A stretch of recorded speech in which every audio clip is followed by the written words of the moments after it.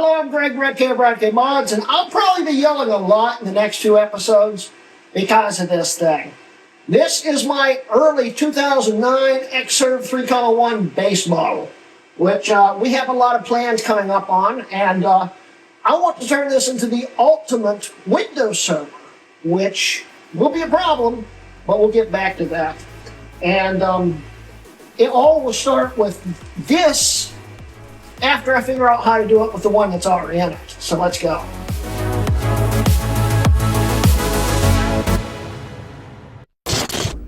Anyway, guys, I'm Greg Hrutkay of Hrutkay Mods, and welcome to the first episode of this mini-series where we're going to build the ultimate Xserve, which is going to take a lot of hacking.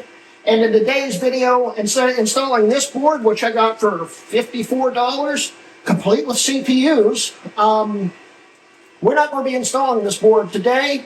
We will be trying to flash this to a 5.1 Mac Pro.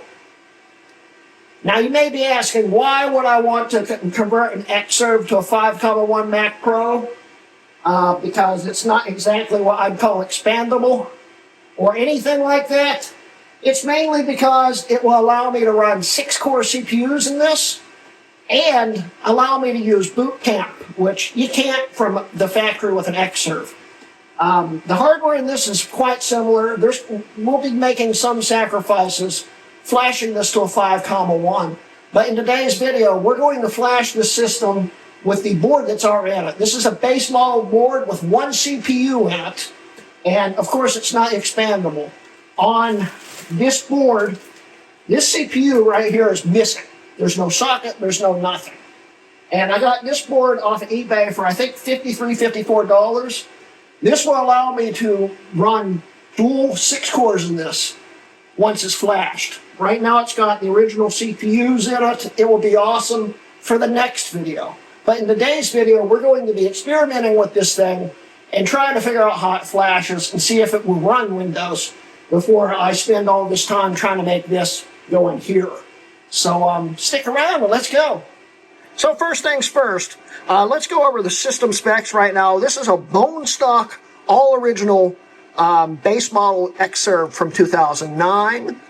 It's got an upgraded video card in it. This has the K2100M in it, which is a Kepler-based card, so I can have metal support in later OSs. I only installed this for that reason. Wasn't for gaming or anything, but so later OSs would be more fluid with it and actually work properly, which will be handy. We've got the original quad-core Xeon in it, 12 gigs of RAM, and a 2 terabyte hard drive. Or no, it's a 1 terabyte hard drive, but we've got 2 of them. And when I say we've got 2 of them, I have, let's see here, one of the drives in here happens to be in the optical drive bay, which was a bad idea. I originally lost the original trays to make the hard drives work. This was one of the original trays. This was the only one I had left, and there's a rip in the ribbon cable. So we had to order a new tray just to run a hard drive in this. So yeah, I tried to boot it off the optical drive bay, but the optical drive bay is slow. When I say slow, it writes probably kilobits per second. I mean, it's really slow, and it will hang up any file bigger than about 100 megs. It will take an hour to write to it, so there's something wrong with the controller for the optical drive bay, and it might be fixed once we flash it, which would be handy, and I hope it is, but I doubt it will be. So this basically literally is only storing 2 of the files I need to flash this thing, and that's it. Right now we're running server Snow Leopard on here, and it's running totally fine. And you may be wondering, how am I running a Kepler card in Snow Leopard? Well, they released a Kepler patch for, I guess, Mac Pros, because around that time period they were releasing the 7000 series GPUs aftermarket, and some Mac Pros got upgraded but didn't have any graphics abilities. You can't run Kepler in Snow Leopard, but you can on Snow Leopard server, which shocked the crap out of me. So that's pretty neat. But anyway, here's the specs. We're going to now boot this into Yosemite, and we're going to try to flash it, which should be interesting. It's so quiet in here when it's on standby mode. The power supplies are always on this thing when they're plugged in, because it's supposed to be able to be bootable whether it's on or off, and it's waiting for a signal to boot. So here is the original GT120 that was in the system here, and I'm just showing this to you as an illustration. What we have in here is an iMac flashed Chinese Kepler card, the K2100M, which was the most powerful card I could get that would actually fit in this thing properly. And there's only one drawback, and that is, even though it's got boot screens, you've got to hold in Option until the boot menu pops up. Otherwise, the screen will not turn on. And that's just a glitch with the flash on these things. It happens to a lot of iMacs too. The thing is, iMacs, there's patches for that to keep the drivers on this. I don't think there is. So we'll wait for the boot menu to pop up here. Maybe. Please. Okay, it's starting to do something. It's in the drive, and the screen should pop up now. And the screen should pop up now. Why is the screen not popping up? Okay, I'll come back once I get this thing up. And the stupid thing refuses to turn the screen back on. I might have to get creative on this. So I had to completely unplug the system and wait for the power supplies to shut off, and then plug it back in for the system to actually respond to the keyboard. So now we're going to boot it into Yosemite here. And as we boot into Yosemite, we'll talk a little bit more about this thing. I got this off of Jay Vry up in this video up here. At least I think it was that video. And I can't remember if he sold it to me or gave it to me. I really wanted one. I've always wanted an Xserve 3,1, and at the time, these things were still pretty darn expensive. I've had this thing for probably 5 years or so, and never done anything with it. And thank you, Jay, for this thing. The thing is, with this thing, I didn't want the single CPU version. And this is a single CPU version. I think this was the only single CPU version he had. That's why he was willing on letting it go. But these boards here used to cost hundreds of dollars. And now you can get them for about 50 bucks on eBay.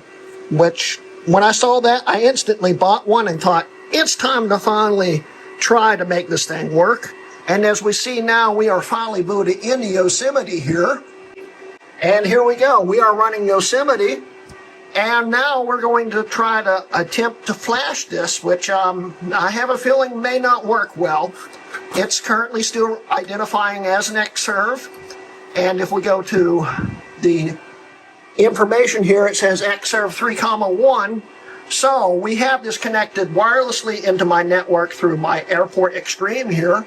And we're going to try to flash this, which I don't know if this is going to work well. Okay, so let's start off on where I got this flashing software from. This is a modified flash tool for the Mac Pro 5,1 to convert a 4,1 to a 5,1. And fellow low-end Mac member Eric Wyman he sent me a link to his custom tool, which allows you to flash these things, because otherwise you lose a bunch of features and stuff.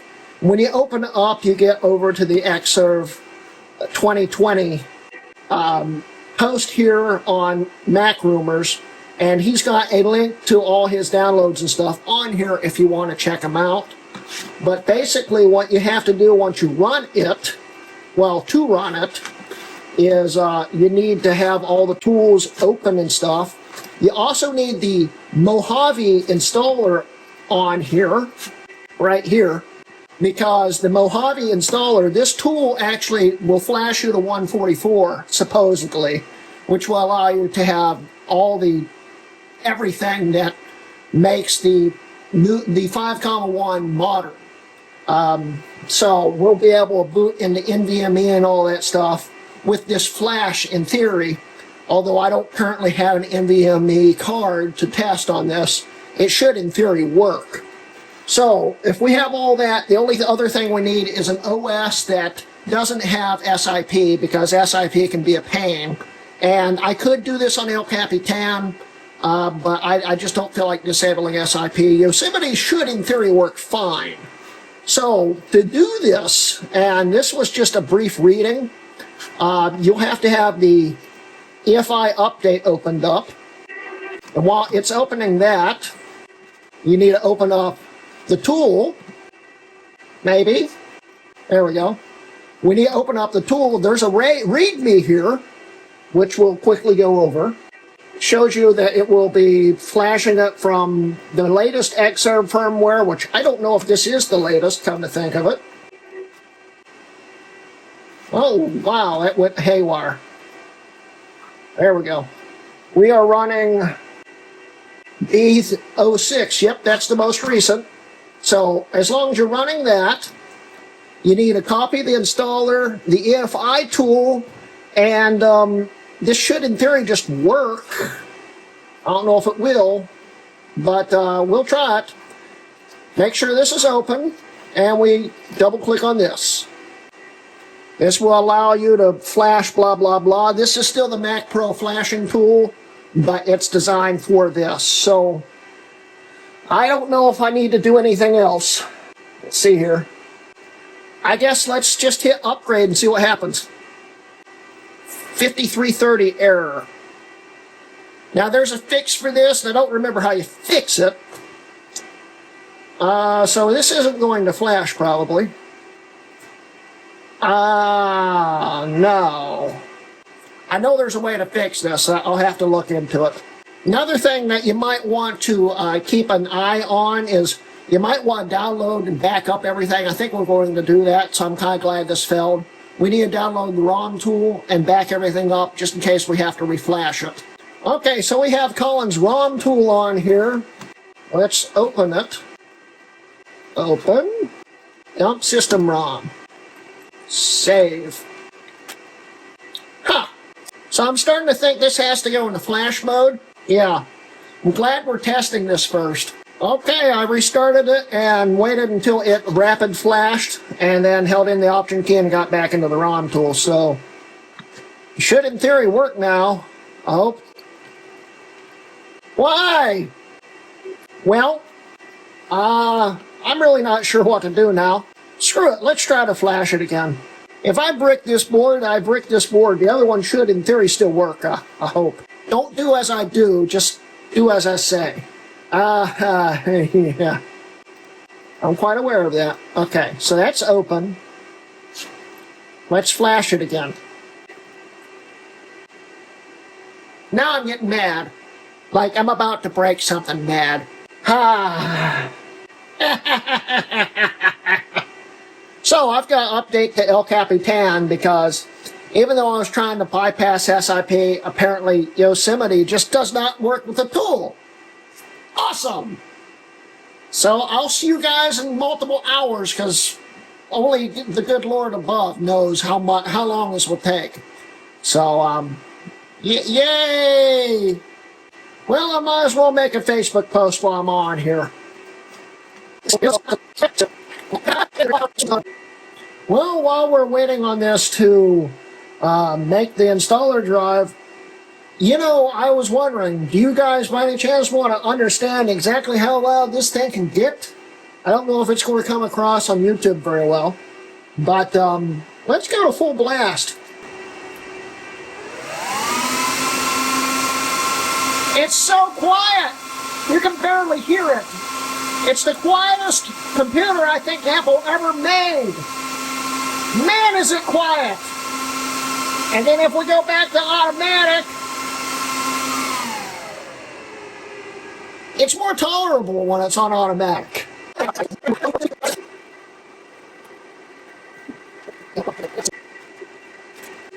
All right, we'll update it, and hopefully it works this time.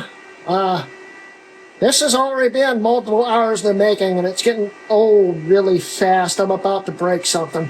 Ah! So I've disconnected the hard drive here. That might be the problem. I'm also going to take the card that's already been upgraded and out of it and put it back to factory specs to see if that makes a difference. Because at this point, I'm about to break something. All right, so there's the K2100, which actually is the perfect shade of blue for the board on this, which is kind of neat. Here's the GT120 we're going to stick back in it. See if that makes a difference.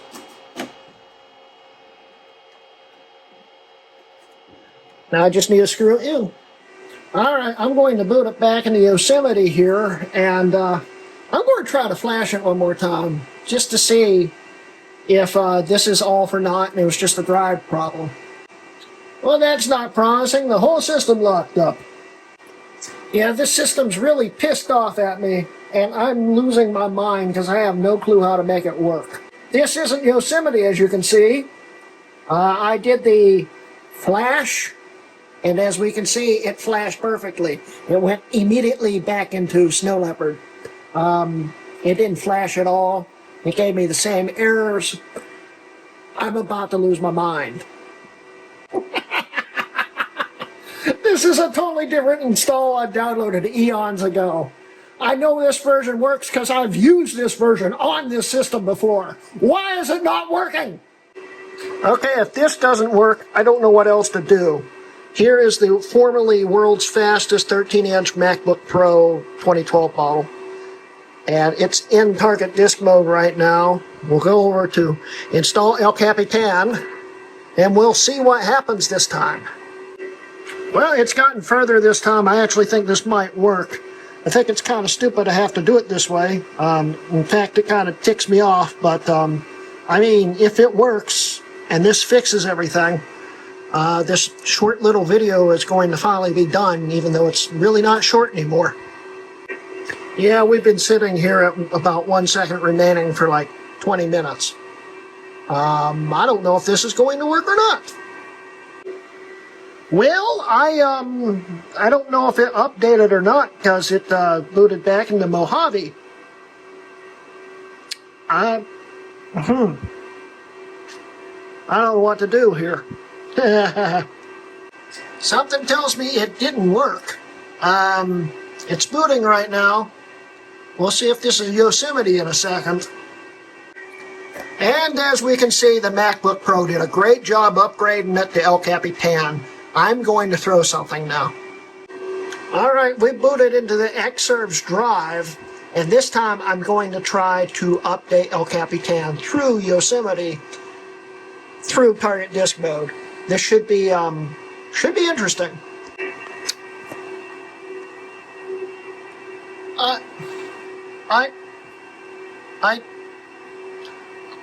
Then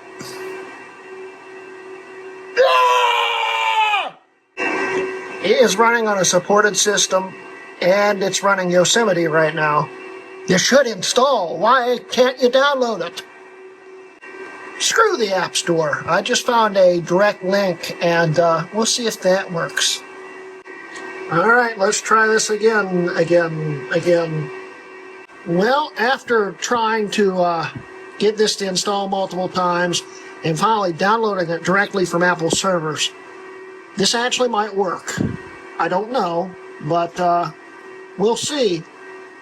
Shocking shocks of shocks, it's actually looks like it's actually doing it, so we might actually have El Capitan on here. I was not expecting this video to become a let's try to install El Capitan on a Xserve video, but yeah, that's how it's been going so far.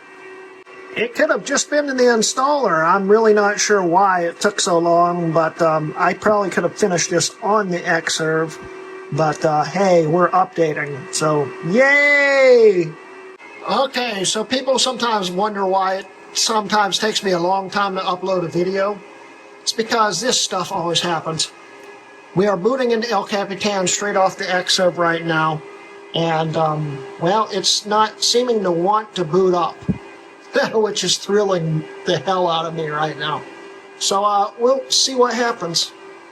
Okay, well, we've got El Capitan installed on here finally. I could go back to the K2100 right here if I wanted to, but right now I'm really interested on trying to get this thing to flash. So we're going to try that. But first I have to disable SIP again. Well, this is the first time I've got to disable it, but yeah, you get the idea. Alright, let's try to rip the ROM again, which with my track record it's not been going well. Let's dump it. You're kidding me.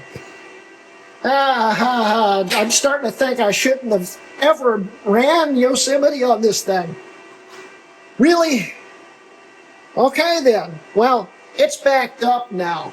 Can we actually flash it for once? We'll open this up. Make sure that Mojave, it's right there, okay. We'll open this up. Open that up. And upgrade. Oh, you're kidding me. It might actually work. Okay. Okay. Blah, blah, blah, blah, blah, blah, blah, blah, blah, blah, blah, blah, blah, blah, blah. Okay. So we shut it down. I hold in the power button until it flashes.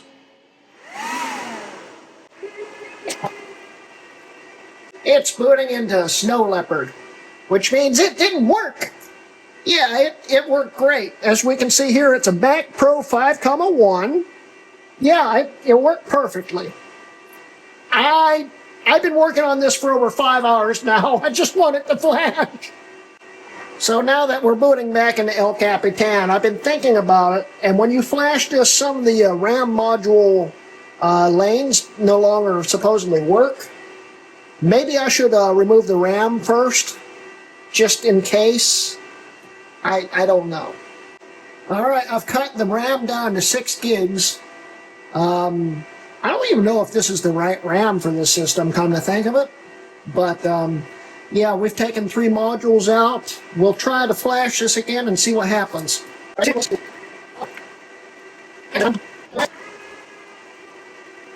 And it's not flashing. Awesome! Yeah, that worked great! I'm so excited! Why the hell's it not working? Okay, I've restarted it twice so far, doing the flash, and it still hasn't flashed. We're getting further, but I still don't understand why it's not doing anything when I try to flash it. I'm glad I'm experimenting now instead of experimenting with the new board because, yeah, I have a feeling I might end up bricking this thing. It just straight up refuses to patch, and I'm not sure why. And I'm losing my mind. Okay, so I've read some more instructions on different ways to flash this, and I'm going to try this and see if this works. I'm starting to slowly lose hope here. Alright. Now it says to shut down and let it sit for at least 15 seconds instead of immediately starting it back up like every other Mac Pro I've ever done, so we'll see if this works.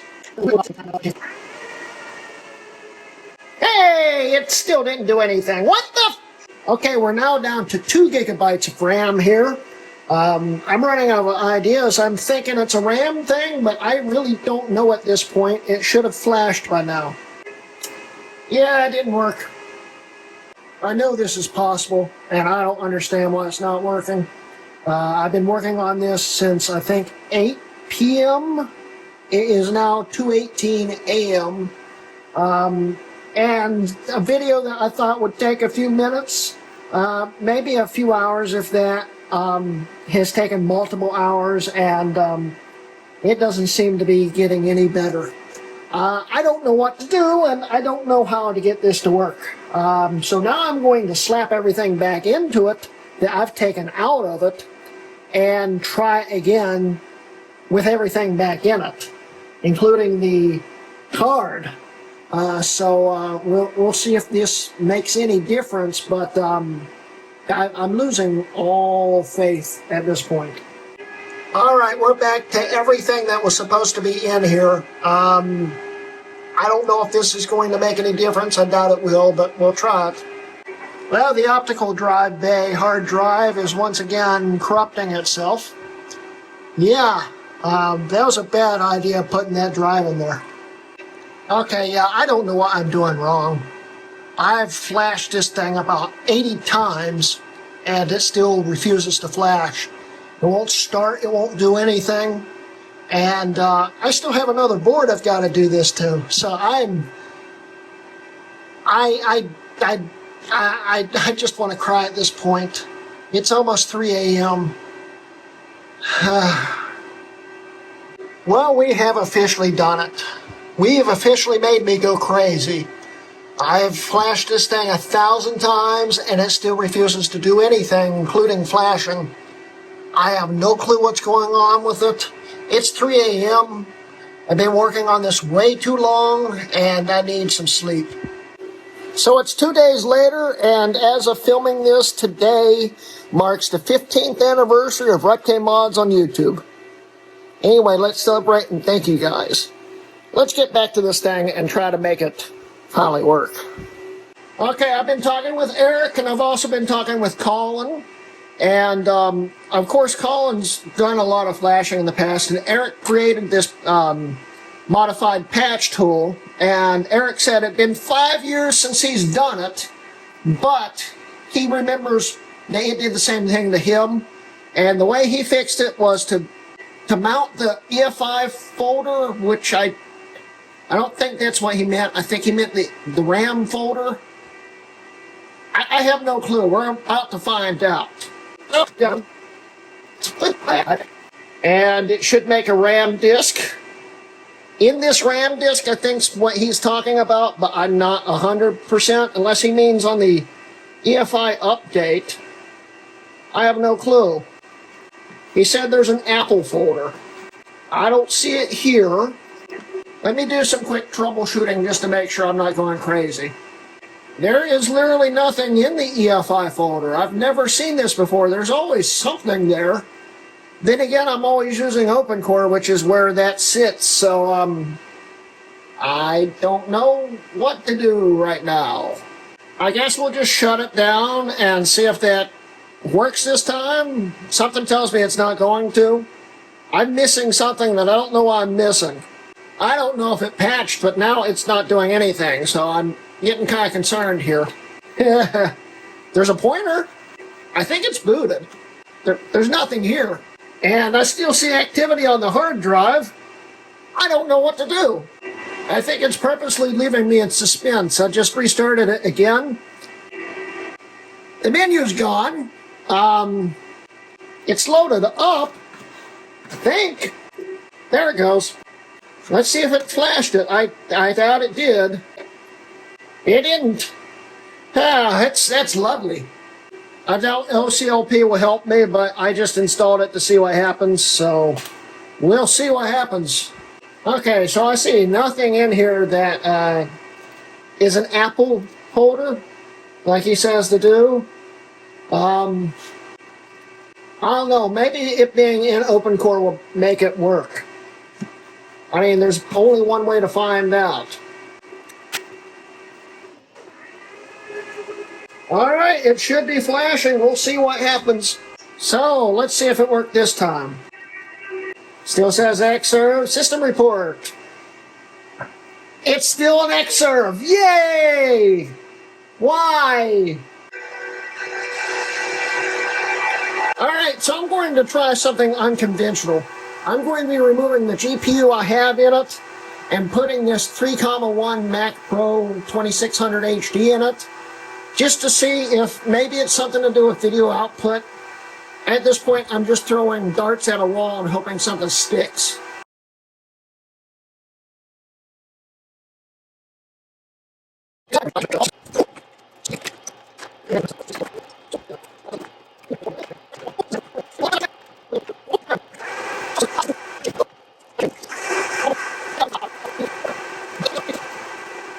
Now let's try the other card again.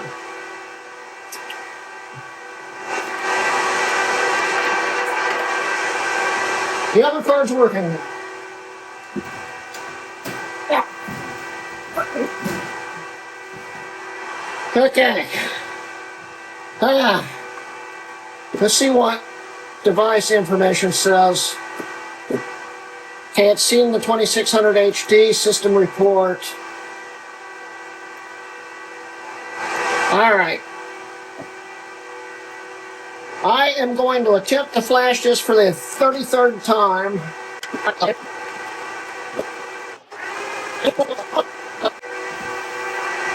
Tell you one thing, I'm getting really sick and tired of hearing these fans. And it's still an Xserve. Why? All right. What worst comes to worst? Maybe it's the bootable drive. We've got a FireWire drive right here that I'm going to plug in. This had a bootable OS in it. I don't remember what I have on it now. So we'll set this here. We'll see what's on it. We'll boot from it and try to flash from it. We've got 2 OSs on here and a spare partition. What do we have on here? Just 10.6.8. Okay. So what we're going to do is we're going to clone my Yosemite drive over to the FireWire drive and try again that way. All right, we're going to clone this drive over. So we need to do restore, source, and I guess, which one is it? This one. Restore. And we'll let it image over and try to boot off of it and see what happens. Use your puppy power to fix this thing. What do you say? Huh? You don't know. The Mac dog doesn't know what to do either. You don't do it. Love you, girl. Well, we got everything cloned over to this FireWire drive. I'm going to now shut this thing down and unplug the main drive and see what happens. Also, my iMac may or may not have just died. I think it's a RAM problem. I'm trying to fix it right now. So yeah, it's been a fun time sitting here, but it's suddenly working. It's in recovery. It's concerning. Anyway, we're going to shut this thing down and see where it takes us. All right, with my past experiences with this system, it does not like to boot externally unless you open it up in verbose mode. So let's see what happens. All right, so we got it booted up. It took a while to boot up, and it's still actually loading things, as you can see there. It's slow, but I got that going. I also got the iMac going again. I still got to put that cover back on. But anyway, we're going to try to flash it again and pray that this time this actually works, which I'm not holding my breath.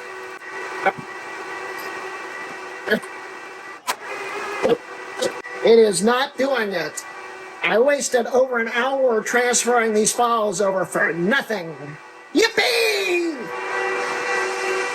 Cool, the message just disappeared as I hit record. It crashed. So that's broken. That won't work. I'm going to break something now. This whole room's going to be destroyed by the time I'm done with it because I can't take this any longer. All right, so I'm trying to get this to boot back up again.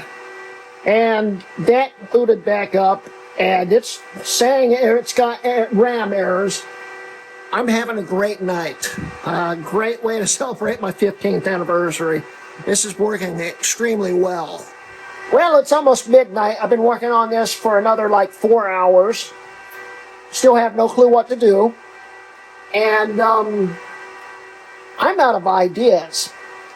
Anyway, since it's almost midnight, I've got to get up early in the morning, so I will see you on day 3. Yay. Well, welcome to day 3 of filming this nightmare of a system. I think I finally figured out what might be wrong with it. And so, we're going to fix it by putting this SSD in it. I also took the original optical drive out of the world's fastest 2009 Mini because I think this was causing problems. And I tried to put my ModBook optical drive into this, but it's a slim line and it doesn't fit right. So we'll be putting the Mini's drive in it. It should fit perfectly. We'll be putting this SSD in it. And the problem, I think, is there's multiple partitions on every drive I have on this. and I think it's freaking it out. So we're just going to install this install onto here and nothing else, and see if it fixes it. So let's go. I forgot to also mention, this is day 3 of working on this, and it's actually like 3 days after the Cockroach PS4 video was filmed and released. So, yeah, I've been working on this for a long time at this point, and it's getting very old. All right, so here's the original drive module. This is one I got off of eBay. So it's not actually the original, but this is what it's been running off of lately. This is a SATA tray. I would rather probably use my SAS tray, but the ribbon cable's ripped.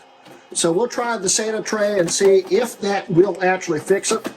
And it's going to look funny in a second. Shocker of shockers. This is actually a SAS tray. How about that? This tray right here cost about $100 on eBay. And I got the thing for $30 because it's got a SATA drive in it. That's awesome. All right, there's the original drive carrier that came with the system. I just swapped out the ribbon cable that was ripped on it because this drive tray actually has working lights on it where the other one doesn't. So I'm hoping this drive tray still works with the new ribbon cable. I also secured this with one screw in the bottom that doesn't fit right, and but it's not moving around. So this time it probably, hopefully, won't rip anything. Hey, the drive works. It booted into the world's fastest 2009 Minis install, which we're going to wipe. It's just an install of Catalina, which is weird because I don't remember putting Catalina back on here.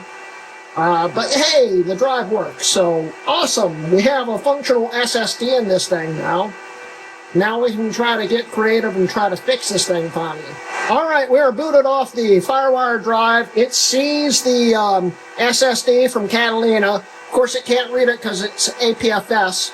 So either way, we've got to initialize it. I'm going to clone over the El Capitan install I have on the FireWire drive and see if it makes a difference. We may have to do a clean OS install, which I'm hoping we don't have to do. So let's see.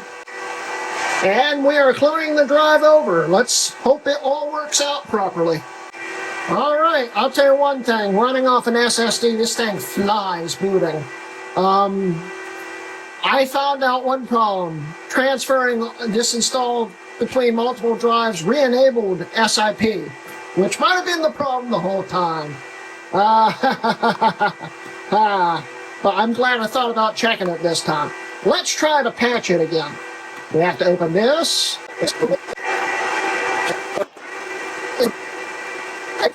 So now that we haven't flashed again, I'm starting to think maybe we should try Mavericks. I've never had problems with doing anything with Mavericks. Yosemite, I have. El Capitan, I definitely have. Mavericks, I've never had a problem with.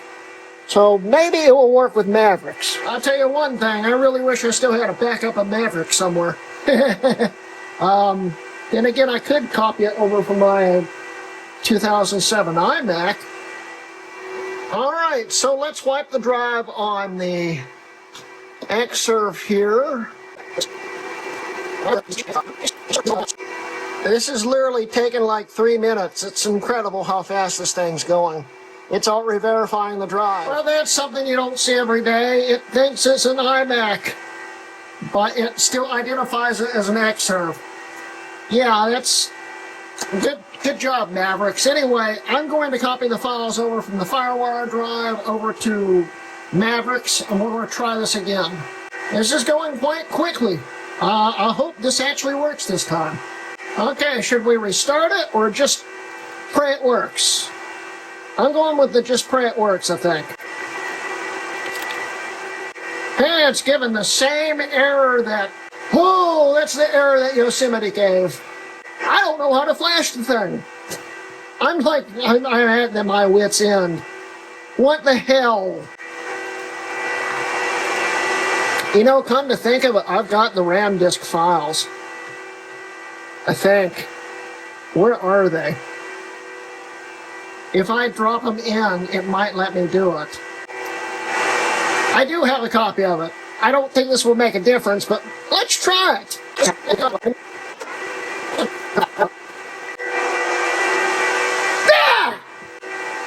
I think I've got another idea, but I've got to time this perfectly.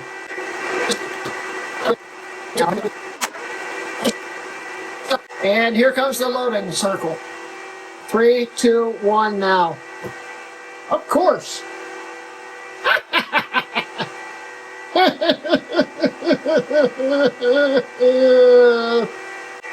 Now, why if I did an in-place upgrade from Mavericks to El Capitan? Will that make a difference? Let's find out. You know, I would find this really funny is if the other board would just immediately flash. That would be hilarious. Because that would mean that I never had to deal with this board in the first place. But I wanted to try it on this board first because I'm an idiot. But honestly, it's probably better to try it on this first. So in case I break it, yeah, but still. It'd be hilarious if the other board just immediately flashed. Alright, let's try the in-place upgrade. And I'll see you guys when it's back in El Capitan the 23rd time. Yay! So yeah, I thought this would take maybe 2 hours to film. We'd flash it, we'd install Windows on it, everything would be cool, it'd be a quick and simple video. We're updating the El Capitan again, and I'm still not hopeful it's going to work, but let's try to keep positive. Alright, raise your hand if you're sick and tired of this video. I am. I'm really sick of this. Anyway, we're getting close. I've already taken 6 gigs of RAM out of it. We'll still have to disable SIP again, but I've done literally everything that I can do. This is our last hope, because I can't think of anything else that could make this work. I haven't disabled SIP yet, and yet it's already disabled. That's weird. I'm still going to disable it. Okay, so I re-enabled the SIP, then disabled it again. Now we're waiting for it to boot back up. And I'm starting to think that if this doesn't work this time, it might not be the system, it might be the flasher. There's an older version that might actually work, and then we can update it. Or it could be the Mojave installer itself, and the firmware that's on it isn't there. Could be either or, so we'll find out. Okay, SIP is disabled again. We're just going to YOLO it, and maybe it will work this time. We'll see. Yep, it still didn't flash. That was another pointless attempt there. Okay, so let's try to find the older tool, I guess. Okay, I've been reading up on that post on Mac Rumors, and one of the last posts is from Max Gruber. He says this tool should work also, but I don't know if it will or not, but I don't even know how it works, so more research is needed. I am going to reflash the original file on here to see if it will flash. It might be something wrong with the system. This shouldn't break anything, so we'll see if this works or not. It read it, but that's about it. Firmware programming mode is on. I wonder if that's going to make a difference. Quit. Now we're going to reopen everything here. It didn't work. The NACTA's tool or underlying process don't work anymore. It's making me think that it just doesn't work anymore. That's nice. Okay, so I'm going to have Max Gruber, I guess that's how you say his name. I'm sorry if I'm butchering that. I'm going to have him actually write me a file and see if that works, because at this point, I don't think the flasher works anymore. So, we'll see what happens. Well, welcome back to day 4 of filming, and Max Schruber, Schubauer, I'm sorry, man. I don't know.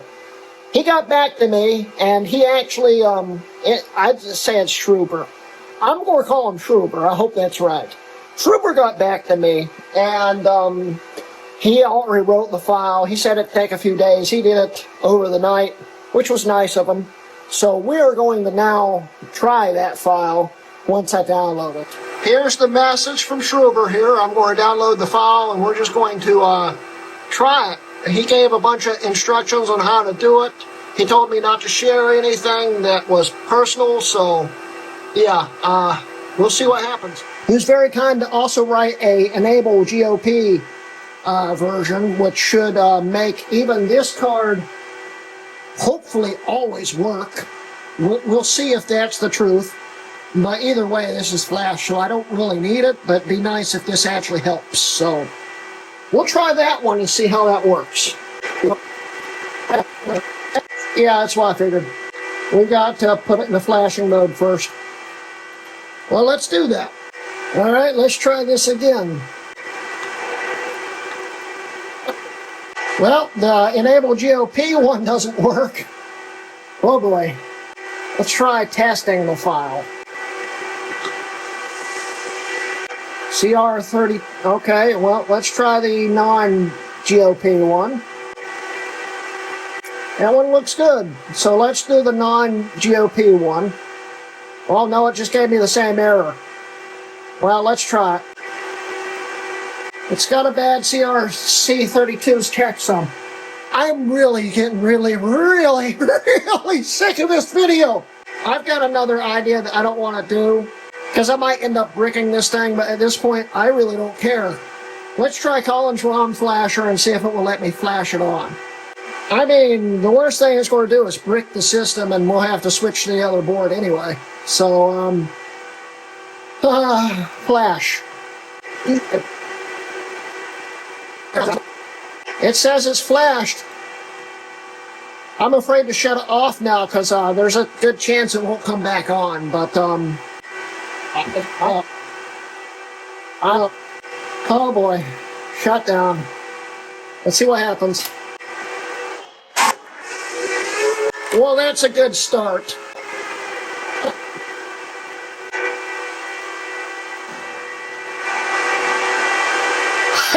It says Mac Pro. Ho. Yep, and it's detecting 3 slots, which is what I figured would happen. That's a good sign. It sucks because that means you lose a lot of RAM, but in OpenCore, I think it comes back. System report.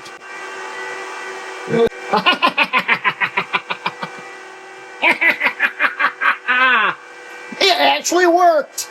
Okay, at this point, I'm so tired, I don't feel like finishing the video with Windows. But we should.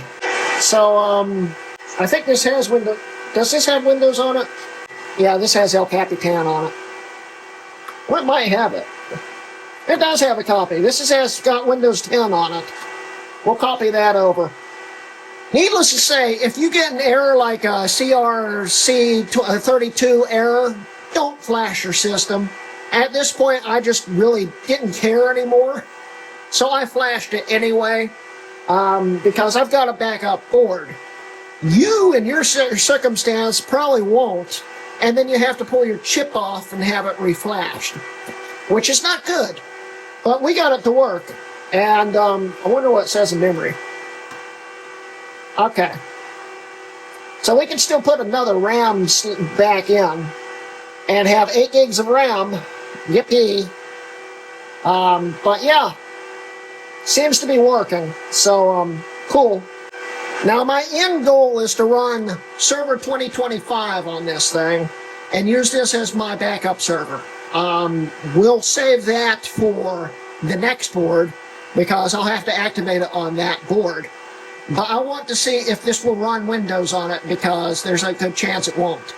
So once this copy is over, I'm going to shut it down, put the other card back in it, and see if that makes any difference with the GOP enable crap, and see if we're good. So we'll see. Well, Boot Camp Assistant isn't going to help us out. I'm going to have to manually make the drive, which is going to be fun. All right, before I make this Rufus drive, I put another stick of RAM in, which I think works in that slot. And I put the card back in. Let's see if the GOP drivers actually work. There it goes. Oh, that was making me sweat. And the RAM is working, so now we're running in dual channel instead of triple channel, which means it will run a little slower, but the extra RAM will help install Windows, so I'm not going to complain about it. I will be running this in triple channel when everything's said and done, so it shouldn't be much of a problem. Okay, two things I got to do before we boot this into Windows is first I need to get OpenCore on here because that will prevent corruption and stuff with Windows. Plus, it's easier to boot UEFI with it. Pretty sure this will boot UEFI. We're going to make the UEFI drive here, and I'm going to update OCLP on this while it's doing this. The GOP drivers are working. That's awesome. That means I don't have to do any weird button presses and stuff anymore. Yay!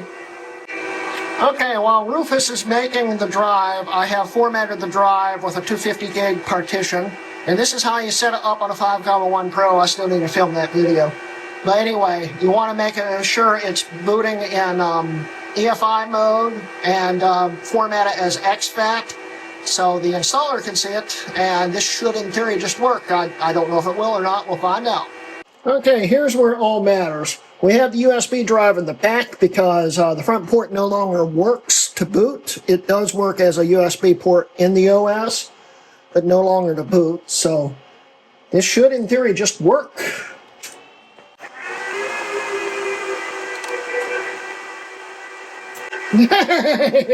It's weird to see on an Xserve, but it's actually booting into Windows. So I'm going to set up Windows real quick, and we'll come back. Yeah, it didn't save it as a GPT disk.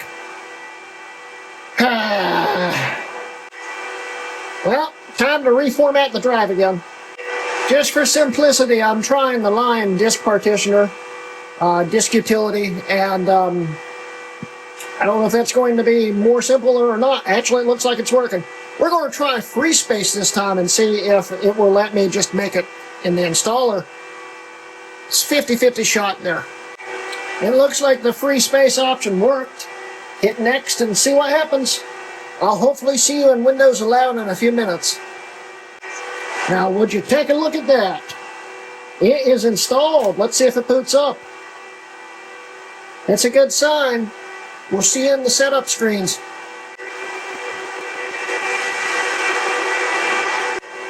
Well, Rufus's patcher apparently doesn't work with 25H2 very well.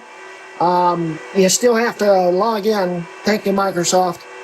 I can't bypass this screen, so I'm not really sure what to do. I guess I'll temporarily sign it in. Thank you, Microsoft. I could install Windows 10 or an older version of Windows 11, bypass it and upgrade it, but we're just trying to prove a concept that it will run. So, yeah. This is annoying, I'll tell you that much. I take that back. It actually does seem to work. It's just a little glitchy. Next. Next. Yeah, Rufus still works. It's just a little glitchy and you've got to retry it a few times, apparently. Cool. And Xserve running Windows is really, really hard to believe. I'm going to let Windows Update install all the drivers on it, and we will come back and just see if it works. Okay, we've got all the drivers installed. This driver never installs on any 5.1, 4.1 Pro for some reason. Don't know why. It's just not a big deal. Front panel controller is for the Xserve, and they never made Windows drivers for it because Xserves were never meant to run Windows, so I don't think I'm going to need it anyway. It also keeps updating the graphics driver, which in the background, that's what the screen flashing is for, but it's working, so let's see if it stopped updating it. It's running the latest driver for it, so that's good.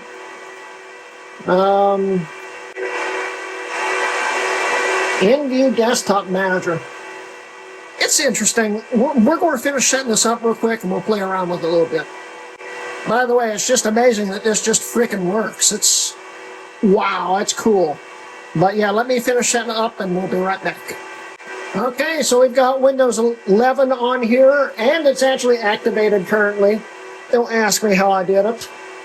Let's go to System. Or not. I've noticed it's a little glitchy and buggy right now. I'd say there's still some kind of driver not super happy on it. But we're getting ready to double the power in this thing anyway, by a lot more than double actually, so I'm not too worried about it yet. It's just a little sluggish. Here we go. It says Mac Pro 5,1. It's got all the things installed on it, the graphics card, the CPU, and if we scroll down, we are running 25H2 Windows 11 Pro. It worked, and it's actually working totally fine. It's just got a bit of a sluggishness, but I think it's a mixture of things, so it's not a biggie right now. I'm just glad it works. So, yeah, let's wrap up the video. So yeah, guys, that's the exciting conclusion of the first part of this build series. Now we've got to actually upgrade to the new board over here and flash it again, but this time it should be a lot easier because I know what I'm doing and I've got someone that can help me make the firmware. So that's a bonus. This thing's been a freaking nightmare, but we are running Windows 11 on it right now, and when we are said and done, we'll be running at least Sequoia on this thing, and Mac OS Server, because I need OS X Server to actually manage my Xserve RAID, and then it will also be running Server 2025. So that should be interesting. But yeah, we're halfway there. It just took roughly a week and 4 days of filming to get there. So yeah, that's... As you can tell, I'm sick and tired of this video. I didn't even put my hat on because, well, I kind of forgot to because it's been that kind of video. But we got this thing to work. I'm happy with the end result. We're running Windows on it now. And when it's all said and done, this is going to be one heck of a powerhouse server. Considering that the hardware in it is from a max of about 2010, it's still going to have a lot of oomph. And I'm really excited about it. So anyway, thank you, Jay, for giving me this thing.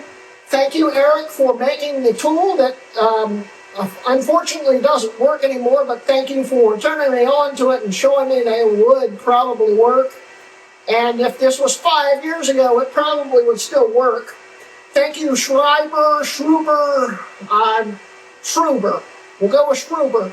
Thank you, Schruber, for the image, and thank you for the upcoming one. I'll have links to Eric's patcher, which probably doesn't work anymore. It's post number 22 on this link down below. And I'll also have all the links and stuff for Schruber's YouTube channel and also his website and everything. If you're wanting to do something like this, go reach out to him. He's a really nice guy, great guy to talk to. And when it's all said and done, I am very happy how far this has come. It was a bit of a pain, but I think in the end, it's definitely going to be worth everything it's taken to get it to where it is. So anyway, guys, don't forget I have a Patreon and memberships. Please like and subscribe. And that's the end of today's video. This has been a Hrutkay Mods video. Well, it's time for the power of 2. Let's go.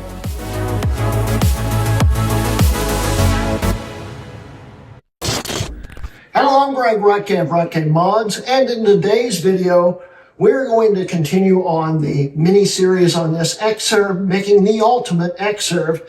And in today's video, we will be installing the dual CPU board.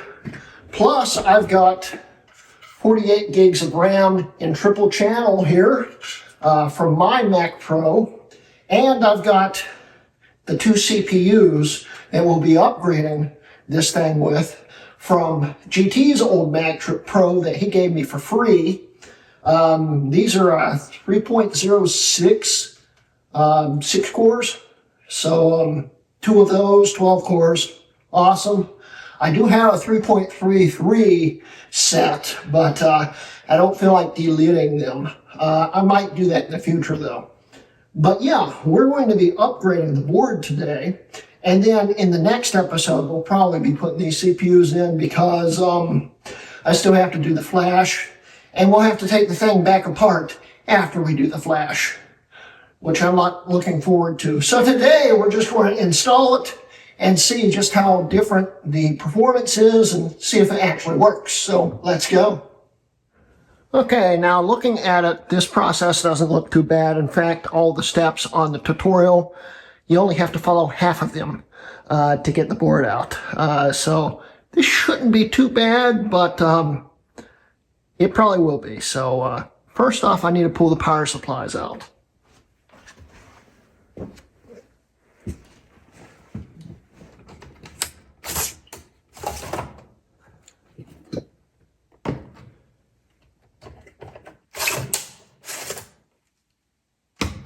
Okay, we've done that. Don't need to follow those steps.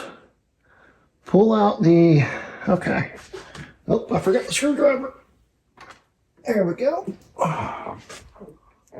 This thing's so big, it's kind of hard to work around, especially in such a cramped little studio.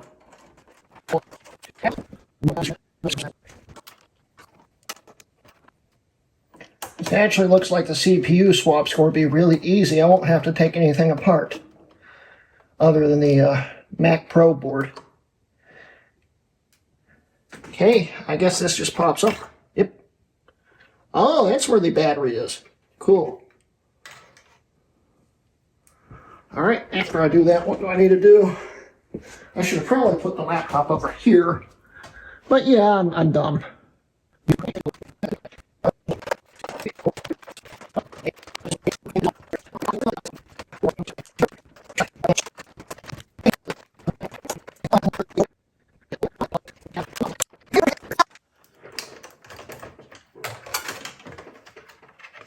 Ah! Okay. It's out now. Now this should just tilt out.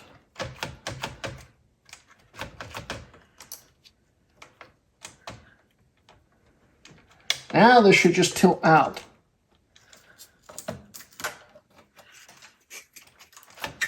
Just tilt, please tilt out. There's nothing else holding this in. Tilt out. Thank you. And there's the board. Whew. That was fun. Hey, look, the pull tab. Neat. Okay. So now I gotta go grab the other board.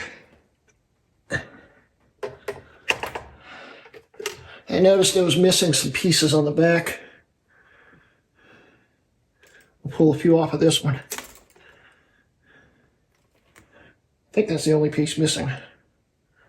Oh, my hands are jet black now. That's great.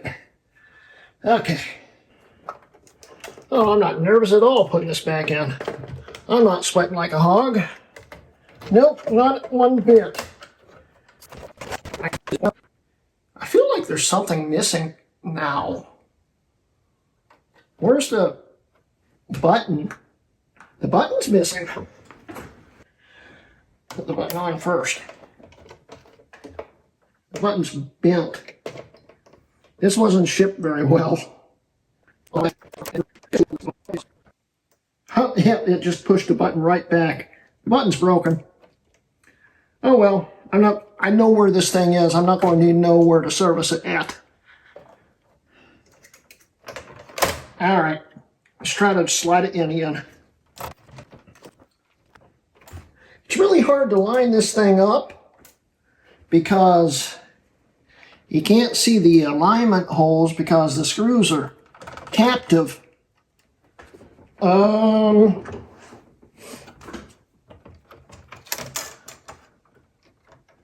It's so close.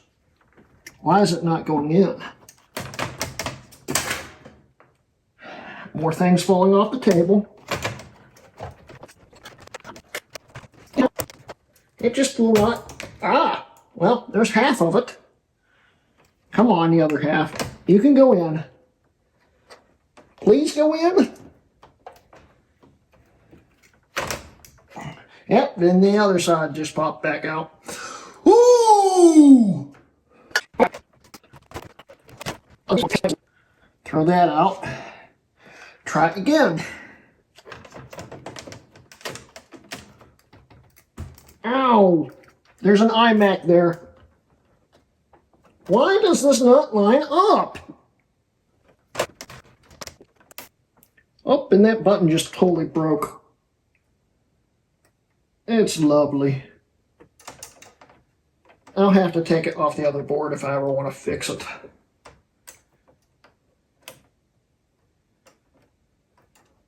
Yeah, it just came completely apart. So we don't have a service button anymore.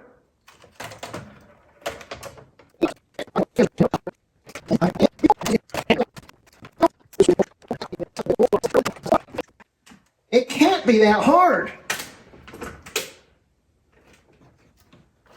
I'm glad I never have to do this again. Because a CPU swap should be easy. I'm shaking.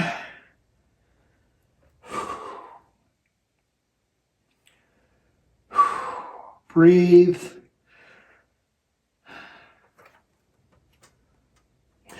I just realized the back of this Xserve is caved in. It's really bent. That's why it's not lining up.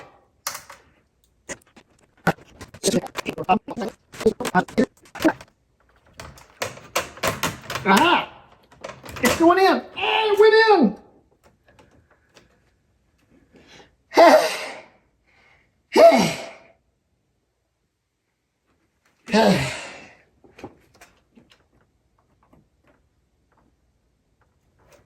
Button's wedged now.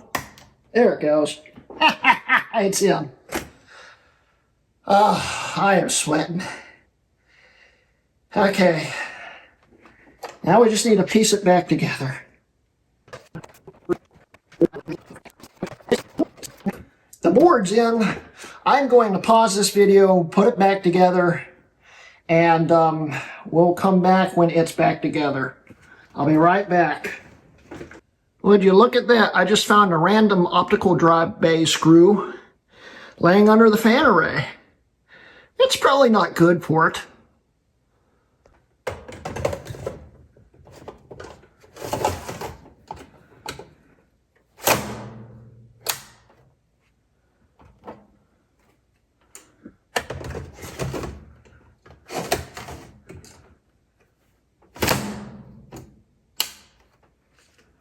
RAM.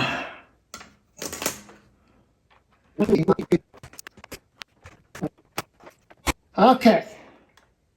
So we've got 48 gigs of RAM installed here in triple channel configuration. We could of course put one more stick of RAM in each slot for normal Mac OS support, but in like Windows and Open Core, you can actually run all the RAM slots. I'm just going to run 48 gigs in triple. This board here is an interesting case. It was shipped to me in a box full of bubble wrap with just one static bag wrapped around it. And the box was slightly crushed and was also delivered to me in the pouring rain. And it was soaking wet when I realized it was sitting in my driveway. So I don't know if it works, but that's also why, for instance, the service button fell apart. Yeah, all these ports here were bent backwards when I got it. I bent them forwards, got everything lined up. I think the ports are fine, but it didn't survive shipping very well. So it's going to be a crapshoot if this thing turns on. So let's get the camera configured, hook this thing completely up, and pray it starts. Let's go. All right, so let's plug in the redundant power supplies. If I can figure out where I put the cables. There's one. We only really need one. But here's the other, and we'll use both of them. I hope this works.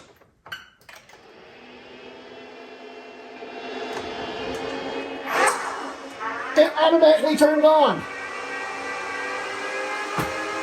Okay. Wow! The wind coming out of these fans. Oh, jeez. It's cold back here. I've been having problems with this monitor again. I don't know if the monitor's working. Please turn on. Nothing. Okay.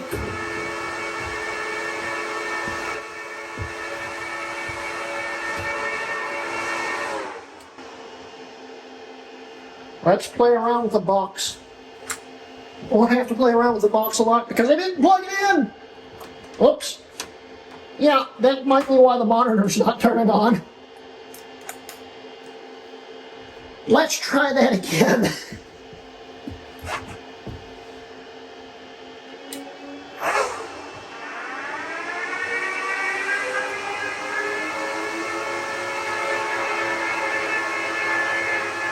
Please, baby, come on, you can do it.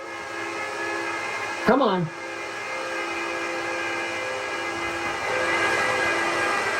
Still no life. I think the monitor's dead again. Come on, there we go. Hey, we got power.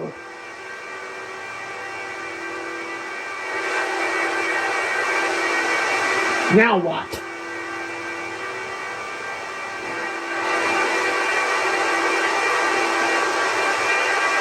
Well, we know the board works, but I don't know if I hooked everything back up correctly. It's not, there it goes. Hey, I did.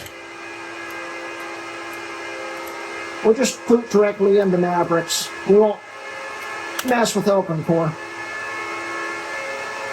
Actually, it's booting into El Capitan. I never changed the name of it. 2 quad-core Xeons, 48 gigs of ECC RAM. It worked. Awesome. So now, let me put this thing back together completely, and we'll put the Kepler card back in it and see if that works also. It's completely back together. This cover is bothering the heck out of me. This thing's gone through some heck. It's probably why that corner was bent also. I'm thinking of sanding it and spray painting it silver or something. I don't know. We'll see. But right now, that's the insides are what matter. So let's set you guys up and play around with it again. Okay, we've got this thing back together. Let's see if this Kepler card works on this board. Hold in Option. It's a lot quieter with the cover on.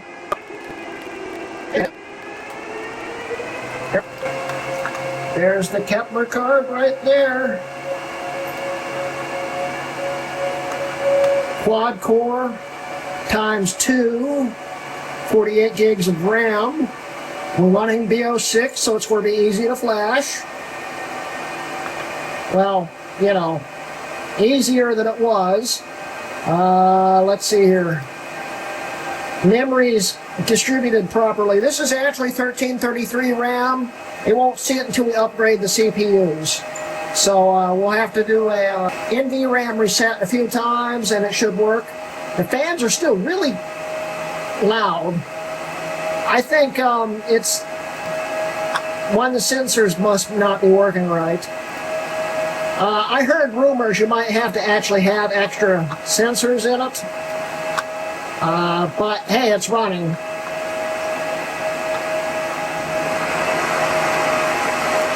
I wonder what sensor it is. I'll be right back.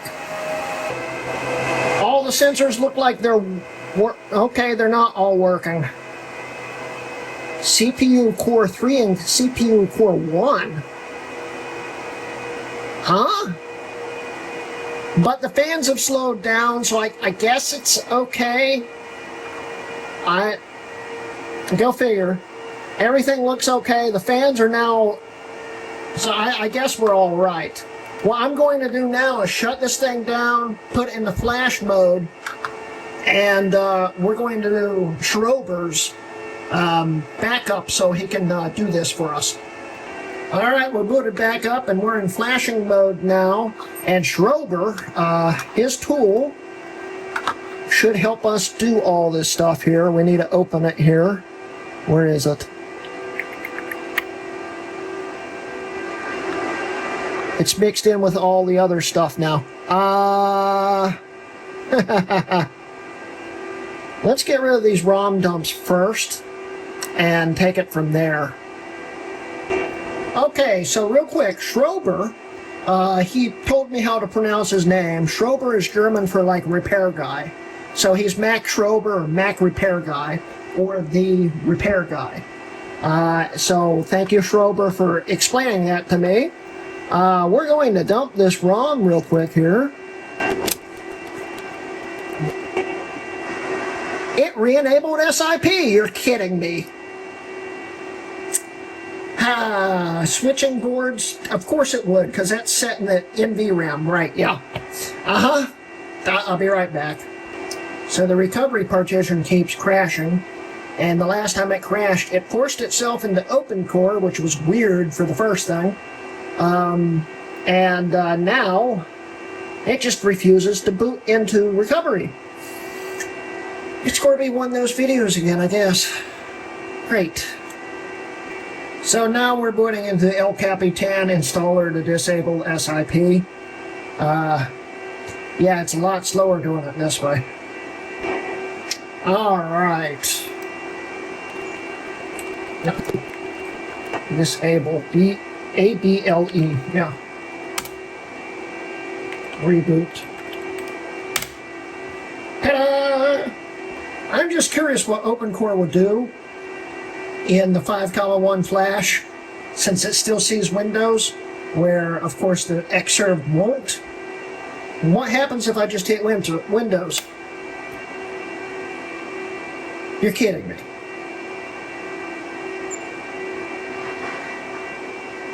Huh.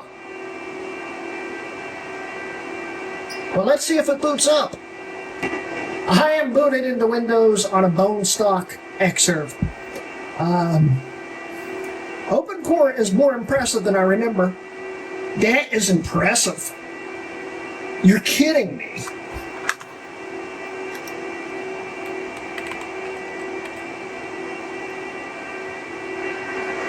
Still a little slow, but it's running.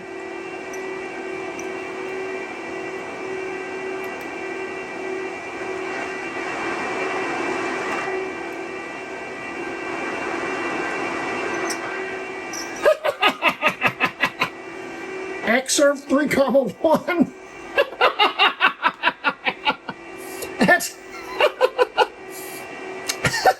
That's awesome. Oh, wow. I was not expecting that to just work. I figured it'd crash before it hit the Windows screen. Whoa. It makes me wonder. I don't have any right click, so.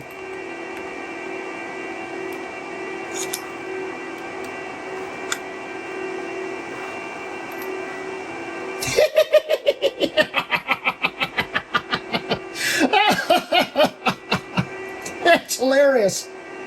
Well, I'll tell you what, since I'm running this right now, I am going to run a benchmark. I already ran the benchmark on the old board. I'm going to run a benchmark, and this will be the only Xserve probably in Geekbench history to be running Windows, running a benchmark. So, cool. Let me run this benchmark. That is one of the strangest things I've ever seen in Windows. Xserve 3.1. I can't believe this is actually working. All right, we'll run the CPU benchmark, and then we'll come back. So this thing right now has 40 more gigs of RAM. It's in triple instead of double channel. It also has slightly faster CPUs in it. It's got an extra 4 cores and an extra 4 threads. So this is going to be a big difference just before I even upgrade the CPUs. So this should be pretty cool. Well, I have to run the benchmark again because I accidentally deleted it before I could upload it. Oops. But I was looking through this, and it's got all the same drivers that didn't work on the 5.1 flash. This should just run Windows. That, and it's got these IPMI compliant devices, whatever those are. That's not on the 5.1 flash that I can remember. But that's interesting. I'm going to run the benchmark again. It was a very good result, I'll tell you that much. And yeah, we'll come back. Now, these numbers aren't exactly impressive, especially on Geekbench 6, but they're impressive in comparison. I mean, here is the original board. We had a 336 and 1198. And here we have a 447 and a 2726, which is a pretty big difference.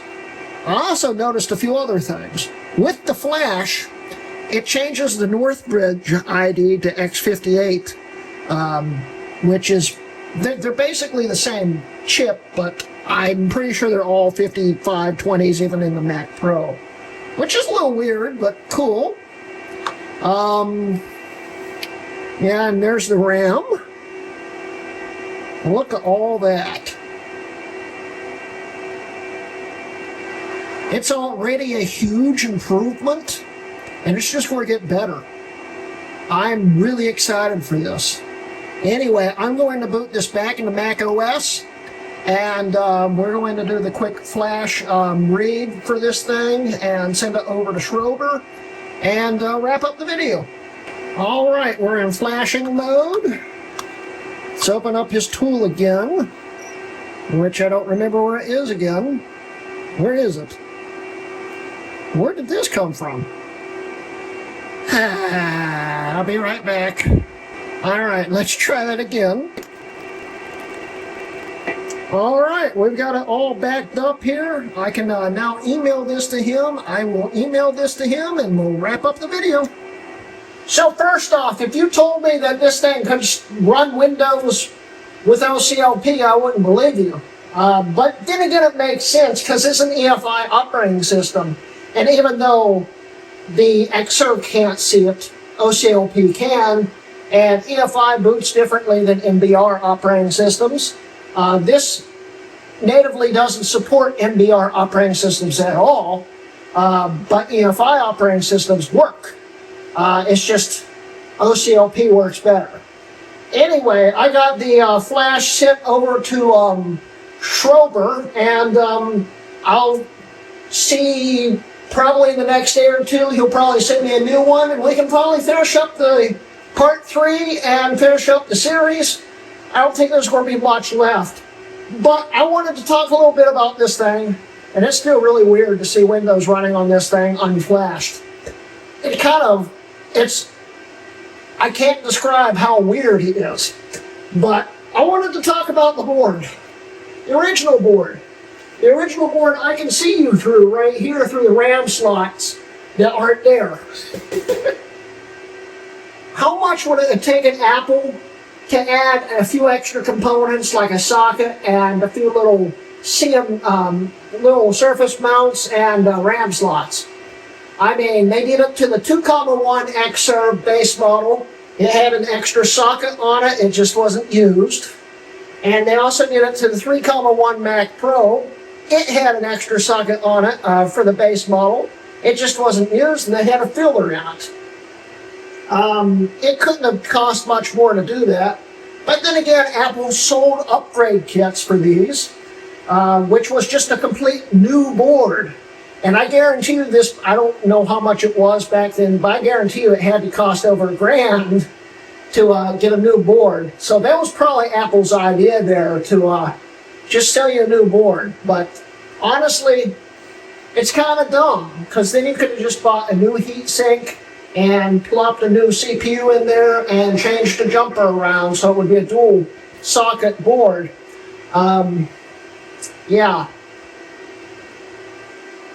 Yeah, money grubbing, that we won't go into it. Thanks, Apple, for making it so simple to upgrade these things. But anyway, so I am very, very happy on how this thing's going so far. With the extra CPU in this alone, Windows runs like twice as fast.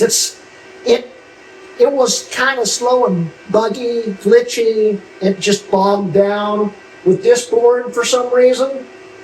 But with the extra CPU, it seems fine. It must be something to do with the controller chip and only having one CPU, because this chip's designed to have more than one CPU on it. I don't know. The North Bridge, I have no clue. But anyway, yeah, I'm happy with the end result so far.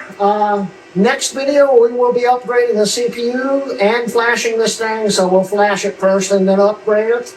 We'll do another benchmark, and then we'll set up all the operating systems and make this thing run properly, and call it a day for that one too. So I'm looking forward to it. I hope you are too. And that's the end of today's video.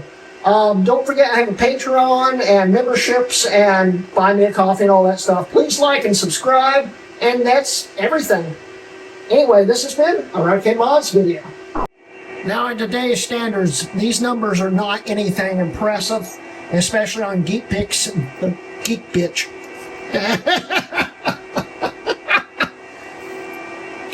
Yeah, okay, let's try that again. Geek Bitch. Now, these numbers are not very impressive, especially on Geek Bitch. I said it again. Now, these numbers aren't particularly impressive, especially on Geekbench number 6. It sounded weird. Okay, let's try that again. Well, today is the day that we do the dual 6-core CPU upgrade on our Xserve. Let's go.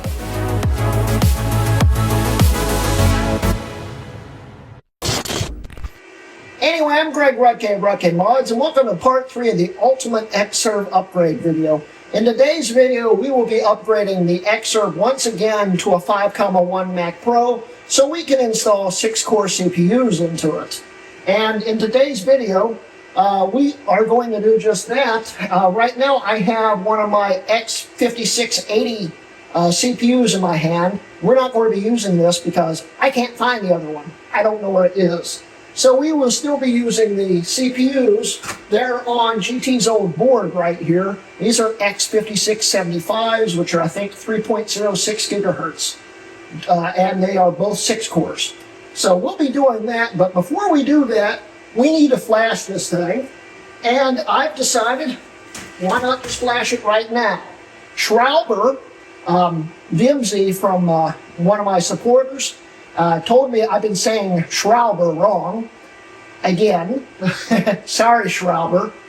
Schrauber sent me a new bin file, and we're going to try to actually flash it on right now and see if it works. So let's do it. We can actually use his tool this time. It's not giving a CRC32 error because he double checked it this time. He doesn't know how he missed it last time, and that's fine. I mean, it still worked. It shouldn't have, but it did, luckily. So we're flashing right now. Let's see what happens.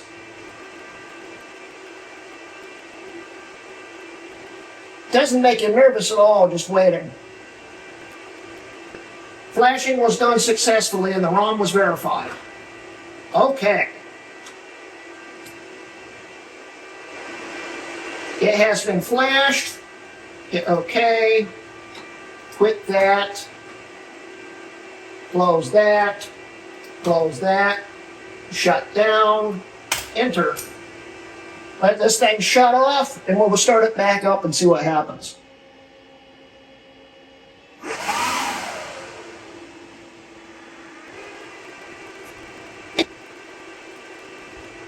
Oh, please work. Yeah! We're flashed. Thank you, Schrauber. This is perfect. Let's make sure. It's showing the right amount of RAM slots again. That's working. And if I go to System Report, we have a Mac Pro 5.1. We're flashed. Let's upgrade these CPUs. All right, so here's the goal here. We're going to swap the CPUs out of this into this and this into this, so I still have a working Mac Pro if I need it. Also, shout out to my buddy Corey for making this tool because I've lost my T-handle, and we could not find a 3mm anywhere, so he made one, and it works. So let's swap all this out.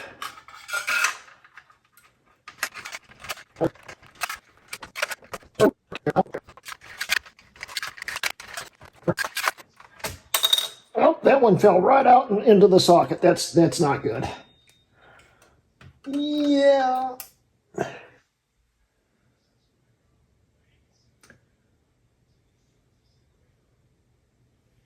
It looks okay.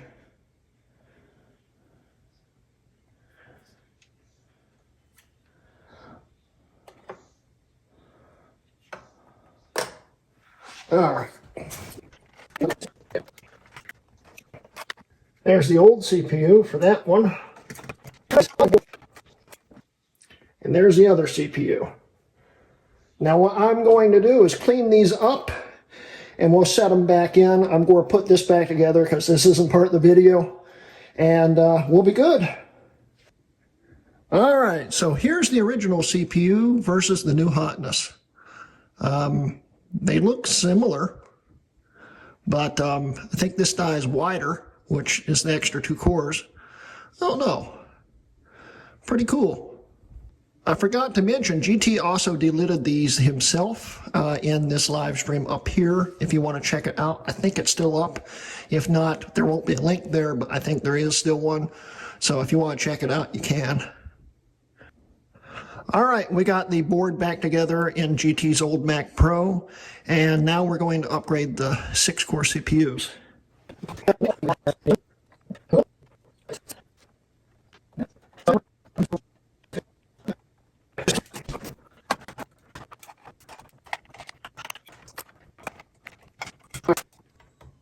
And we're upgraded. Now we just have to slap the cover back on it and do 3 PRAM resets, or NVRAM resets, to make it recognize the RAM speeds.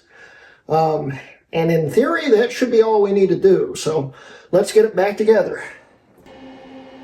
Well, I have lost my glasses and I don't know where I put them. But, oh well. Here's the first power on. We're going to do an NVRAM reset 3 times, back to back to back. And it should enable 1333 RAM. Where are my glasses? Well, I'll find them. All right, here's the moment of truth. What power on?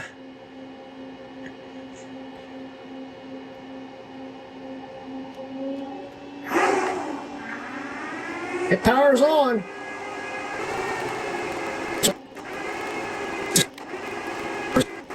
Let's see what happens.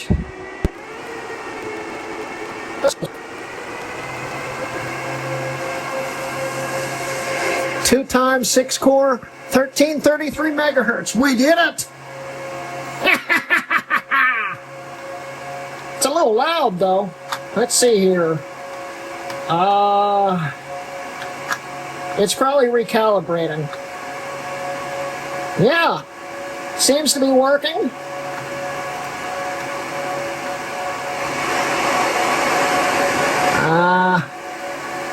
6-core Intel Xeon, 3.06 gigahertz, 2 CPUs, 48 gigs of RAM. It's seeing all the RAM, and they're grouped together properly now. So we are in triple channel. All right, so let's boot this into Windows and see exactly how big the performance difference is. And we are in Windows, and it sees all the cores. This is a very good sign. And look, they're turbo boosting too. That's cool. So, oh, this thing runs so much faster now.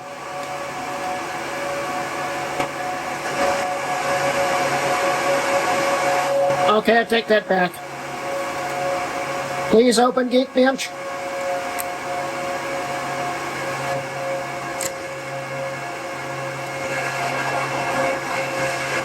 Well, it's got the wrong time on it, so the test won't work. I'll be right back.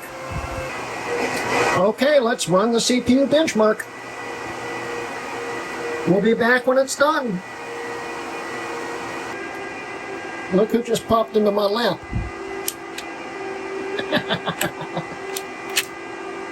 Girl, you just canceled it. Oh, Coco. Well, the Mac Dog didn't want to see the benchmark results. Thank you, sweetheart. Ah! Now Mac Dog 2 is in my lap. Don't cancel it, please. Ah! Indy, cute. You're trying to cancel it too. Stop pushing the keyboard. I don't know if he's in frame or not. Hi, Rico. Now I've got 3 dogs in my lap. Okay, guys, you need to cut it out.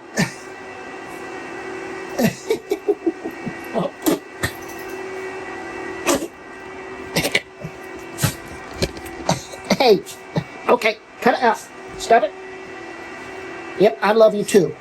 Can you please go that way? Go that way. Nope, go that way. Here. Okay, yep, down, get down. Yeah. All right.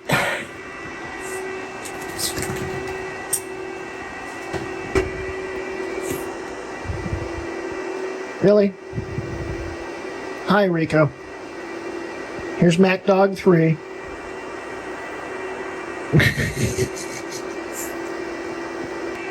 All right, so here are the results from the original CPUs that were in the board versus the new CPUs. Look at that, 115% faster, 137% faster. But that's not the big difference, and I'll show you the big difference in a second. But let's see these results here. Maybe. Why?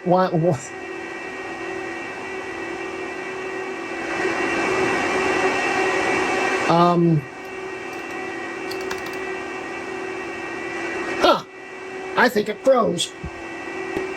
It didn't freeze. It won't let me click and drag it very well.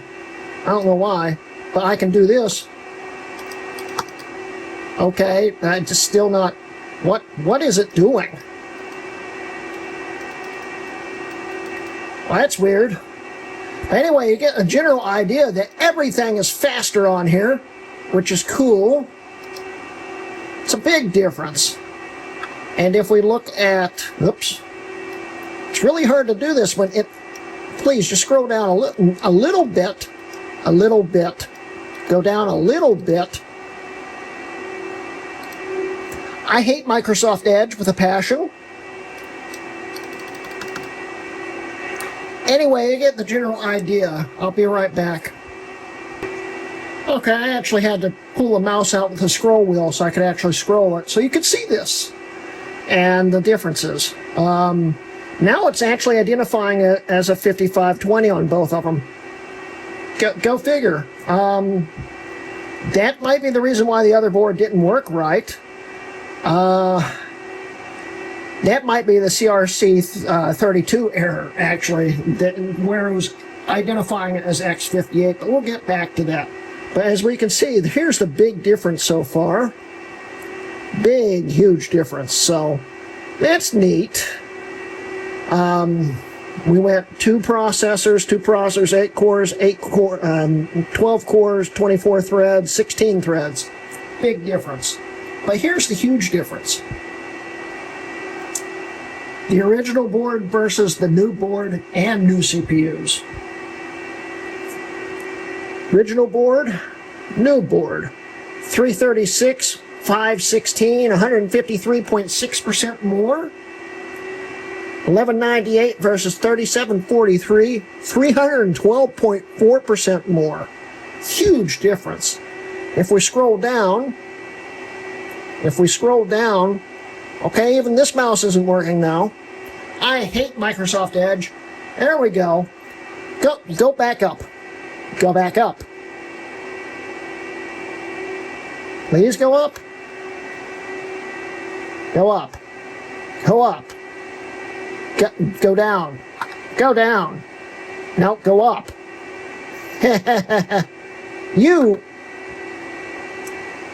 Yeah. I'll be right back. Okay. Now we got it going here. Here's the original board. Here's the new board.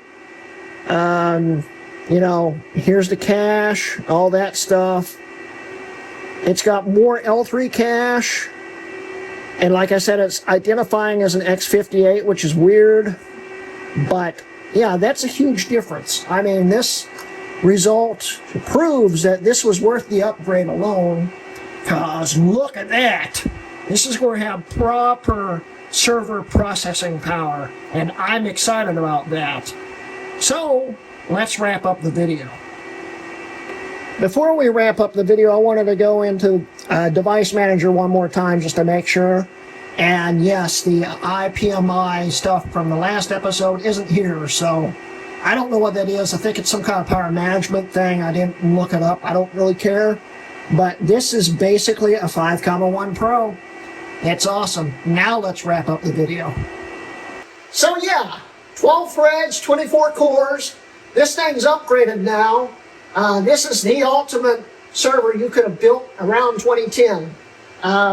Thank you very much, Schrauber, for coming up with this flash here and pushing it out as fast as you could.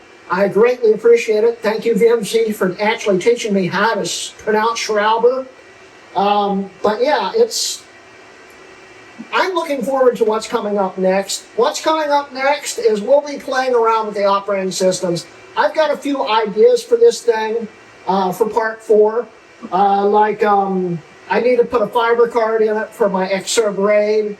And I'm also thinking of putting an NVMe in it, so I need to get an adapter, and I need to get an NVMe drive for it, so we can boot off of that. And then we'll have 2 drives in here.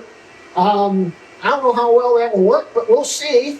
It's possible now that we have it flashed to a 5.1, 144. Awesome. So that's a plan. I don't know, I might do some other things with it. I was thinking of putting another drive in it, but those trays they're hard to get a hold of. They're not cheap, and it's kind of a crapshoot. You get lucky or you don't. From what I understand, the 1 terabyte drives all come with SAS trays, and SAS trays are what you need when you flash this thing, because apparently SATA trays don't work properly. They might not work at all. I don't have one to test it, so it was lucky that 1 tray was a SAS tray. But yeah, I'm looking forward to what's coming soon. I hope you are too. By the time part 2 releases in a few days, by the time this releases the next week, I should have all the parts in, and I should have it together, but I don't know if it's going to happen or not. We'll see. But coming up soon for part 4, we'll be testing all the OSs at least. And there might be a part 5 where I actually try to make the Xserve RAID work. I don't know. But I'm going to take this next door now and start setting up OSs on it. The thing is, if I'm waiting on an NVMe drive, that might be pointless. I do have an adapter though, so I could do that. I don't have another NVMe though. So that's a thought. I don't know yet, but I'm going to play around with this thing, enjoy it some, and then we're going to set it up as the server it needed to be in the first place. So that's awesome. I'm looking forward to it. I hope you guys have enjoyed this mini-series, and the more to come for part 4. I'm excited for it. I hope you are too. Anyway, that's the end of today's video. Don't forget to like and subscribe. I have memberships and also Patreon and Buy Me a Coffee. Please support me if you can. And that's the end of today's video. This has been a Hrutkay Mods video. So it was bound to happen. We built this thing with so much high-end hardware in it, we need to see if it can game. Let's go.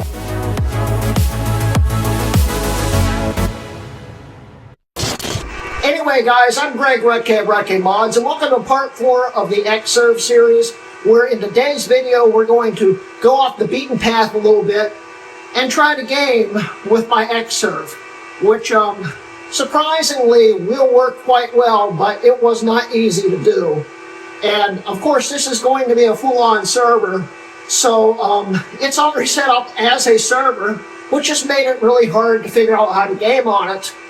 But I think I was successful, and we will find out. But if you remember Linus Tech Tips video up here, he tested the last Apple server and tried to game on it, and he did it wrong. I said that the day he did it.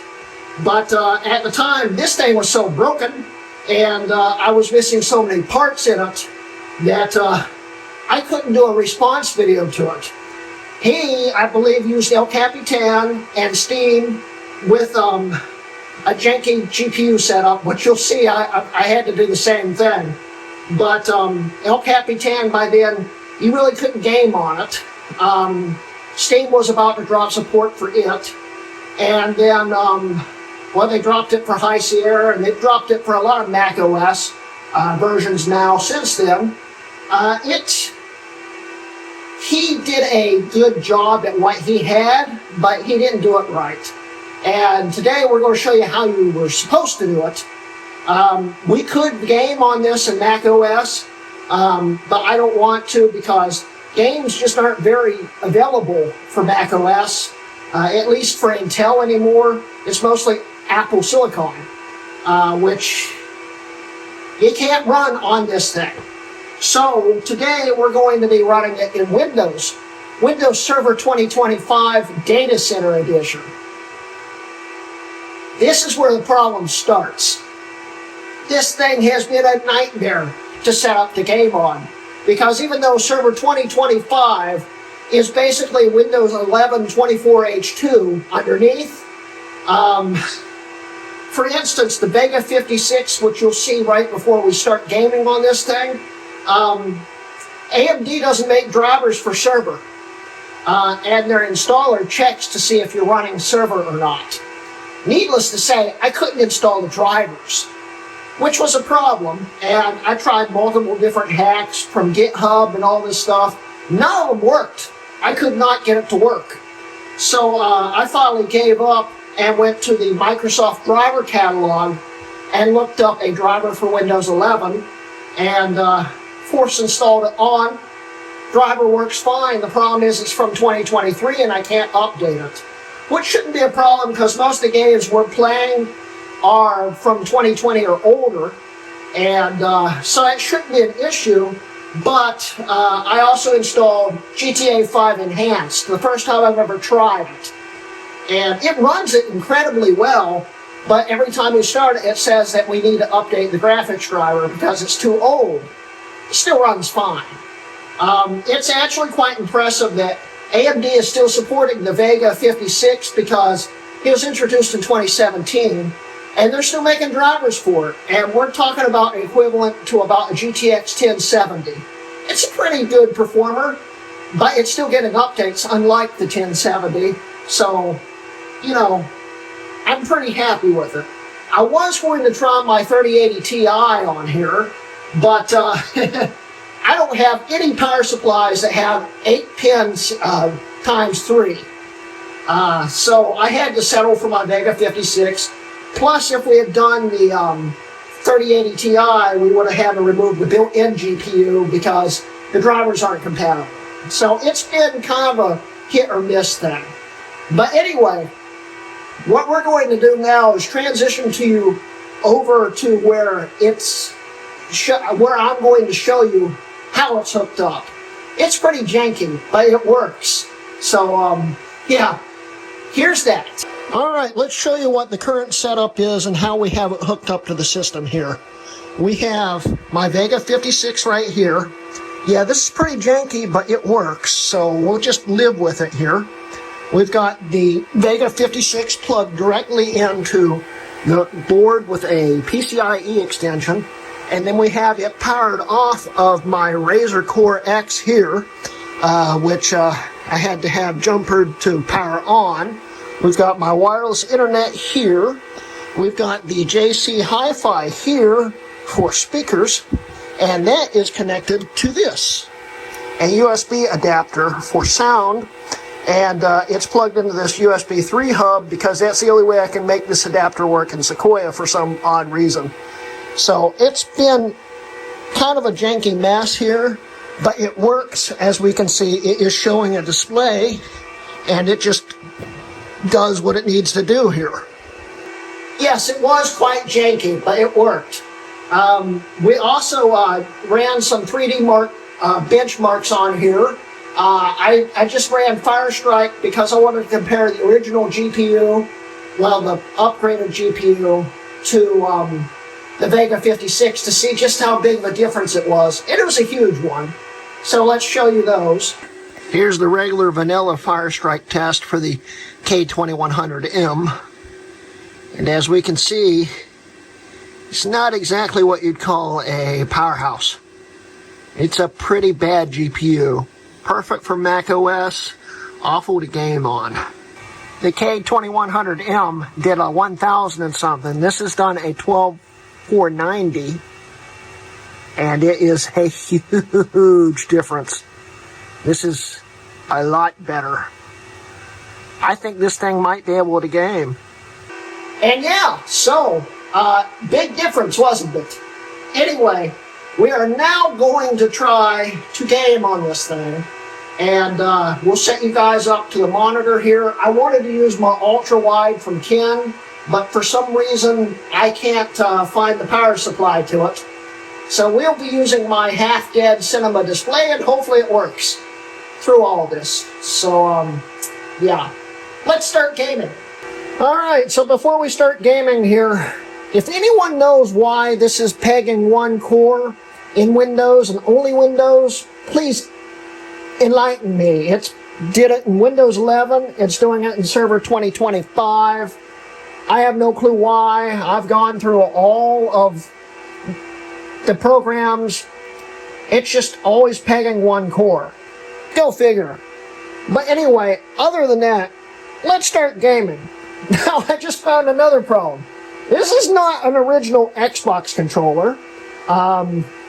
This is a Razer Wolverine, and server doesn't have drivers for it, nor will it download them. So I don't know if this is going to work. I had to download from the Microsoft catalog again the drivers, force them on, and it detects a Razer now and actually works. The thing is, I don't know if the controller itself works. This isn't my controller. This is my buddy's controller. Hence the reason why there's no thumbsticks on it. I don't know how well this is going to work. But we are going to start, I guess, with GTA 5 and go from there. Now, how long does it take to update the stupid game launcher, Rockstar? It just keeps resetting itself. I just want to open the game.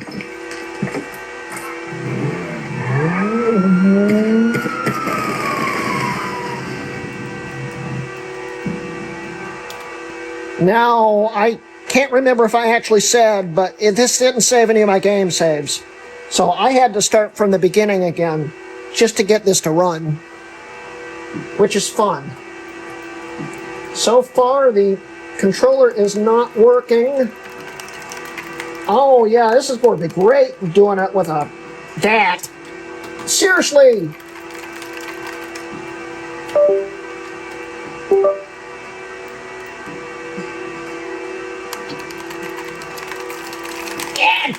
freaking... I wish I had my Xbox controller. Alright, so we'll do it with the keyboard and this stupid mouse.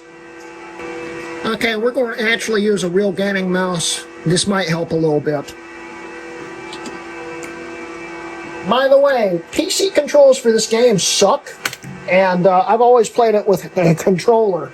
Getting the game started was it was a nightmare because I don't know any of the key combinations. Not a single one of them. So we'll let this thing load up and then we'll continue on.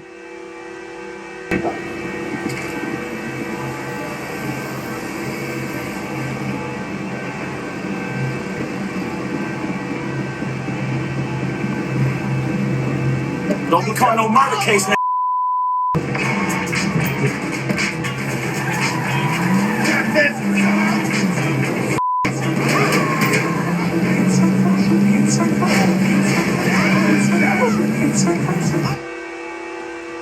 Game. Settings. Audio. Music. There we go, that's better. As we can see, it runs really well. This is the enhanced version.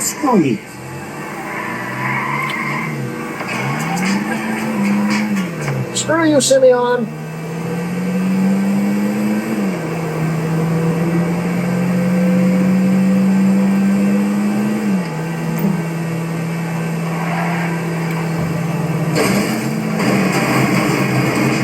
I cannot steer with this stupid keyboard. Hey, my car!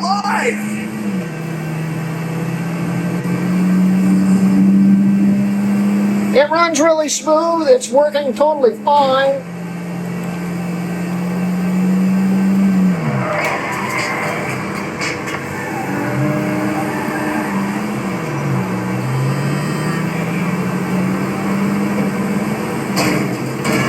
I didn't even see that. Get out of my way.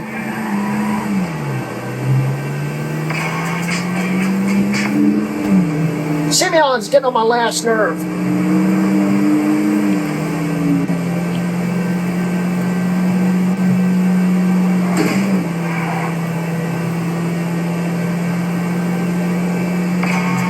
The fans aren't even kicking on the car. This is working really well. I know. Shut up. Stop calling me.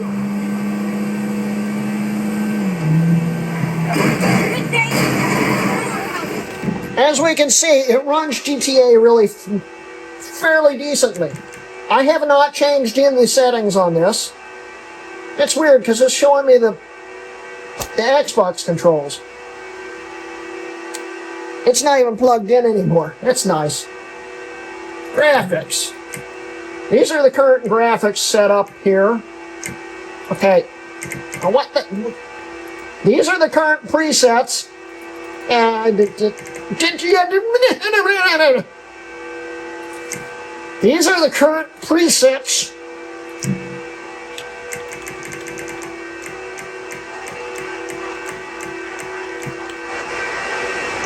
It's not even using all the graphics.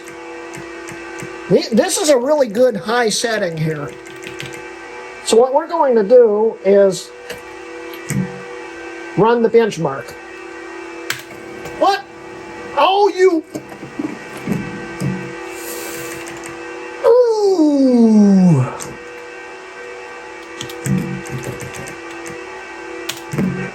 Run the benchmark.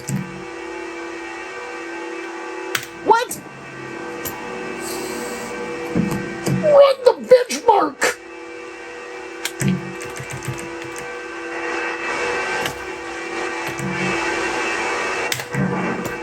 There we go. So we'll let you sit through this benchmark. We'll accelerate it some. But look at this. It rarely ever drops below 60.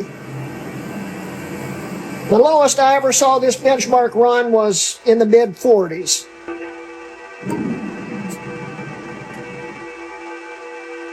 I don't even know if the V-Sync is on.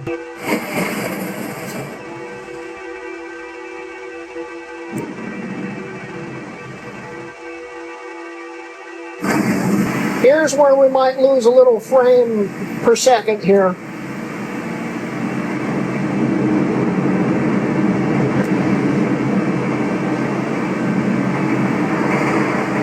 Now it's still locked at about 60. Look at it. Mind you, this is GTA 5 enhanced. This is made for DirectX 12 cards. It's supposed to hammer them. It's not hammering this Vega.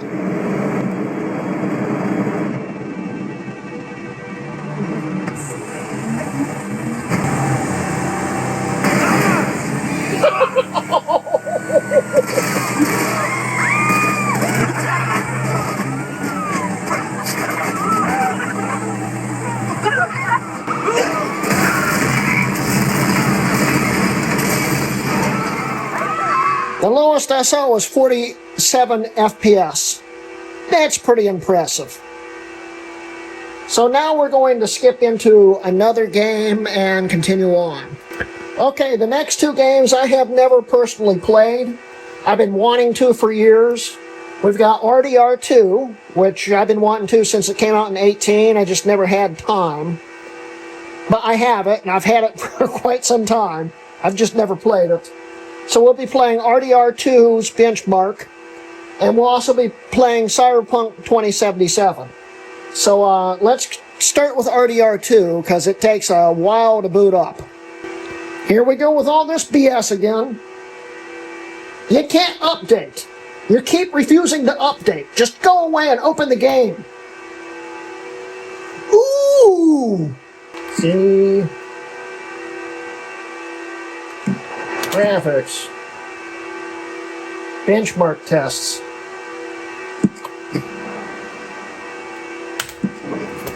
Time to benchmark. We'll see you in the benchmark because this takes a minute or two to load up. I've already actually tested this. This is the most challenging game for this system. You'll see a lot of frame drops and stuttering. And yet, it never drops below about 40 in FPS, which is weird. But you'll see in this benchmark, it struggles a little bit, but who knows? It could just be the monitor, because I used a smaller monitor on this. So we'll let it boot up, and we'll come back.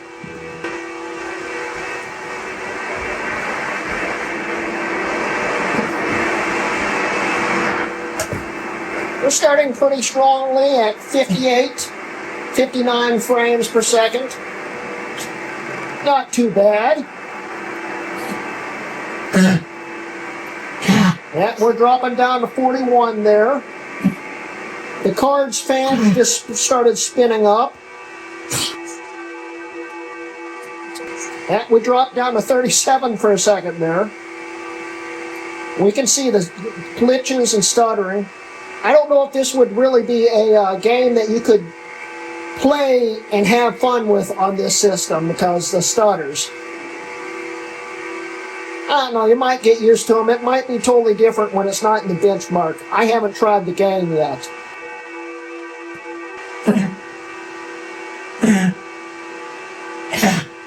Coco, don't puke in here. Go in there. Go in there. No, you're not puking in here. Go in there. You go.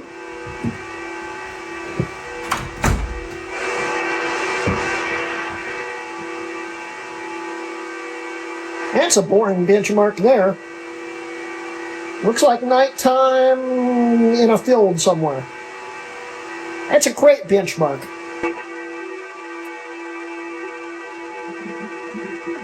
It's stuttering a bit here. Drop down to 41 for a second there. 40. So far the lows are probably in the mid-30s. Fans are kicking up on the card again.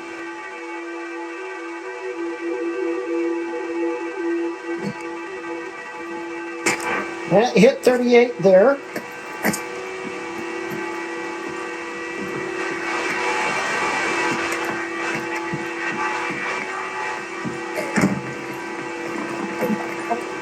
Yep, there's a good stutter.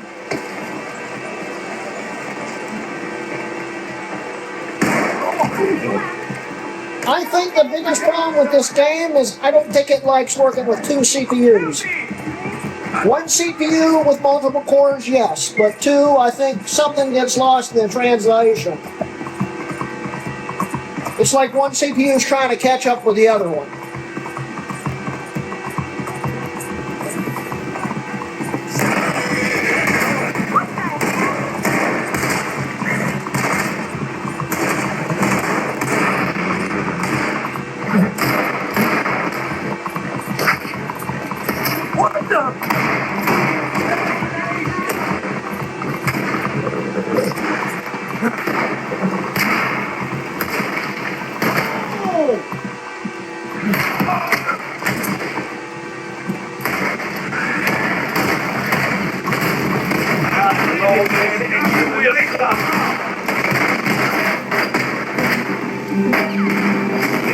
Let's go.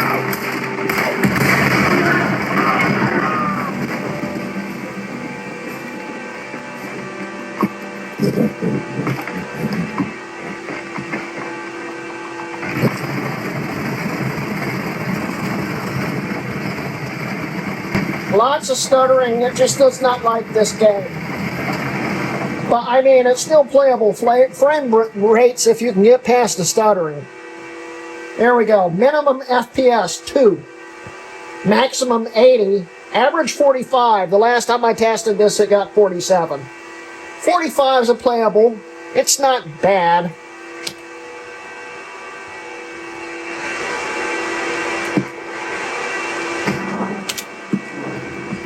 Alright, so we got that.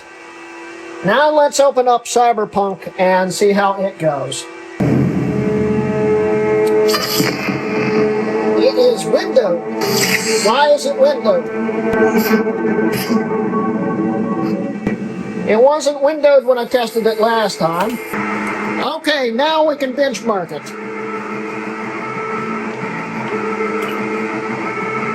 I don't remember how you do it now. Can we... Hello? Benchmark. Yes.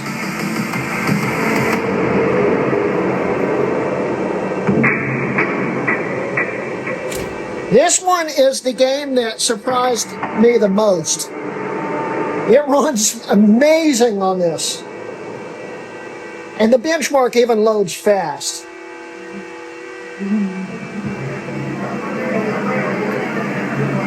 58, 60, 59, 60, 61.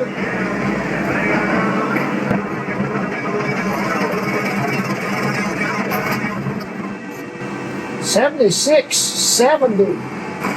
No stutters, no anything like that. Very smooth.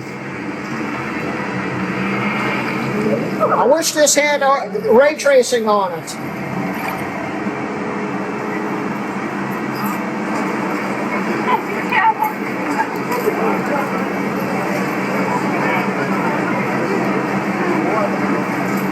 Wow.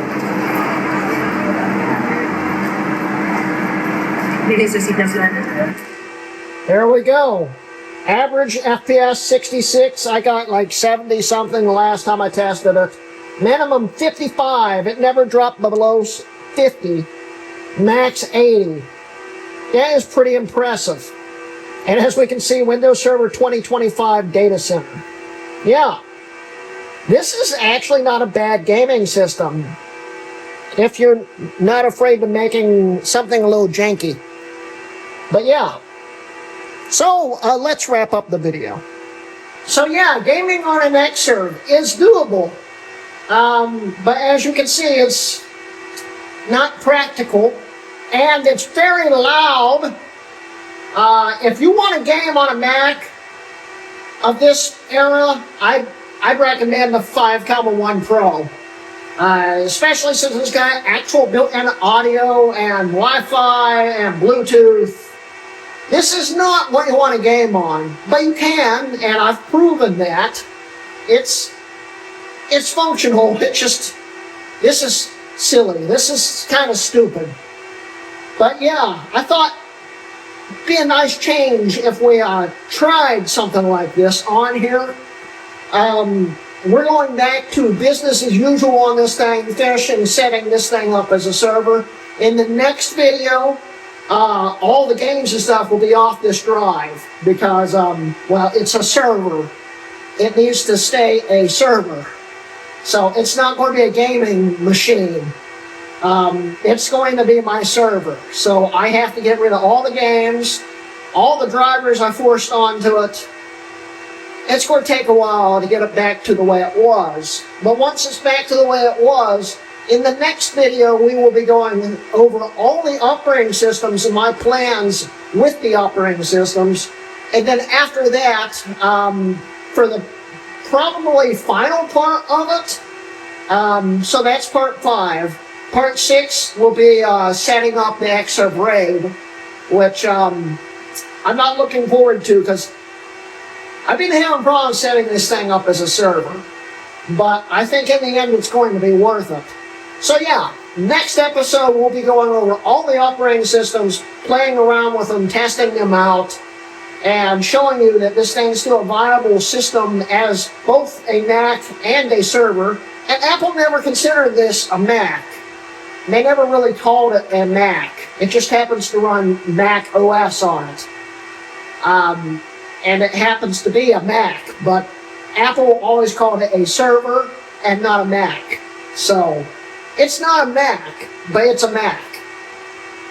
Anyway, I hope you guys enjoyed today's video. I hope this was entertaining, to say the least. And, yeah. Don't forget, guys, I have a Patreon and memberships and buy me a coffee. Please like and subscribe. And that's the end of today's video. This has been a Hrutkay Mods video. You want to see a magic trick?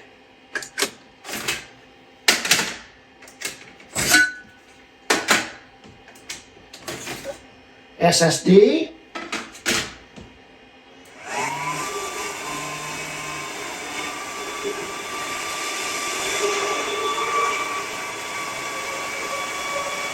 Ta-da! Magic! In today's video, we'll be talking about the hardware that I've upgraded into this Xserve here, and actually show you a few things about it, show you the operating system, and we also have to fix this broken fan with this repair kit. Let's go.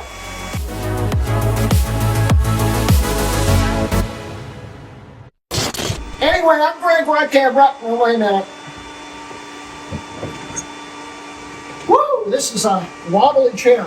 Hi, I'm Hrutkay of Hrutkay Mods. Jeez.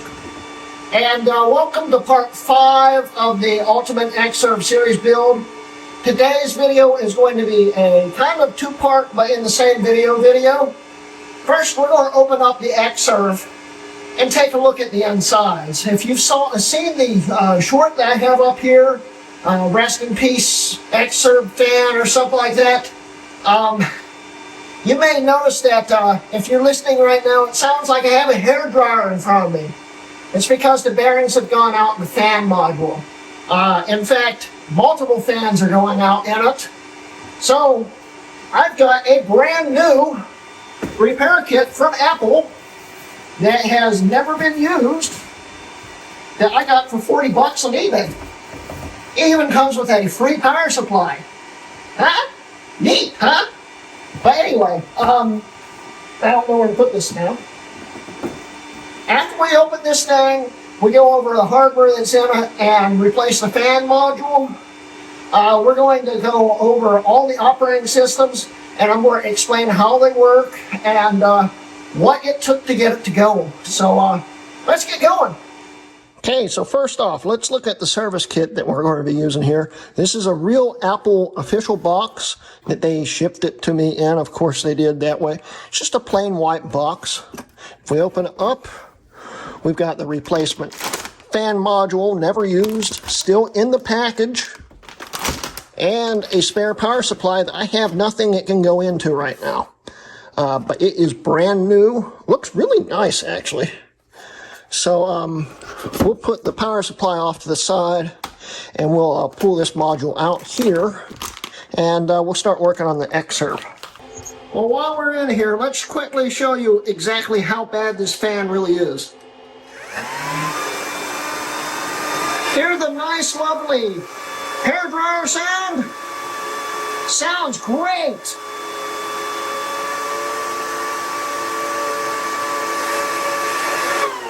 So yeah, that's why we need to replace those fans. Let's get it unplugged here. You may notice something since the last time you saw this thing. There's a lot more in here, and we'll go over that in a second, but let's first fix these fans here. It's almost like I've taken an Xserve apart multiple times in the last few months.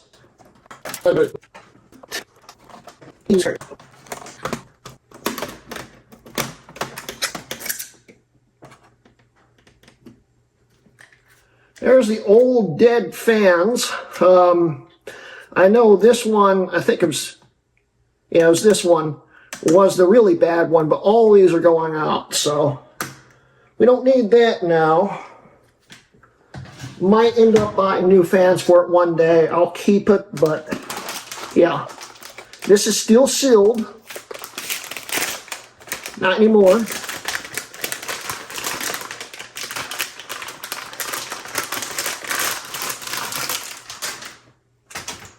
It's got a dent in it, I think. It doesn't look right.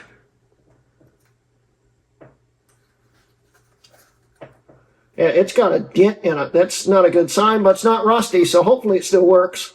The fans are a little different, but this should still be 100% compatible, I hope. So, let's see.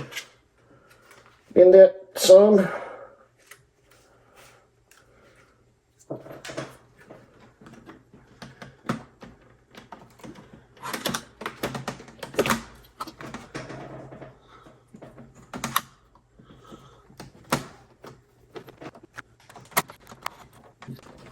Alright, that's all it takes to put the fan back in. Let's plug it back in and see how loud it is now.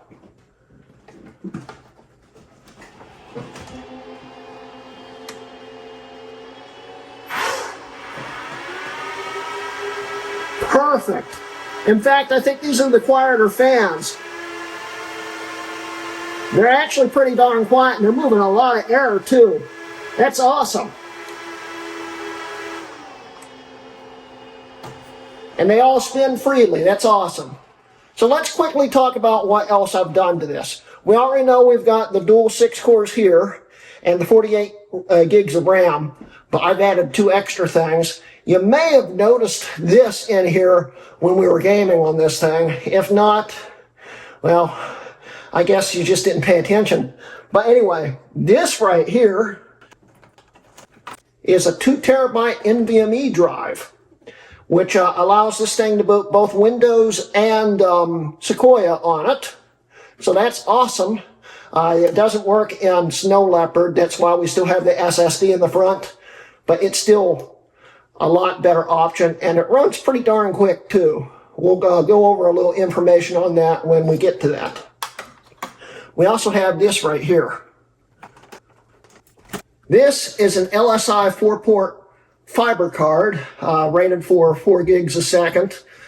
Pretty old now. This is copyright 2006, but I think this is the only LSI card that works with 64-bit drivers. That's the reason why we couldn't get the old LSI card. I had the 2-port to work in the newer Mac Pros, like in this video up here. So that's why it wouldn't work, is because it's the driver support on these. They never made drivers for that card in 64-bit, where they did this one. And this is the kind of card that would have been an option probably in this thing right here. So it was a good option, and it only cost me 20 bucks. It was a good deal. So if you notice, it's a 4-port. And if you notice, in the beginning of the video, there was an Xserve RAID, 2 of them sitting underneath it. Each bank of drives on that thing takes 1 port. So I can plug in 2 Xserve RAIDs completely into this. I currently only have 1.5 because I'm missing a fiber cable I can't find. But when it's all said and done, This card here works in Windows and both copies of Mac OS that's on this, so it's awesome. Anyway, I'm going to put this back together really quick, and we'll get on to the software and stuff. So let's go. It's crazy. This thing is so much quieter now, and I can actually feel it pull the air into the front end. It's a whole night and day difference. This is awesome. Alright, so before we actually boot the thing up, you may notice there's two open core options on here. One is for the default boot, and one is for when I need to update open core. This one right here is the install for the 5.1 flash that's on it. Since this thing thinks, wow, that fan's getting loud. Since this thing thinks it's a Mac Pro 5.1, this is how I can flash the system. Whenever there's a new open core, I just boot into this one. But this one is special. And we'll see that in a second as it boots up.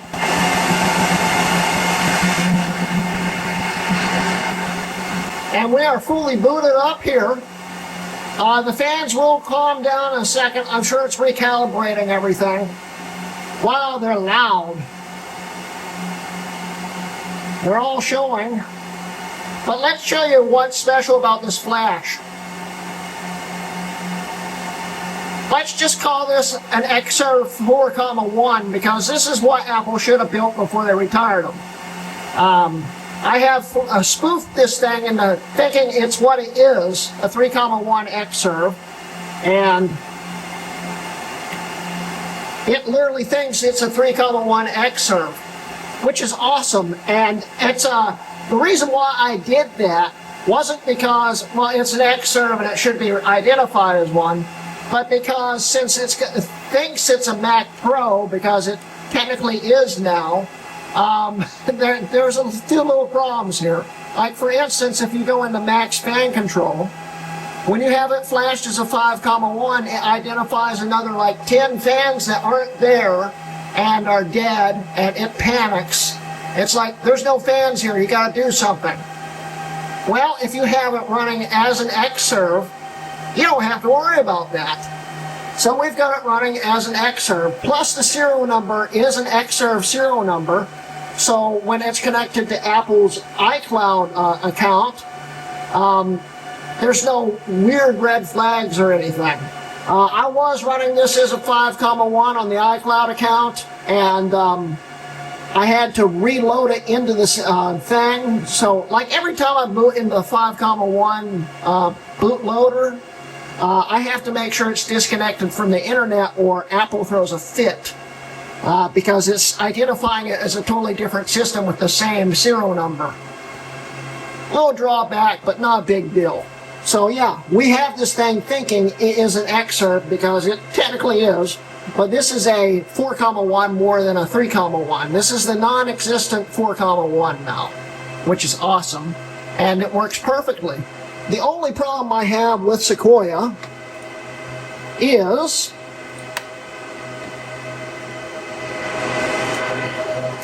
as we can see here, we've got USB 2.0 bus and USB 2.0 hub. This is one of those native 1.1 USB systems. And even in the Mac Pro Flash, the USB ports don't show up. So you can't use Sequoia without a USB hub, which sucks. And I don't know how to fix it. But that's the only real drawback in Sequoia. Otherwise, Sequoia is fully functional, and as we can see, it's pretty darn quick. Huh? Isn't that neat?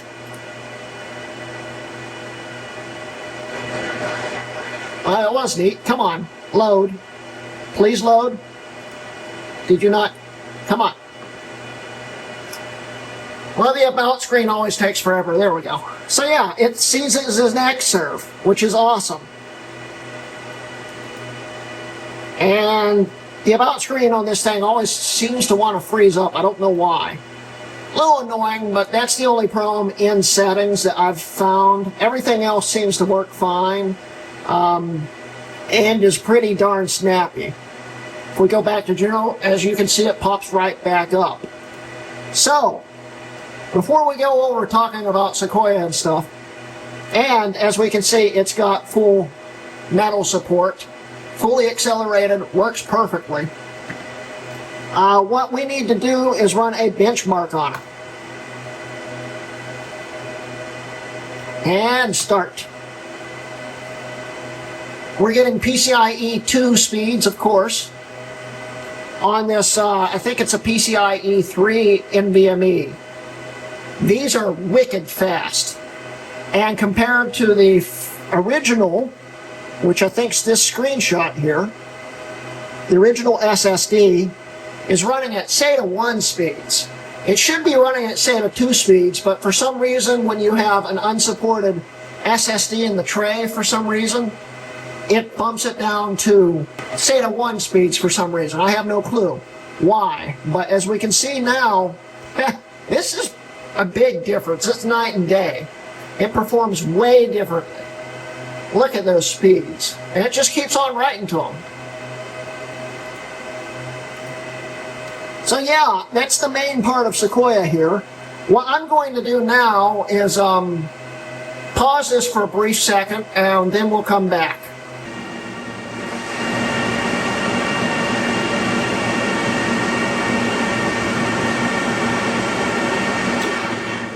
As we can see, I just turned on the Xserve raids here, and there should be 3 of them showing up. The other one's still booting up.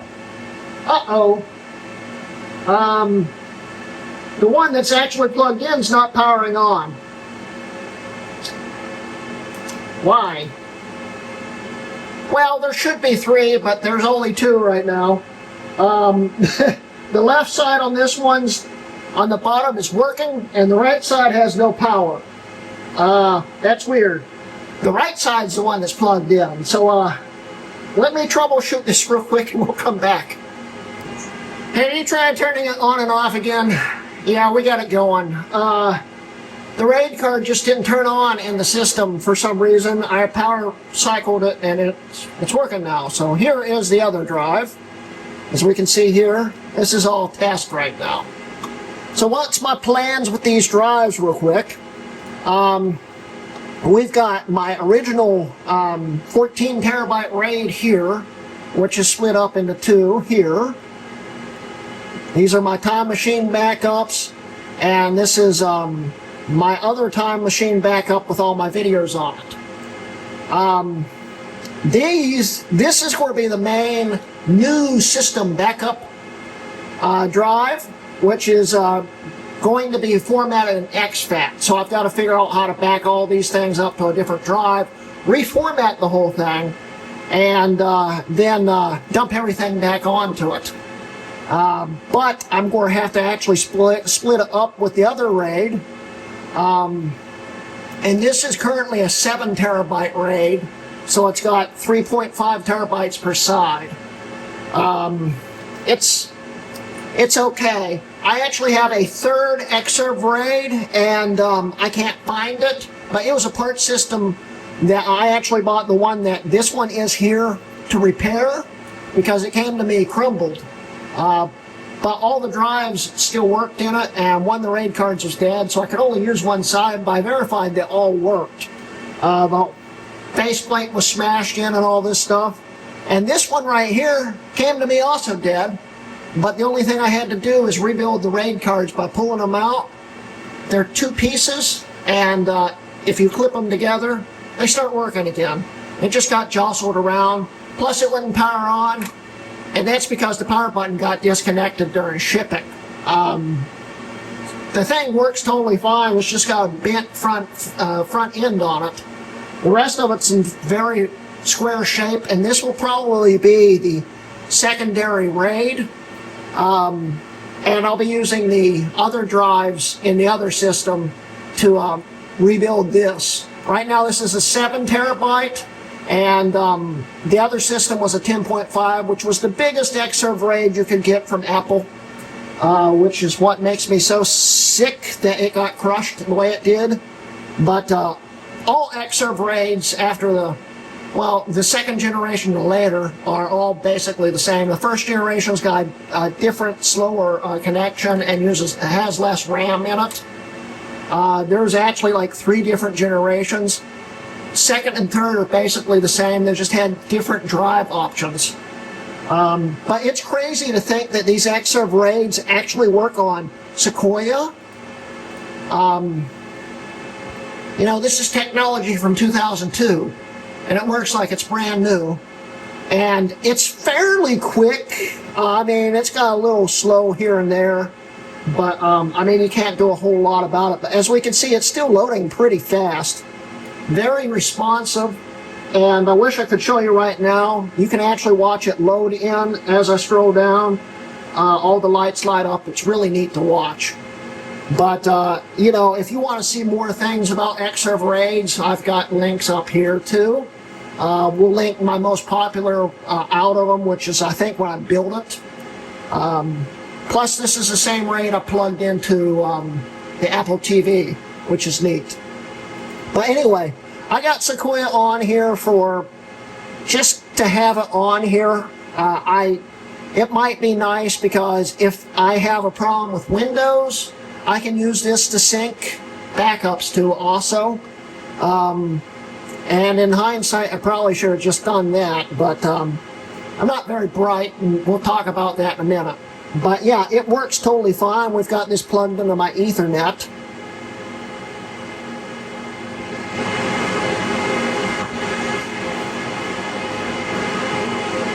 It just updated the new Firefox.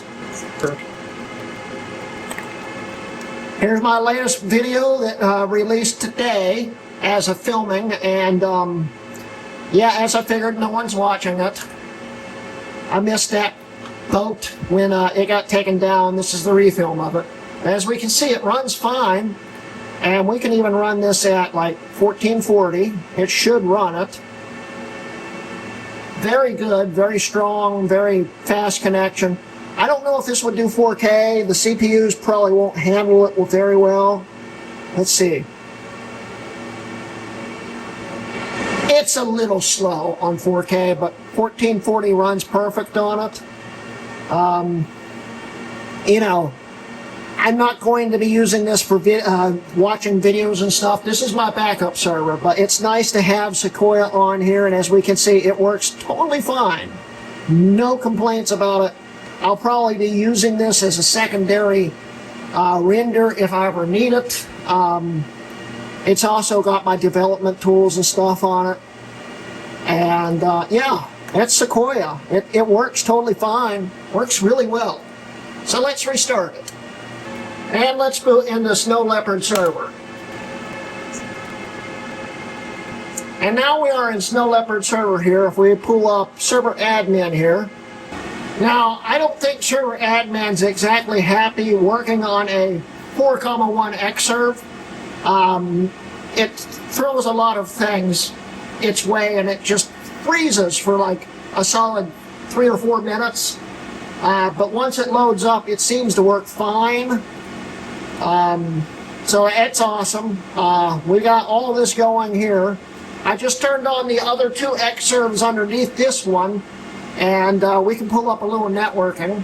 But while we wait for those to boot up, which they look like they're about to be booted up, let's talk more about the Xserve RAIDs. So the main 14 terabyte is going to be for my new systems here to back up onto, and for my video storage. The second RAID, when I have the other fiber cable, there'll be another one here, of course, is going to be for my vintage machines. So basically anything that runs, I don't know, El Capitan and newer will be on this. And anything that runs older than that will be on this. The reason why I'm doing this is because, well, first off, I need server on here, Snow Leopard server, for a reason. So let's pull up server monitor. Server monitor, once it loads up, any day now, there's 1, there's 2. There's the 2 Xserves. plus the bottom one, which is this Xserve. For some reason, you can't load it. Another problem with the flash, I think. Can't do much about it, but it's on this system, so why do we need to manage it? Well, anyway. But we can see the other two Xserves. They are connected to it right now. We've got my G4 133 dual and my G4 1 gigahertz dual. It's tray load versus slot load.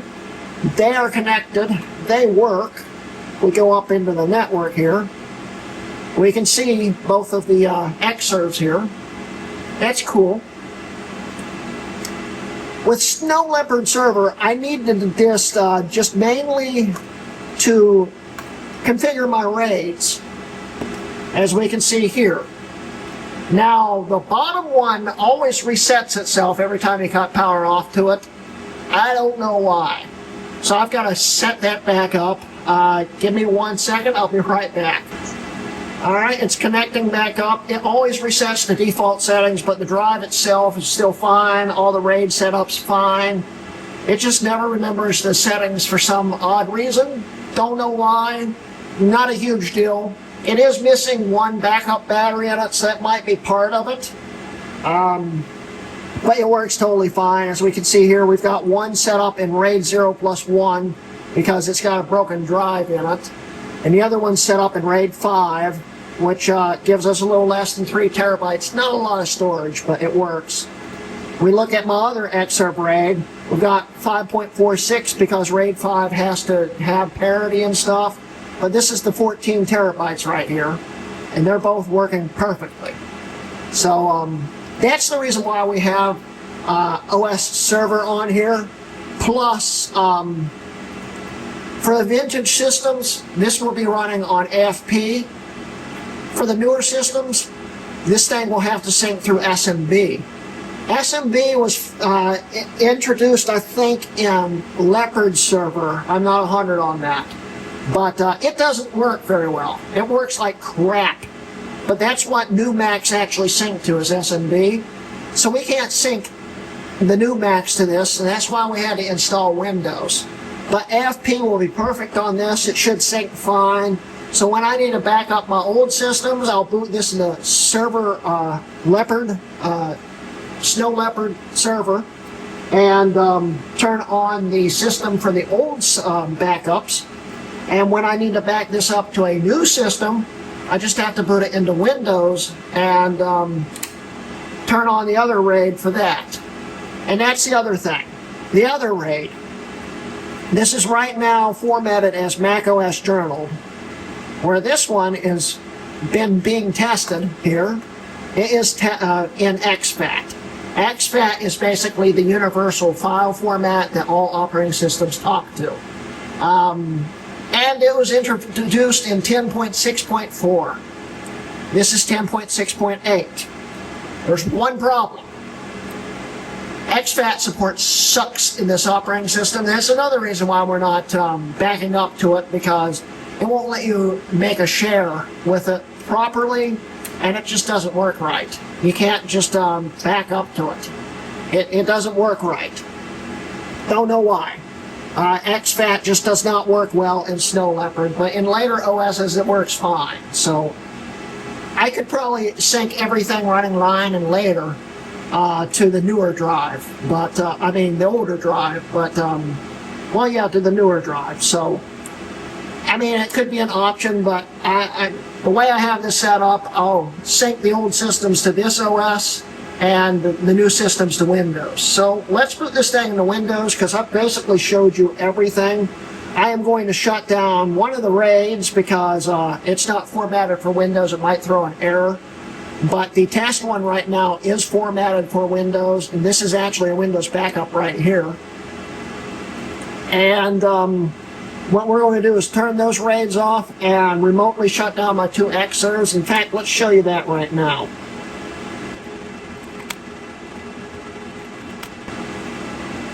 Those are shutting down. Wow, it got quite fast. The tray load's really loud. The other one just shut off, and let's close out the RAID real quick. We don't need this one on right now, so we'll shut that one down. And we'll leave the other one on. It is shutting down, so we can shut this thing down and boot it into Windows.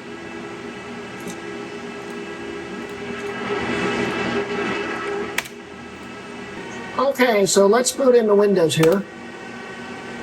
We are booting into Windows Server 2025 Data Center Edition, which is a $4,000 per license OS, I think. And needless to say, I got a legal key, and I didn't pay anywhere near that. I'm not that crazy.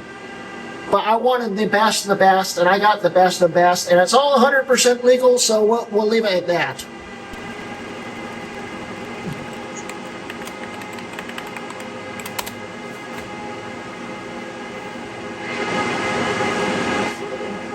And here we are in the Server 2025 Data Center Edition. It is not loading the wallpaper. I wonder, there it goes. Cool. So we are loaded in here. We've got everything set up. We got the file server set up, which is all set up. We go into this PC. We can see test RAID, and it still sees all the drives. Now, server I had a few little issues with. As you know, when we did the video gaming on it, not all drivers are included in server or automatically install, so you've got to find them. And the LSI logic card in this thing is running a Windows Vista driver, I think, that I had to find from the Microsoft device catalog, I think. Is that where I got it from? No, I got it off, I think, Lenovo's website. But yeah. Let's see here. If we go over to storage controllers, here it is.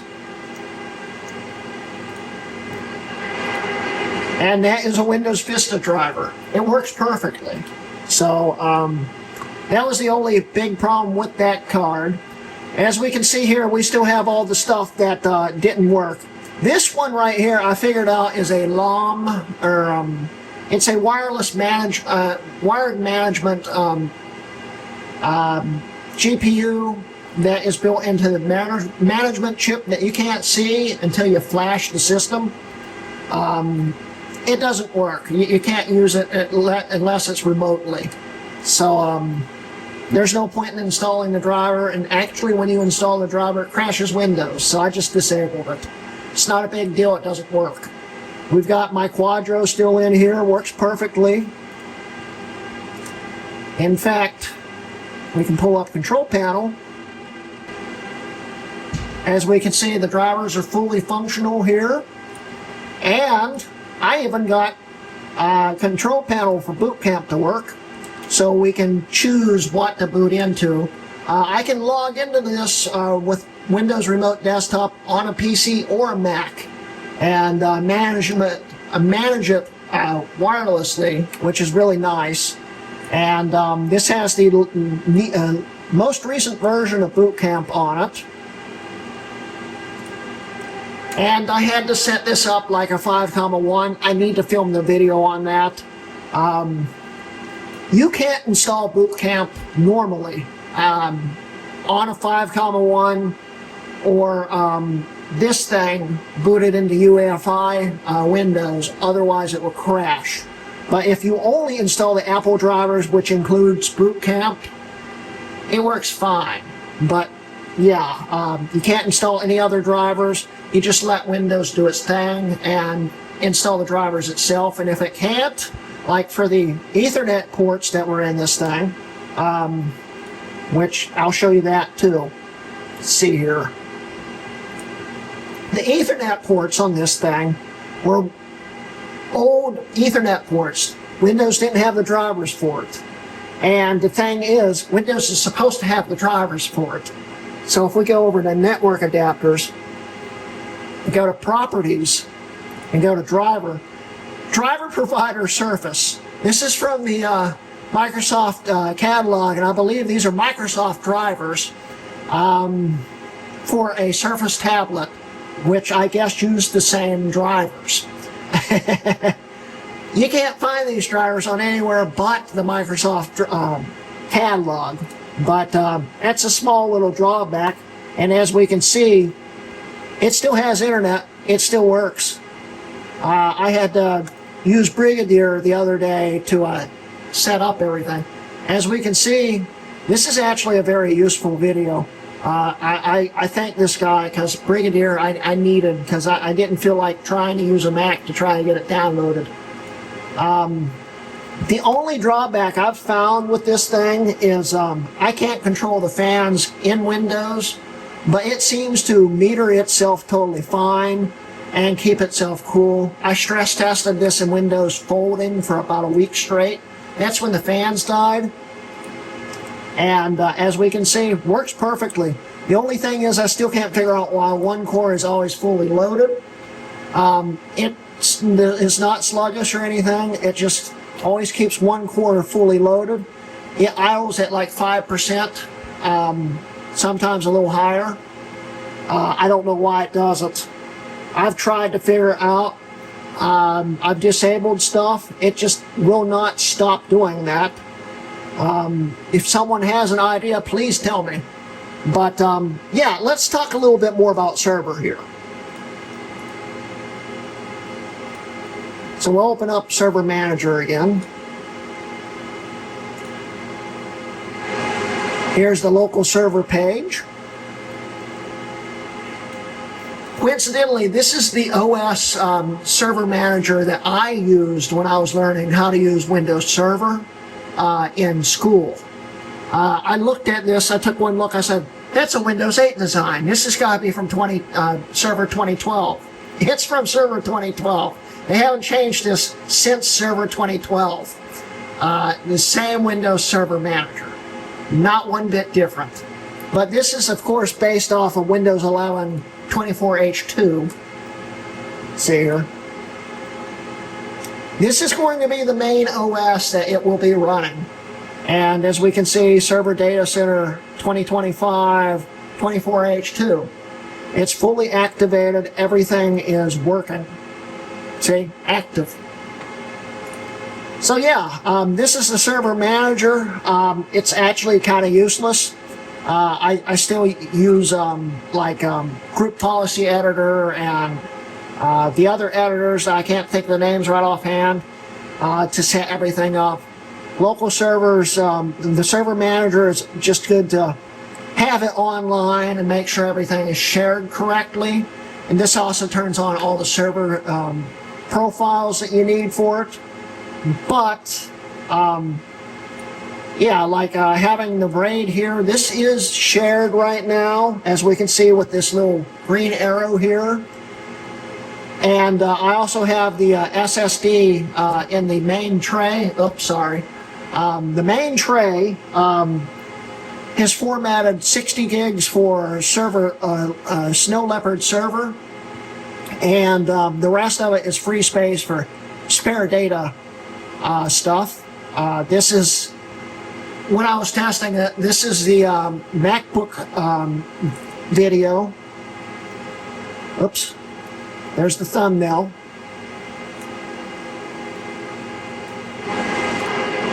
Don't save. So yeah, I did this wirelessly. It synced right over. The only problem that I wish I had thought about before I did this, I only know how to use OS X Server and Windows Server. I never played around with the Linux distros, and in hindsight I should have, because it's a lot easier to work with Linux distros for servers. When you're trying to do Windows and Mac syncing. Windows, of course, has Bonjour in it. It should work. It doesn't really. We can share the exFAT drive, and it's got to be an exFAT. The problem is Windows can't format an exFAT drive. It will only do it in its proprietary server data backup. Let's go to format real quick. REFS. REFS. That is a parity file server file system that is only available on Windows 11 Pro for workstations and Windows Server. or you can do it in NTFS.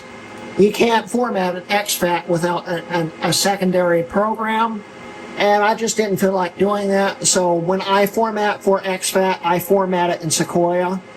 But that's just a little drawback. But the big drawback is syncing, and you'll be seeing this in the next episode. Syncing a modern day Mac, even though they sync on SMB, Windows Server, most drives that Windows Server can host, you can't actually do a time machine backup on. But you can force it, and we'll show you that in the next video. And as we can see, this is a time machine backup that backed up to a Windows Server install. This is the time machine backup for that.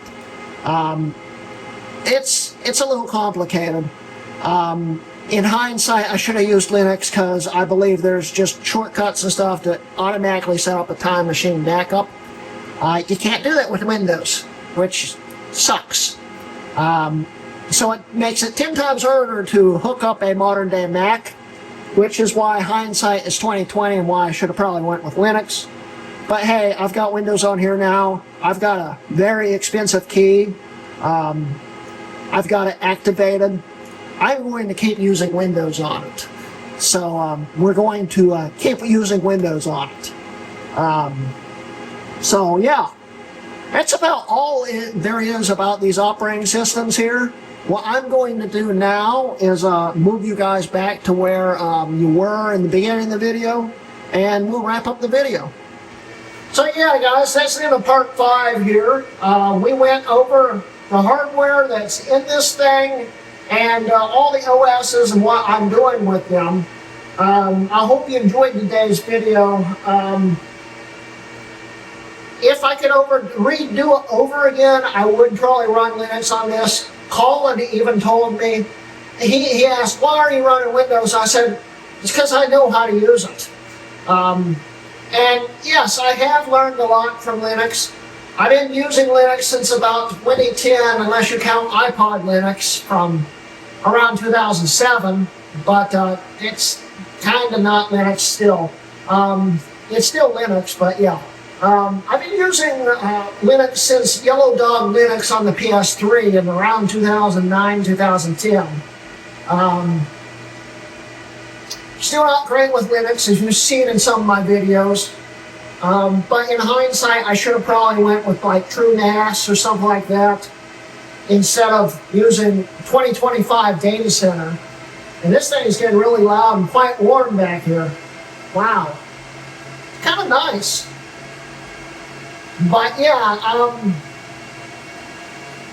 Windows. It's going to be the main OS. Leopard server, Snow Leopard server will be the main backup OS for the older stuff. And I just got Sequoia on there basically as a proof of concept and to sync it to my iCloud for some reason. Don't really need Sequoia on here, but it's nice to have on here, except for the fact that I have to use this hub here to make everything work in Sequoia. I don't know why it won't patch the drivers in. It says it does it, it just won't do it. It's probably something to do with the flash itself. It just doesn't talk to it properly. I mean, they are different hardware. They're similar, and that's the reason why they'll flash, but they're not identical.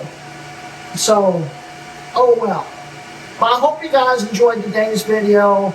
Me tearing into this thing, going over the hardware add-ons we've done and stuff, and going over the OSs.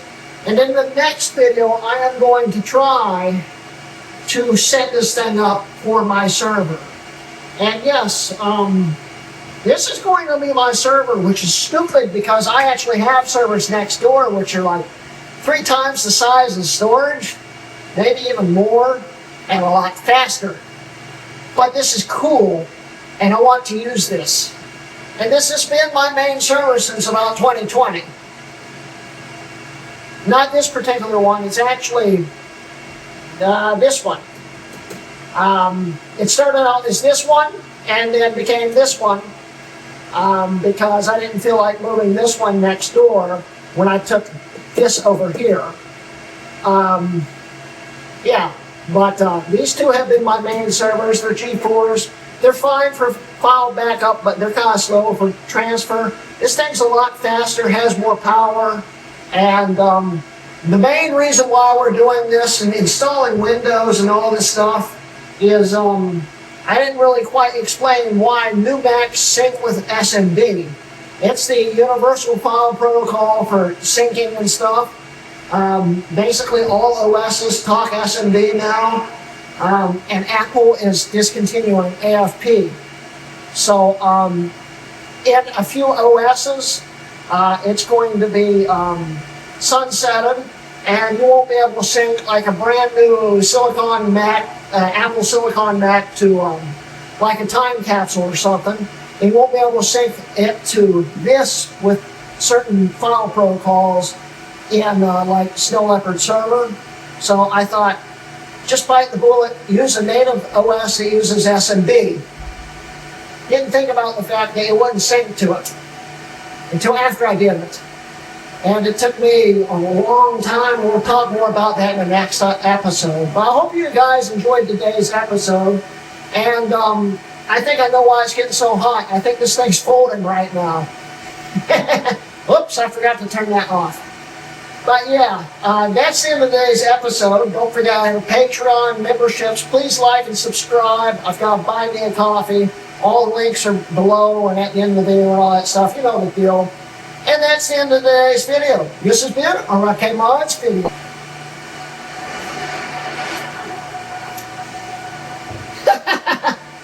Okay, I didn't see that coming. When did that crash? Why did that crash?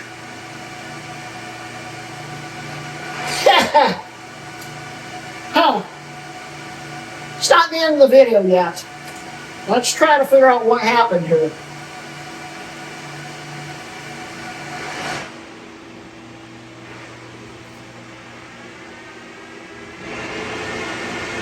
We'll be right back. Okay, so this is the first Windows crash this thing's had since I've fixed all the drivers and got everything working. I've been stress testing this thing for over a week.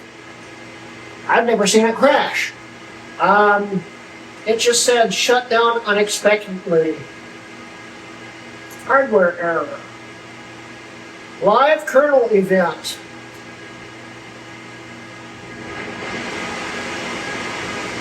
I don't know why it crashed. It probably just needs a software update or something. It might have been doing that and it went freaky because I haven't actually turned this thing on in a week, and Patch Tuesday was Tuesday.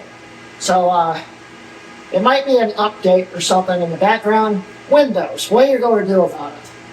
But yeah, it seems to be working fine again. I don't see anything wrong with it. So yeah, we can shut it down, and I guess it will be all right for our upcoming video. So yeah, that's now the end of the video, and this has been a Hrutkay Mods video. We'll see you guys later. Well, I've got a custom built 14 terabyte Xserve RAID right here that has 14 1 terabyte hard drives in it, split into RAID 5, which gives us a grand total of about 5.5 terabytes per side. And it's formatted in the wrong format. So this isn't going to work in Windows, and I need it to work in Windows. So we've got about 11 terabytes worth of storage here, but only about 7 or 8 terabytes used. And I've got a 10 terabyte drive here from my airport time capsule. And we've already got it set up for a Mac Pro. But I'm thinking it might work in this now that it's flashed. We're not sure yet. But we need to put this data onto this so I can format this and then, yeah, put this data back on that. It's going to be fun. Let's go.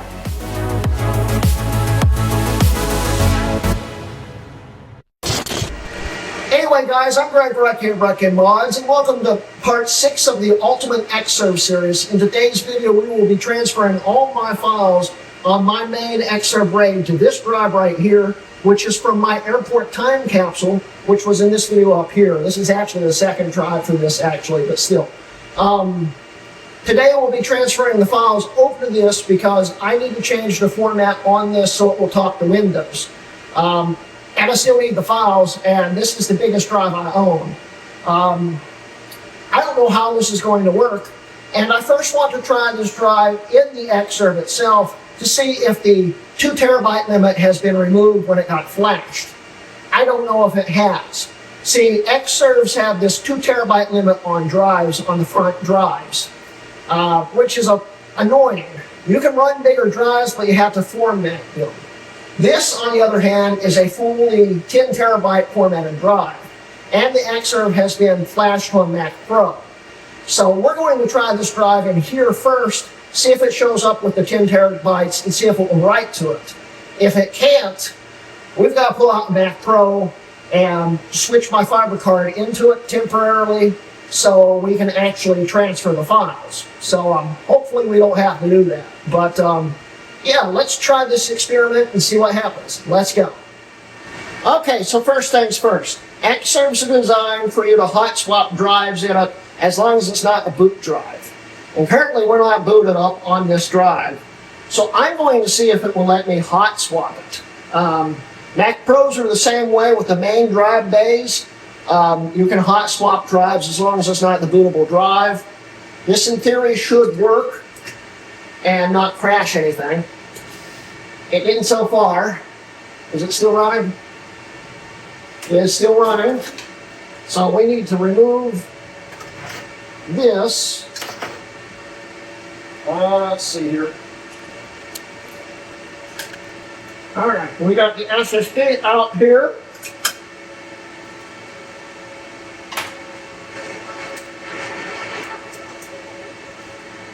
I don't know if this will work. I hope it does. But carefully set it in there. Put one screw in it so it doesn't move. Screw comes and sticks to the screwdriver, which makes it impossible to put on. That's nice. Got the one hard drive screw in it. Let's hot swap it and see what happens. I don't think it fits. It should fit. It's not any thicker, is it?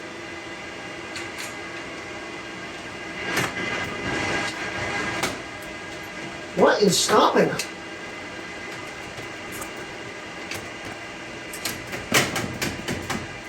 It's not hitting anything.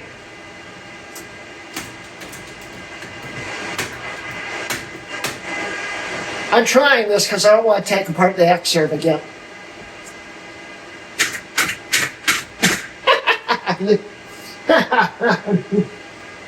Why is it not going in?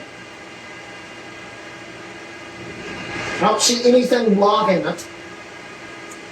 It should just slot in. Oh, the screw is hidden. Well, I wanted to keep the screw in it because, well, I broke the last tray because the hard drive moved. We're not going to be able to do that. So now let's see if it'll fit.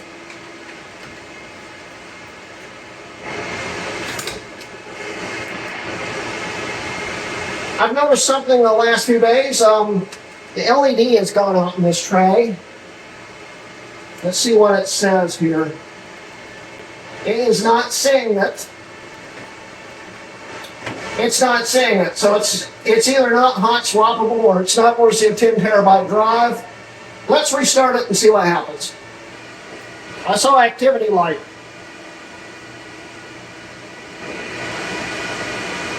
I think there's a short in here like this one, but it is trying to read it.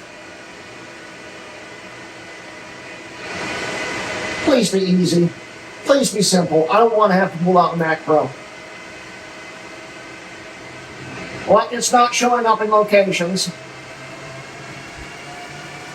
It shows up 2.2 terabytes of the 10 terabytes. The controller still has a limit on it. Oh! Well, it looks like we are going to have to pull out the Mac Pro. Yay! Okay, so I've calculated it again, and I think we have about 220 pounds worth of Xserve sitting here. And the easiest thing for me to do is to stack a 40-pound Mac Pro on top of it. So I'm going to film this because there's a good chance we're going to see a giant crash in a second when the whole table buckles. But I don't have much of a choice because I don't feel like moving, 220 pounds worth of Xserve to make this work. So wish me luck. First I need the card out of it, which means I've got to unplug everything on here.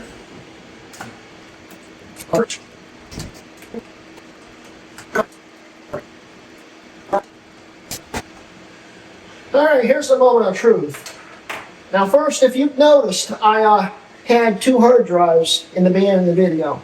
This is a boot drive for this Mac Pro because I don't think there's one in it. This is it from my 5,1 that I used to edit everything on. So in theory it should boot with it. I don't know if it will. But we've got this thing's actually a lot lighter than it was. It's got a video card in it. It's got my USB 3 card in it. Wondered where that went. Well, here goes nothing. Put it in here like...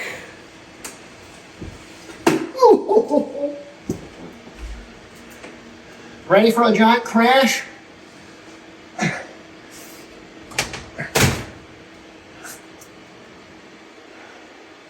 Cable's still up. That might be a good sign. Oh boy. It's really hard to see what you're doing when it's at this angle. And this, coincidentally, is GT's old Mac Pro from the beginning of the series, when we did the CPU swap. I haven't turned it on. I don't know if the Xserve CPUs in it work. So this is going to be very interesting.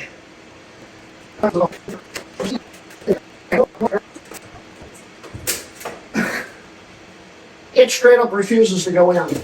And I keep kicking everything in front of me. What the heck? Cable's starting to creak a lot. I'm not liking the noises it's making. I get very nervous. Why is it not going in? Go in. Hey, it's in. I think. We'll find out. Pull that tray out. Put the main drive here.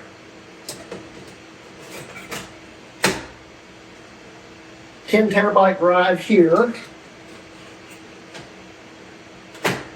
Okay.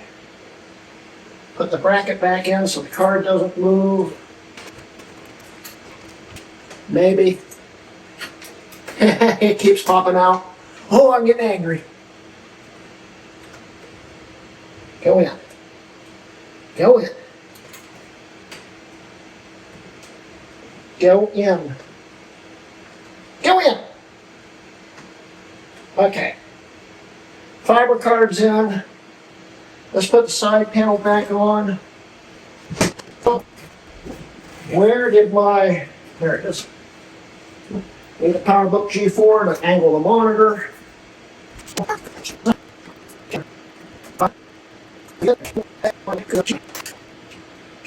I just thought of one thing that might keep this from booting. It's flashed for a Vega 56. And this has like a HD 5770 in it. It's probably not going to work. We'll see. So we got the monitor plugged in. We need to plug in the mice.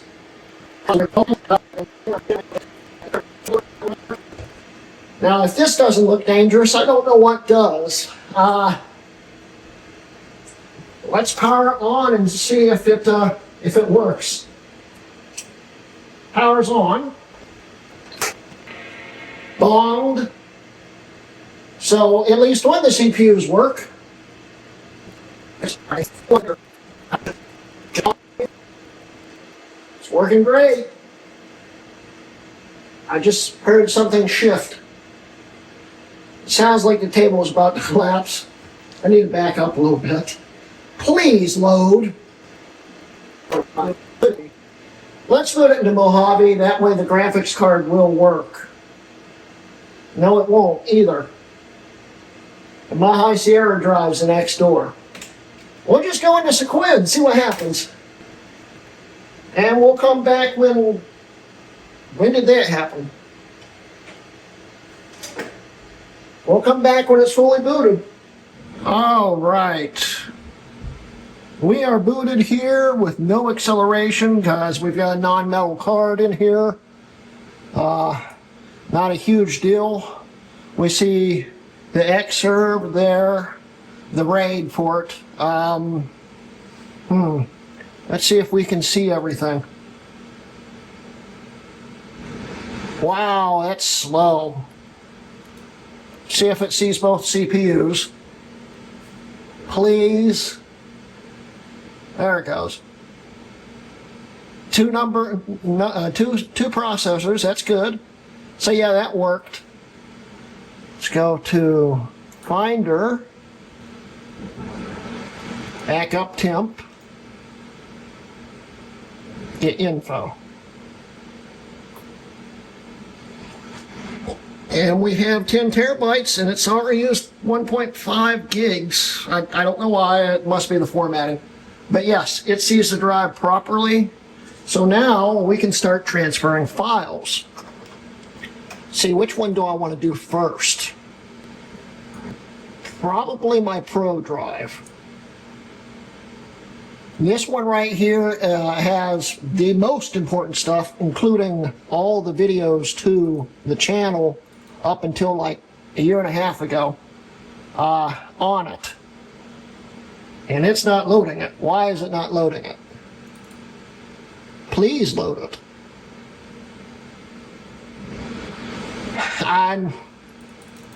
There it goes. Okay, so yeah, it's got all that. Cool.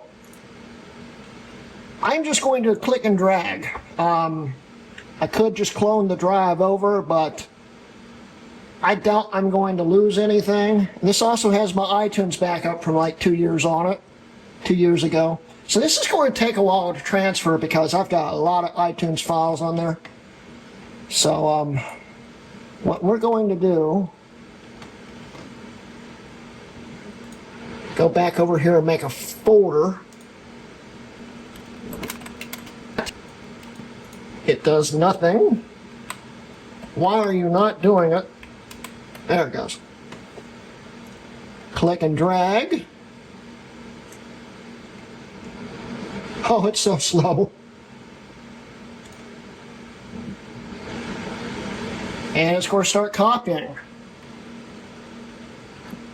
This is going to take a very long time, and I have a light going out now. That's nice. We're going to let it work a little bit and calculate, and we'll be back in a second.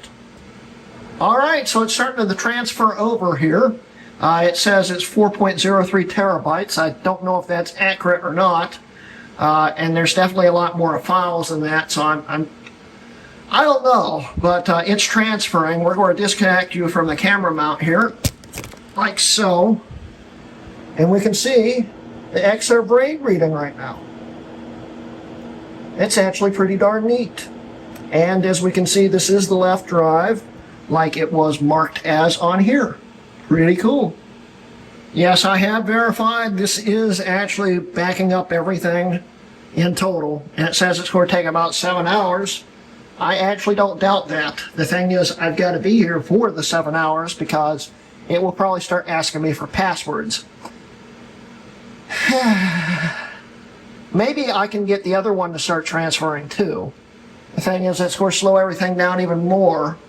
But in the end, it might still be as fast. So let's see how big the other drive is.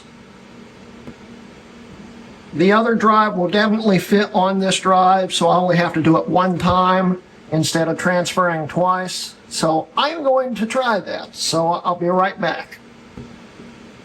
Now, one thing, the graphics lagging on this is really annoying because it slows it down really badly. Let's try to copy this over. All right. So now it's starting to copy the other one over. And if we disconnect you from the mount again, like so, look at that. It's now loading everything, pre-caching. It's starting to read. It's so fun to watch this thing work. So cool. So, in theory, we will see this thing transfer everything over. And it should just, in theory, work.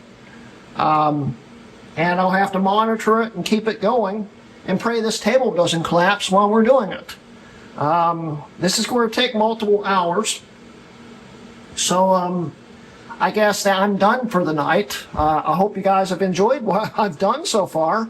And I'll give you any updates if there is any. And we're just copying files over and trying to make sure we don't lose anything in this formatting. So yeah, we'll see you guys in probably the next day. One final update before I call it for the night. It just started transferring the other one over.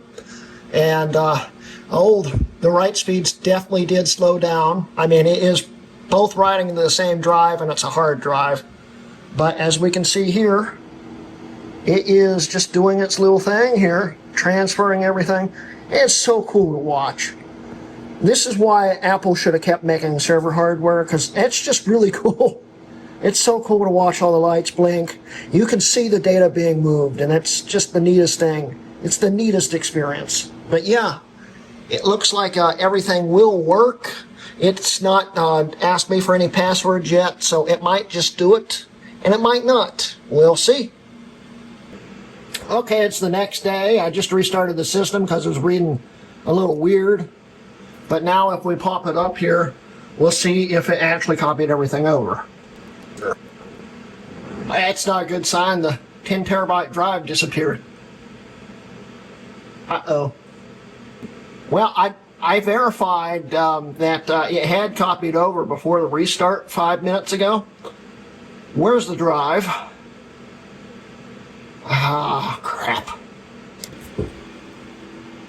Well, I have verified that the drive is spinning. I still feel it running. Let's just cut the power. What we'll do is try it in a different bay.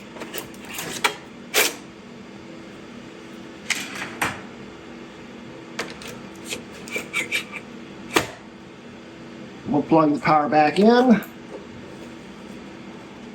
Start it back up. And we'll see what happens. Okay, so do we have a drive now? It's still loading up. I'm getting nervous now.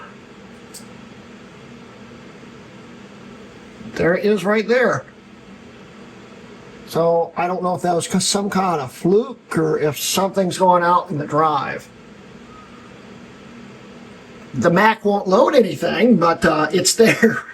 I'll be right back. Well, that might be a good sign. It says it's backed up 7.58 terabytes. Let's see what size the folders are. Well, that's not the folder. That one's 4.03. And that one's 0. This was the weird things it was doing earlier. What is going on here? The files seem to be there.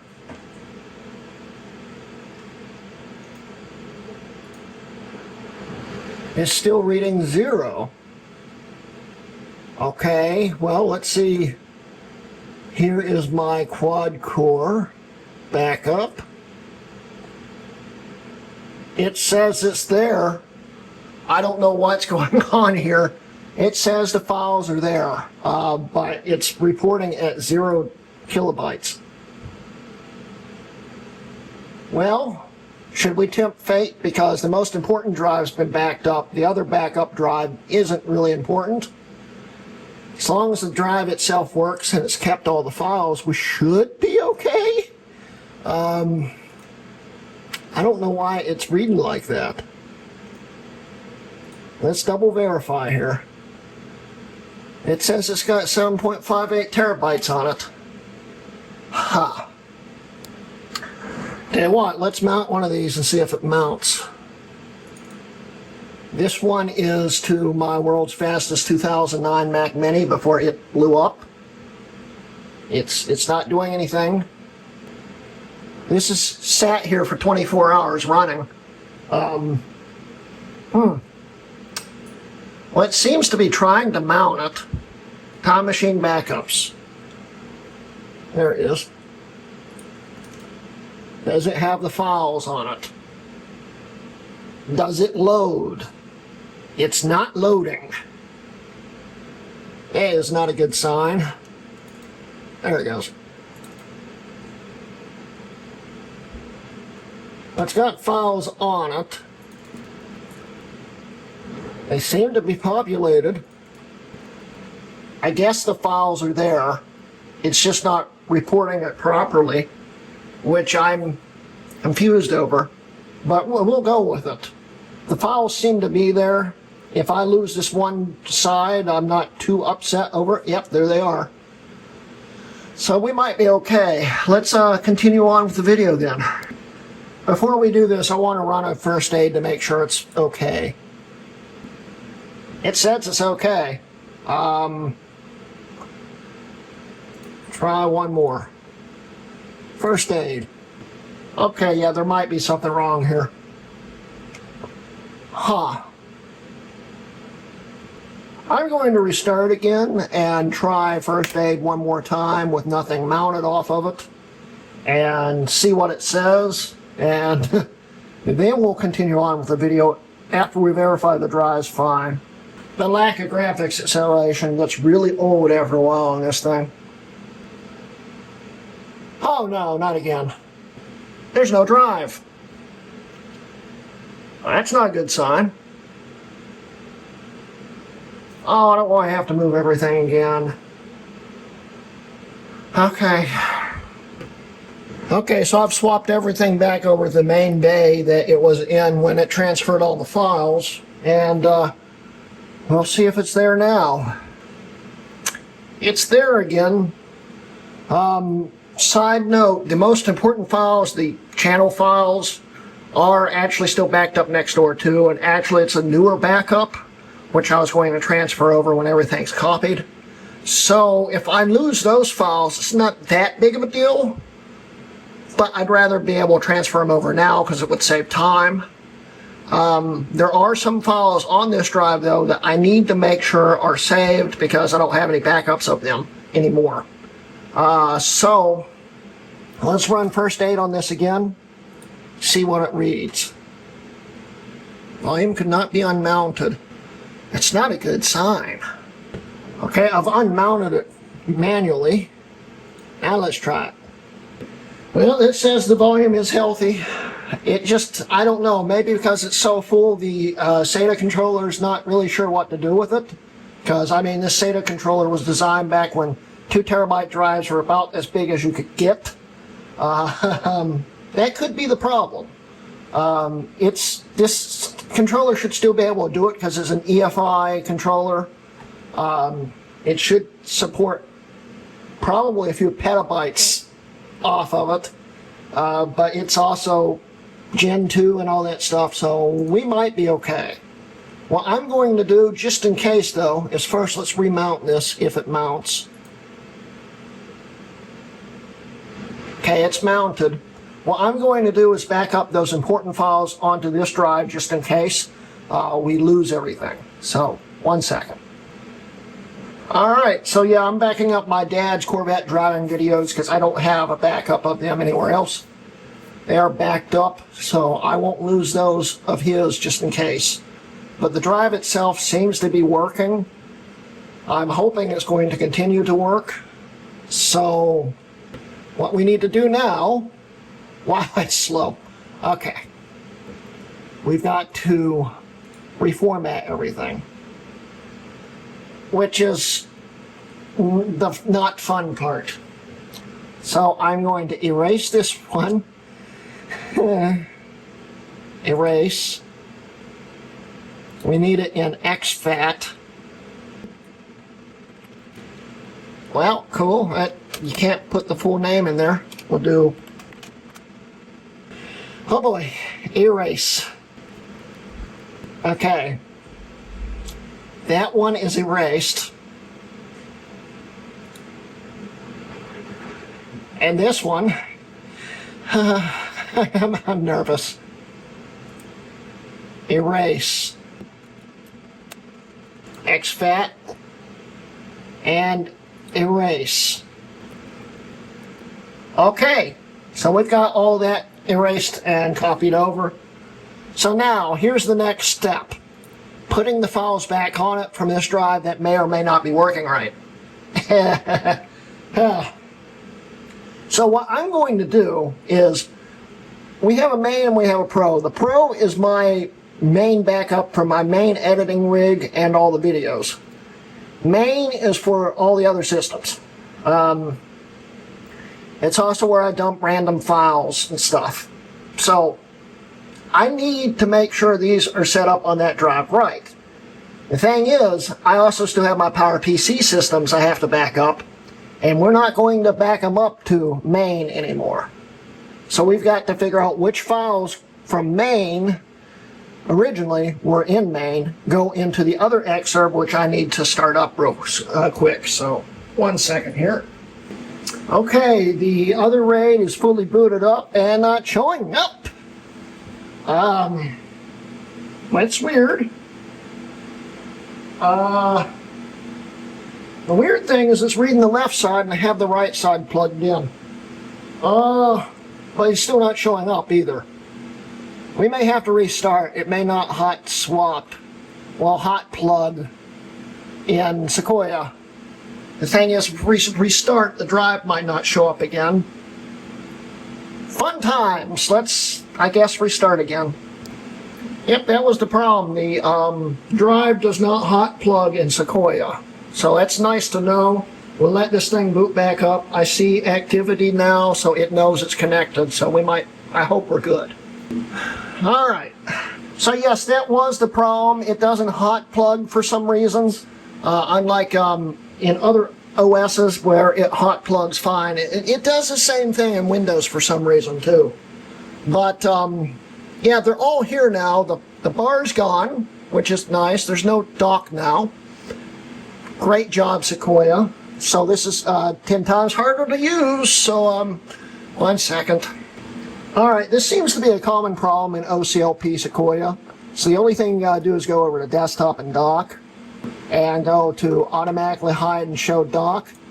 Click on it and then click on it again, and there's the dock. So yeah, that's a quick fix. Anyway, so now we need to see if it actually mounted all the drives this time. If not, we're going to have to get creative again, aka I'm going to have to open it again. I'm going to have to open it again. Great. Okay, we've got everything on here again. There it goes. Yeah, it's still loading up here. I just cut the power and plugged everything around and stuff and put this back into tray 3 again, and the drive is showing up again. So, we're just going to tempt fate and start moving things over. First things first, we've got to copy over the folders, the files that are in the main one, because these are the most important files. So, let's hope it works. This goes to this, Pro L, like so. Okay. So while it's doing that, we need to go back to backup temp. We need to open up the main drive. And now I've got to figure out what's Intel and what's PowerPC, because that's going to depend on what goes where. I don't know what that file actually goes to. That's nice. Hey, we still have my M1 Pro book back up here, which I don't have that now. But that is an Apple Silicon, so that's going to definitely need to be copied over. This is going to be fun. So, I've got to do this by memory. This is going to be fun. That's, of course, PowerPC. That's PowerPC. That is too. Why is this not working? I just smacked the camera, too. Stop. Okay. PowerPC. PowerPC. Oh, you gotta be kidding me. PowerPC. PowerPC. PowerPC. PowerPC. PowerPC. PowerPC. PowerPC. It is not scrolling. Oh no, it's opening everything now. I double clicked. Great. Well, we're about to freeze everything now. Ah, shoot. Stop. No, don't. Stop. Well, I'm going to be standing here a while canceling things as they load up. I'll be right back. Okay, I think I got them all now. So we're going to continue doing this, and I'll probably click the wrong button again. Watch. I didn't. Cool. So we just keep doing this. PowerPC, PowerPC, PowerPC, PowerPC, PowerPC, PowerPC. I don't know what that one is. I don't remember that one. I would assume that's PowerPC. This one doesn't have a name on it, but it's a old school sparse bundle, so it's probably PowerPC. PowerPC, PowerPC, PowerPC, PowerPC. It should be all of them. Now, I don't remember if I said, but this is a temporary drive. I'm going to be replacing the drives in it, but I've got another drive that I can just copy everything over to it temporarily while we do that. So it's not that big of a deal. And I'm hoping that I think this is almost 3 terabytes of storage, will be big enough to copy all the PowerPC backups over to it. So we're just going to click and drag and pray. I forgot to format it first. Well, let's delete these. It should be fine, hopefully. Wait a minute, I've never formatted this. Crap!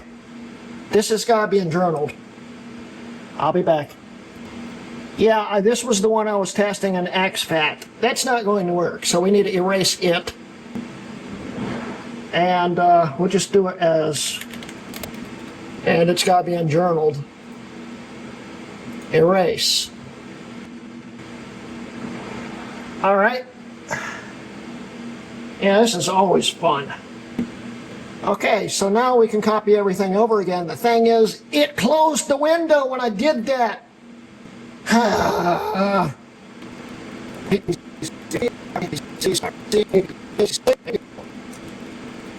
Okay, so now we need to copy my Intel ones over. So we will do Intel, Intel, Intel, Intel, Intel.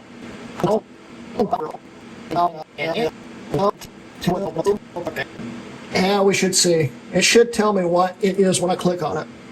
That is the actual backup to, okay, that's got to go over to the other drive. That is to my old Xserve backup.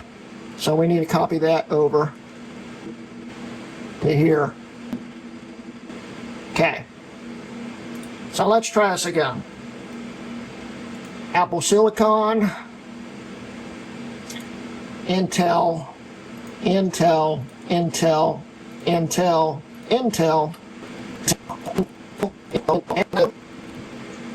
All right. So Let's clean this up. Sort by student name. We'll do this one. Name. And this one by type.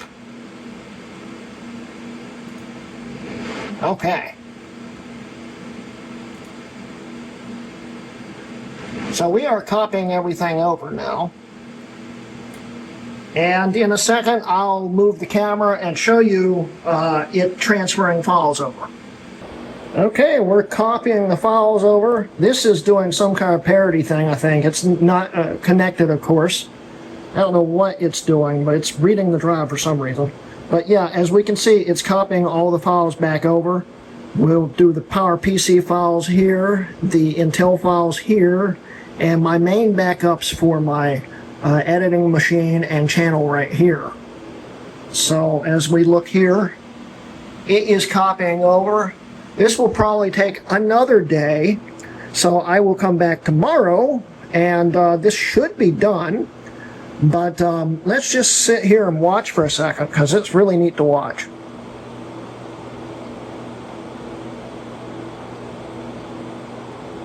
So cool. All right, we'll see you guys in a day. Well, it's 24 hours later, and came over to finish up the video, and that can't be right. This should have been done by now. That makes me think the hard drive might have went out. It hasn't moved since I got in here 5 minutes ago either. Great. Okay, another update while I'm working on this thing here. This was in RAID 0+1, which means it runs in RAID 0, but it's also in RAID 1, so it's parity, so it's like 3 drives and 3 drives, something like that. And this thing, of course, was shipped in a million pieces. This drive just died. Oh, it's sticky too. It's dead. So this whole left side's dead now, technically, because even though you can still use it, it's not going to work much longer. These drives are dead. So yeah, it's going to be more things to fix in the future, I guess. Well, I restarted the Mac Pro, and something catastrophic has happened. These aren't coming online now. It's not good.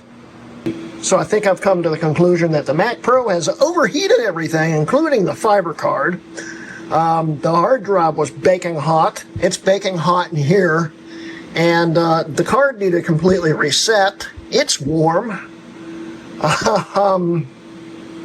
Yeah, so it's booting back up again. It's showing a connection again. I don't know if this is going to fix it or not. They still aren't showing up. I think we're going to have to tempt fate and try to boot this into Mojave. Only that bottom corner one's working. These two are completely dead, and I have no clue why. Let's boot into vanilla Mojave with no OCLP or anything patched and see what happens. Well, it's looking like my main Xserve RAID has died, but it might not be completely dead. It might just be really hot, because it's really hot in here. I'm not thrilled. Not thrilled in the slightest. Maybe I spoke too soon. I just hot plugged and the right side just came back online, but the left side is still not here, and the left side is the important side. Let's see if it loads up anything. Yeah, the right side seems to be working. Huh. It's weird. Okay, I understand why these things stopped working. This thing's like 5 billion degrees. This is that bad drive that just died in here, not being accessed. So I think I just maybe baked everything. Hopefully it cools down and starts working again. These are not what I'd call hot, so I think the enclosure just overheated. I'm going to let it sit a few minutes and see if it comes back online. Alright, I am literally sweating buckets now. We've got everything plugged in. I'm going to leave the top off, well, the side panel off on this thing. And we also have the other Xserve booting back up here. So we will see what happens. Well, the left side says it's connected, but on Mojave it says that the right side's connected. I don't understand how that happens or how that works. But the left side doesn't seem to be working, although it's trying to read. I don't know what's going on here. Strangely, the right side is reading, but it's not connected according to this. It's working, but the left side that is connected isn't working. I don't know. What's going on here? Well, I've moved the fiber card in the Mac Pro, and it was quite warm, but I don't think that was the main problem. I think there's something wrong with the RAID card in this thing. The problem is, I don't think I can just swap them because it saves all the storage settings on them. This could get interesting. Well, I swapped the RAID card from this to this, and it automatically repopulated. And there's still nothing on the screen. There's the RAID card. I don't think it's the RAID card. I'm thinking something's going on with the enclosure right now. And I don't want to do this, but I'm going to transfer all these drives to here with this RAID card and see if that fixes it. Literally, as I said that, the right one came back online. The left one is still completely dead. And I don't know why. This is fun. Alright, I've swapped all the drives and the controller over. It's reloaded everything. I think it's actually working, but we've got to wait for the Mac Pro to boot back up. I'm not understanding this. It seems to be online and working fine, and nothing. It's still trying to read, it looks like, on occasion, but I can't get it to come up. Alright, I got a new idea. We're going to put the Xserve server drive for OS X server into the 5.1, and I'm going to put this back to normal and run the diagnostics on it and figure out why it's not showing up properly. As we can see here, server Snow Leopard is working great. I have no clue why it's not booting up, and I'm getting very mad. Well, as we can see, now that it's booted back up, it works again, but only in Snow Leopard for some reason. This is the drive that won't show up, and if I open up something on here, of course there's no files there because that's where it crashed at. Yeah. Whew. Yeah. They're working. So the drives are working now suddenly, except the one that's underneath, which now doesn't work. That's fun. At least the main one's working again, so now I just got to figure out how I'm going to fix this. Yep, it's working totally fine again. I see nothing wrong with it. See what events said on it. It just says up and down on it. It should have worked the whole frickin' time. I don't know why it stopped working. Yeah, that's fun. I also figured out why it wouldn't boot into Snow Leopard, because Snow Leopard doesn't support 10 terabyte drives. So it panicked. The second I unplugged it, it booted right up. So yeah, I'm getting tired of doing this. I'm not sure what it's doing now. It's not loading the wallpaper, it's not loading any of the drives, it's wanting me to upgrade a Tahoe. This is fun. Hey, we're back online! Yeah! So I've decided I'm not going to restore my Mac Pro backup, which is extremely huge and will take forever to copy over, because it's way out of date anyway and it's not going to make much of a difference. But we do still need to back up all my videos. So let's try this again.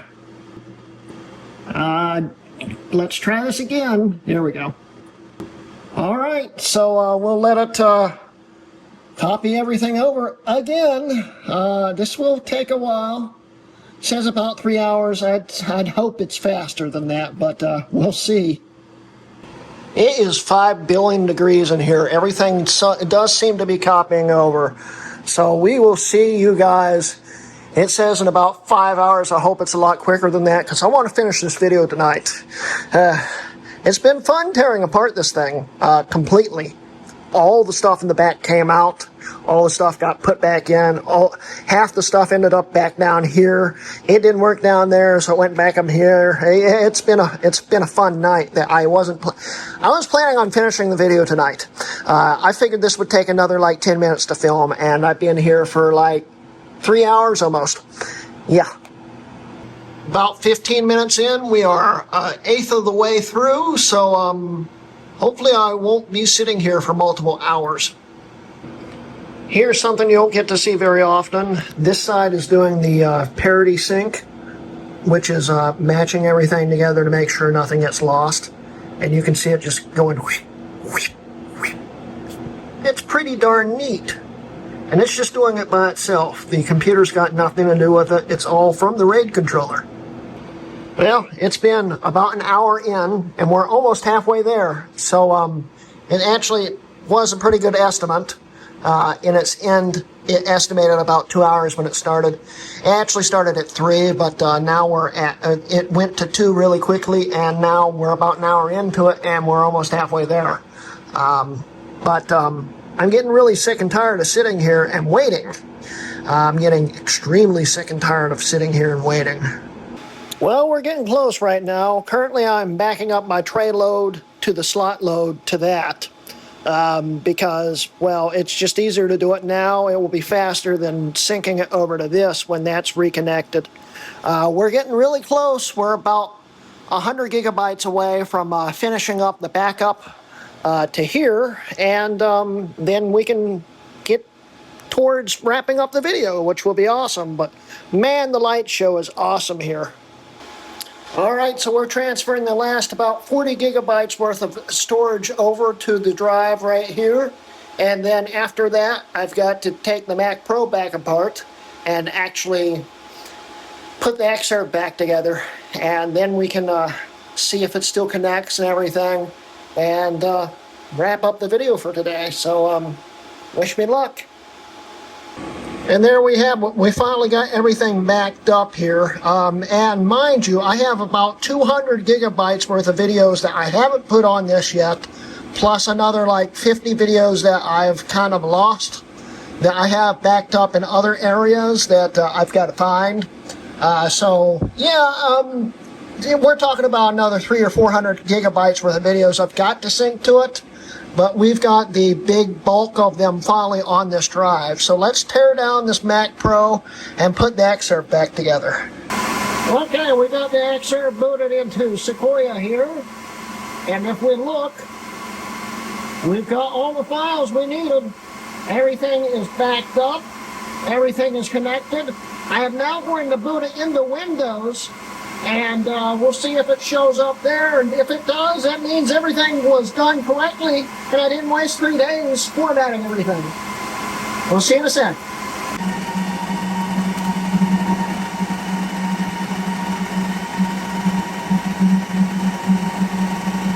Okay, so we've got one drive showing up and the other one not.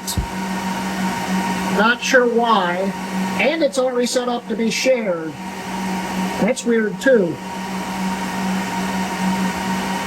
Huh. Well, let's open this one.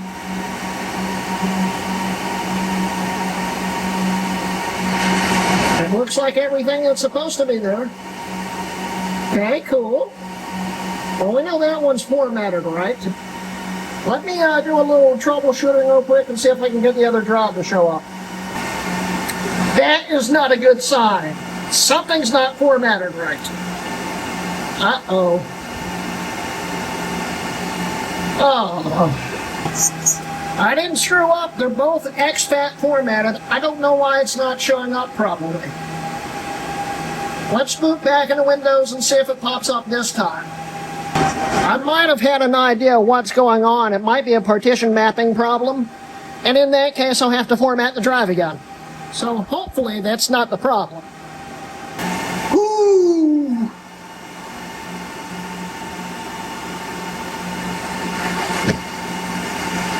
format the drive again. Yay! I'm doing that between the next two videos.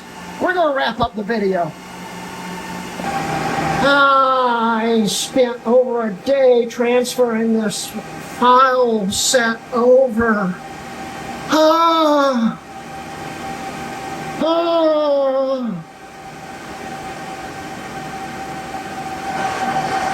Erase. There we go. All that time wasted for nothing on that one. That makes me feel so much better. Well, let's at least boot it back into Windows and make sure it sees the drive. Well, it sees it. So that's good at least. The thing is now I've got to take the Xserve back apart again, put the Mac Pro back up here, put the drive back in it, and copy everything over all over again. And I'm doing that in between videos. So let's wrap up the video before I break something. While you now have a general idea of what it takes to change the formatting and keep all your files on a system, and you also got to see what happens when you forget to change the partition mapping also.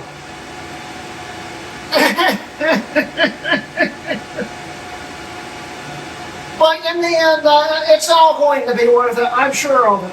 And the crazy thing is, the room temperature in here dropped 20 degrees when I took that side panel off that Mac Pro. If I'd known that Mac Pro was going to cook everything in this room, including me, I would have taken the side panel off that thing a lot sooner. It's a miracle it didn't fry anything. It had to have been about 90 degrees in here when I walked in earlier. It was hot. But yeah, that's the end of part 6 of the mini-series here. It has been an experience, as you can see, and it's still not over for me! Sorry. I'm just not looking forward to hooking this Mac Pro up for the 73rd time and taking apart this Xserve for the 200th time. But I've got to get the files back on it, so I don't have much of a choice. I'll just let it run while I edit this video, and by the time this video goes live, hopefully all the files will be on it properly this time, and we can actually set it up in the next video.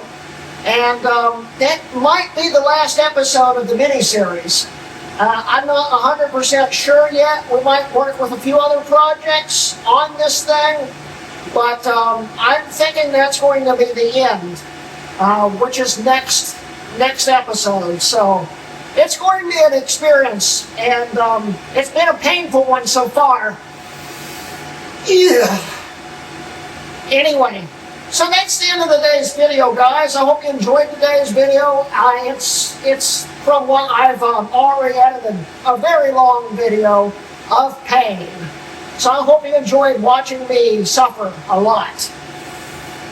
Anyway, so that's the end of today's video. Don't forget, I have a Patreon and memberships. Please like and subscribe, and well, you know everything. That's the end of today's video, and this has been a Hrutkay Mods video. So if you guys watched part 6, we found out that this Xserve right here still cannot read anything bigger than a 2.2 terabyte hard drive in the front trays. That made me start thinking, would this 10 terabyte drive work if we partitioned it? Let's find out.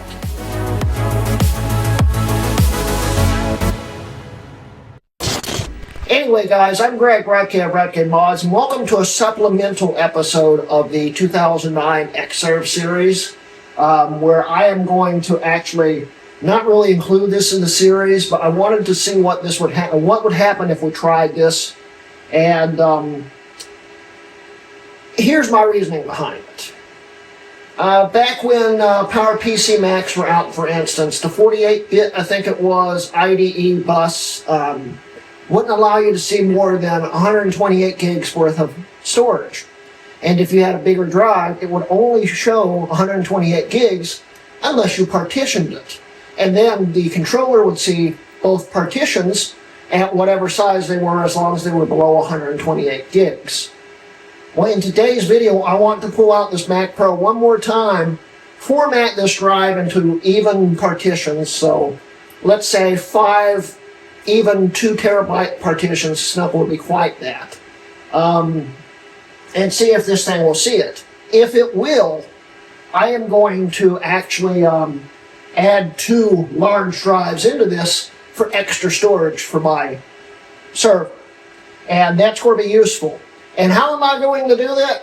I just bought a 2008 Xserve, which supposedly comes with 3 SAS trays in it. And that alone, if it does come with them, it paid for itself times 3 almost. Because those SAS trays are about $90 plus. $90 is on the low end on value.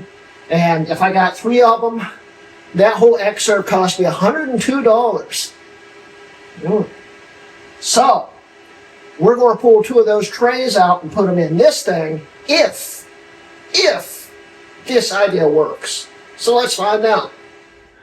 Okay, so this is terrifying. I've got a lot of weight teetering on the back of this Xserve here, which overhangs all the rest of Xserves. So this is actually kind of lightweight in the front right now. It's seesawing, but the Mac Pro, as we can see right here, is booting up, and we will see what it says about the drives after it boots up. So let's see. All right, so we've got all the backup files on it taken off, so we can wipe the whole thing. What we will do is go to partition. Actually, let's wipe it first. All right, now we have 10 terabytes in exFAT. We can go to partition. Maybe. There it goes. It won't let you do anything. Cool. Thank you, Mac OS. All right. So we'll put it back in journaled. 1, 2, 3, 4. 4 even 2 terabyte drives. 5. No, that's 5. So yeah, we're good. That's 5.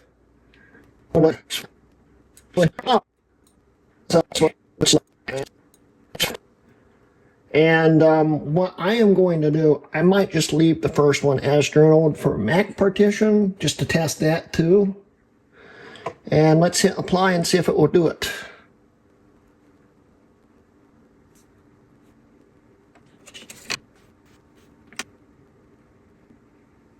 If this all works, we should be able to see 4 of these drives in Windows, 5 in Mac OS. It should all just work. Don't know if it will or not.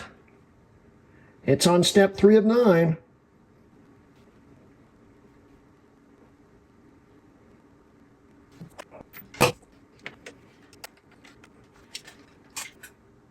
All right, it says that we have everything formatted here, so we'll hit done. We've got 5 even partitions here. Let's see if it did the right file format. That's journaled, that's exFAT, that's exFAT, that's exFAT. Okay, so we're going to shut the Mac Pro off here. I'm going to pull the drive out, and I'll stick it in this tray here, and we'll see what happens. All right, we've got the Xserve hooked back up. We got this in the drive tray. I'm going to put it in real quick here. And power on. We'll see you in Mac OS.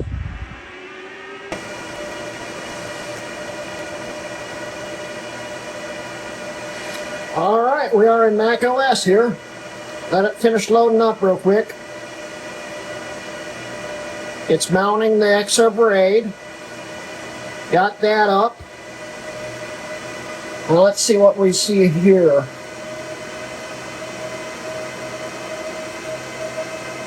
We see nothing. That's not promising.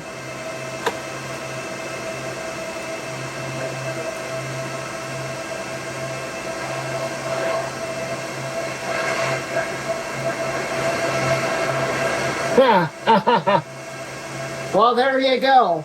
That was kind of a pointless video to film, but I'm sure someone was interested in it. It will not see the other drives. It literally will only do up to the limit on it. That sucks.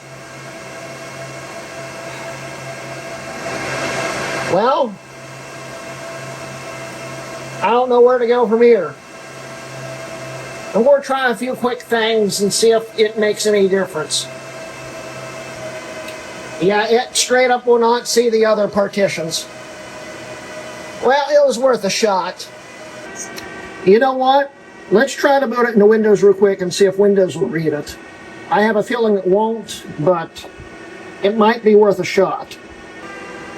Alright, well, let's see what it does in here.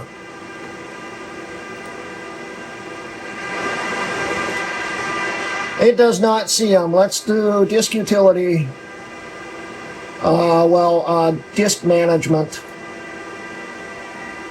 See if it sees the full drive or not.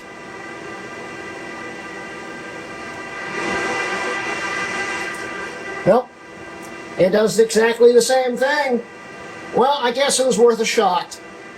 So yeah, guys, that's the disappointing ending to the supplemental episode of this series. It just will not see anything bigger than 2 terabytes, 2.2 to be exact. But not all is lost, because I still have 2 trays coming in, which means I can put a 2 terabyte drive here and a 2 terabyte here and still have the server boot here. So we'll have a little extra storage, but it's still not going to be quite the same. I really wish I could extend it. The only other way I could do it is to change out the whole controller in here, adapt everything, and put a controller card in here, but I'm also out of PCIe slots, so that wouldn't work. So, yeah, it sucks. Now, I figure there's probably a SAS controller or flash for this thing somewhere out there. That might be able to do it. But I don't know if I want to risk not being able to boot this thing off of these drives anymore. That could be a problem. So, yeah, that's the end of this episode here. I hope you guys enjoyed. I wish it had ended better than it did, but what can you do? Anyway, don't forget, guys, to like and subscribe. I have a Patreon and memberships and all that stuff. You know what to do. And this has been a Hrutkay Mods video. So yeah, guys, that's the disappointing. Well, we finally get to use this thing right here as a server. Let's go.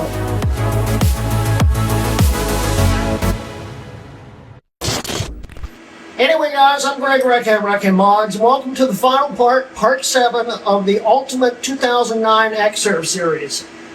It's kind of bittersweet because I've actually really enjoyed this series. And in today's video, we're going to end it. But we're going to end it on a high note. Today we're going to be setting up this thing to be a server. And I'll show you everything that I have to do and had to do to get it to where it is now. And then we're going to try to sync files across all these systems here. We've got my M1 Max here, which is running Sequoia. We've got my 2015 MacBook Pro here, which is running Windows 11 25H2. That's what we'll be syncing on it anyway. We've got my iBook G3 right here, which is running 8.6, 9, and Tiger. We'll probably sync it with 9. 8.6 has some network issues I can never figure out. And we've got my iBook G4 right there, a 12-inch. That's the fastest one they ever made. And it's currently running the PowerPC version of Snow Leopard on it, plus a few others, but we're going to try to sync with that. A little addendum here. I forgot to mention we also have my early 2008 MacBook Pro running Windows 10 on it that will also be syncing to the Windows side. And it's going to be a very interesting and possibly pretty long episode. We'll see.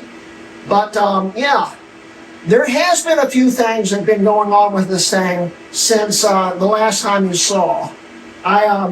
If you saw Part 6 and the supplemental, here's the supplemental, by the way, you'll notice that I tried a lot of hard drive experiments.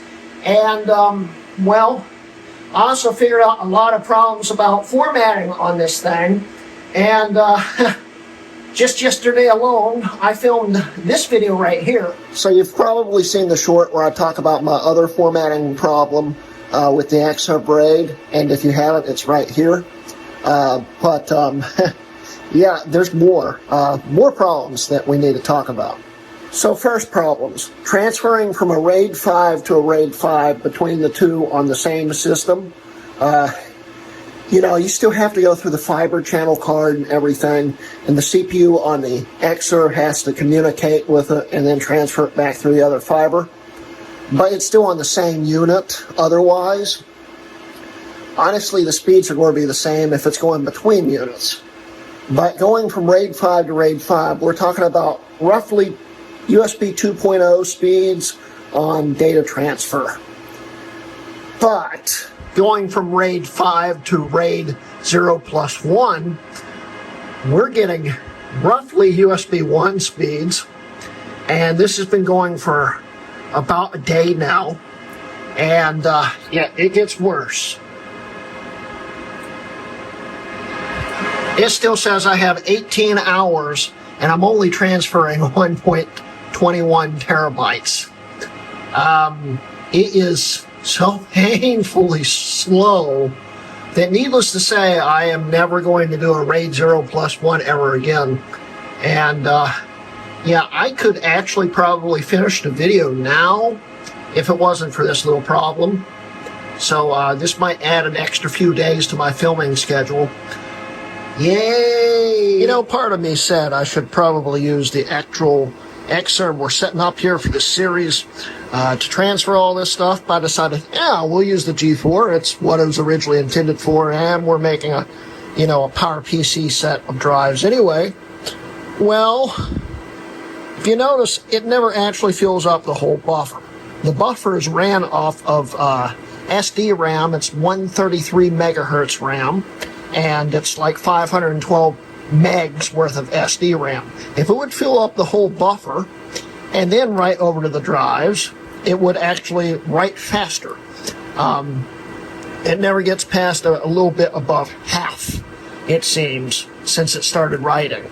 I think it did for a little while there, but it's gotten to the point where it stops about right here, which is a problem because it makes it really painfully slow. And I can't do much about it. Oh well. As we can see there, I figured out that I formatted it very poorly, and it was very slow to try to fix it. But I did, however, fix it, and this is what resulted. See, this is how the file transfer is supposed to happen. We're going from RAID 0+1 to RAID 5 right now, and these are somewhere between 2 and USB 3 speeds. It's a big difference, and look at how fast it's actually moving. That's the way it's supposed to work.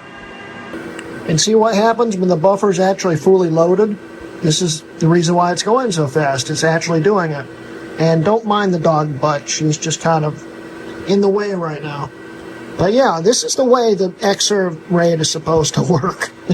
And that means that now we are finally set up here. I do still need to move some of the files over here from that drive to that drive, but we'll do that after this video, because right now all the drives are set up to be networked, and they can be networked.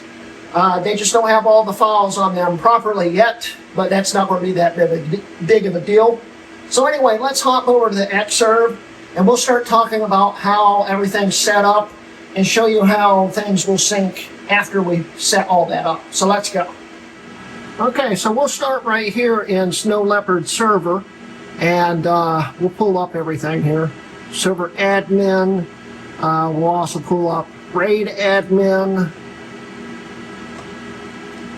We got RAID admin running here. All the RAIDs are running. As we can see here, they're not loading anything yet. Come on. Well, they're here.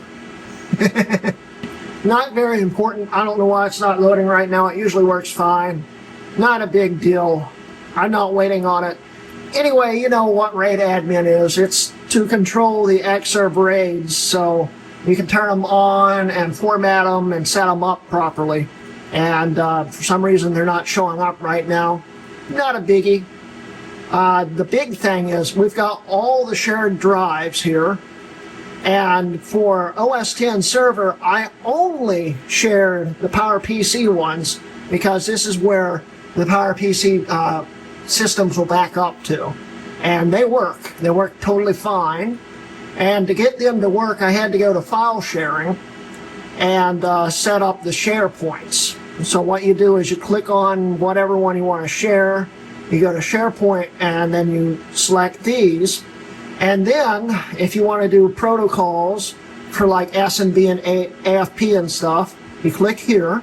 And for permissions, you've got to actually add permissions to it and make it all work. So you do propagate permissions and you add all these into it so you can write to the drive, otherwise it won't let you. But once it's all shared, and I hit the wrong button, now I've got to fix all that.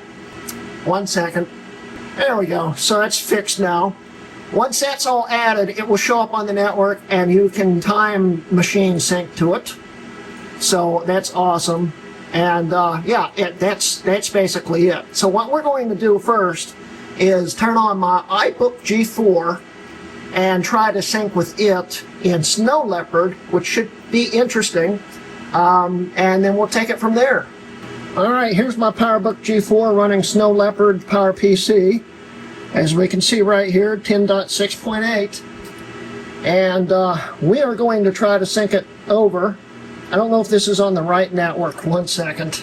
All right, we're on the right network now. Let's go over to Finder and go over to Network, where we will see absolutely nothing. Why? This worked the last time I tried this. 1 second. There we go. I don't know what happened there, but it's working now. We'll select the server. And it will do absolutely nothing. I love this iBook. Come on. Come on. Come on.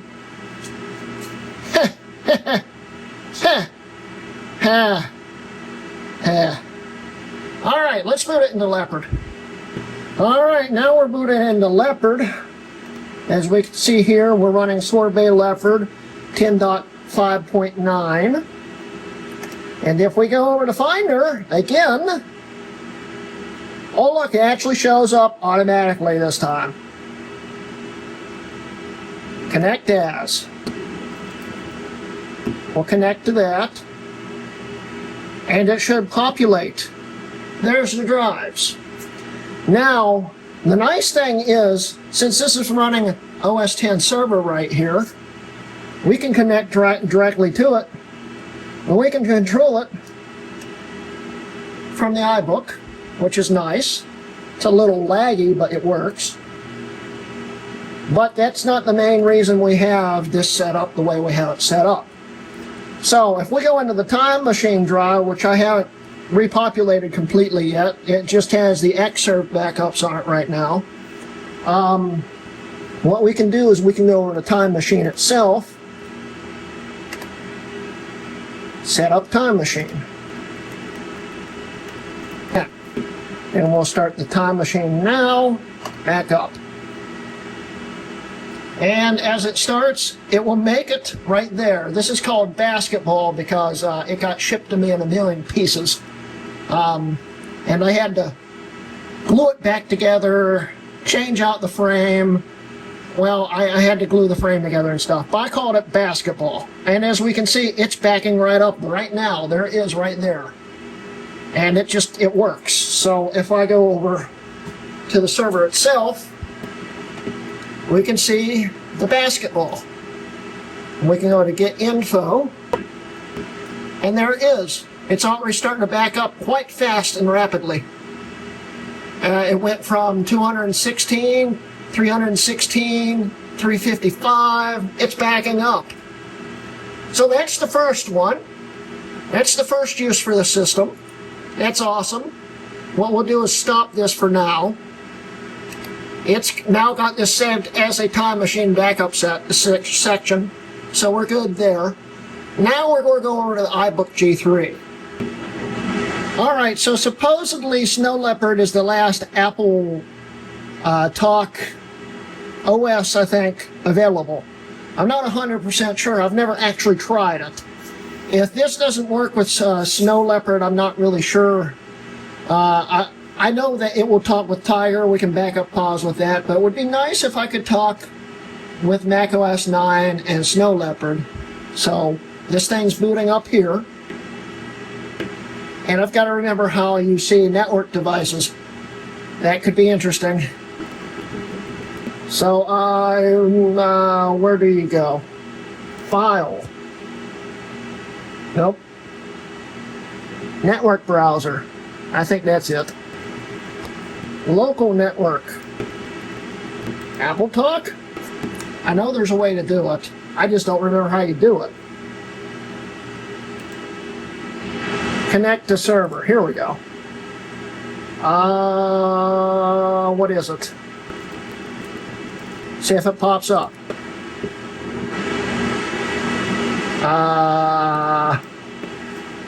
I think it just froze it. Oh, it really froze it. Uh-oh. I'll be right back. The whole system's locked up. Restart time. Never mind, it just popped up. It's not talking to it. I don't know if I have Apple Talk enabled on here. Maybe we should do that first. I gotta remember how you do that. 1 second. Sharing. I don't see it on here. 1 second while I look this up. Okay, I'm pretty sure there's a way to do it on Snow Leopard, but I can't seem to figure it out. I'm not too big into it right now. If I ever need to sync, I can always connect the drives to one of my PowerPC Xserves, and those do have Apple Talk on them, and they do work. I even have Tiger server on both of them just in case. So if anything, that will work too. What we're going to do is boot this into Tiger so we can sync to it and see it load up. And let's hop into Tiger and see what we can see here. And welcome to Tiger here. Oh, that might be one of the problems why it won't sync. Not a big deal. Let it load up some more here.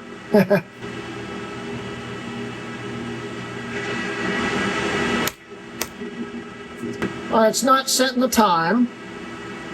That's annoying. It's connected to the network. I don't know why it's not setting the time. I'll be right back. Alright, we got the time set up right now.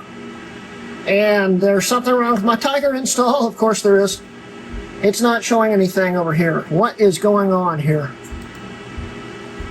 Well, it can see the drives, but it's... something's going on with my Tiger install. Let's go straight to network. That should fix it. Network. Nothing. Going swimmingly well here. Anyway, this has got nothing to do with the server. It's just this old iBook not wanting to cooperate. So what we're going to do is go back to the other iBook, just so you can see the Tiger will communicate with it. So yeah, the iBook G3 has got an install of Tiger from like 8 years ago, and it's a vanilla copy of Tiger. I never updated it to Shuriken Tiger. This has Shuriken Tiger on it, and it's got better network communication. So if we open it up here, well, it's starting up. We can see it is running Shuriken Tiger. It is running Shuriken Tiger. Will you show it to me? What are you doing?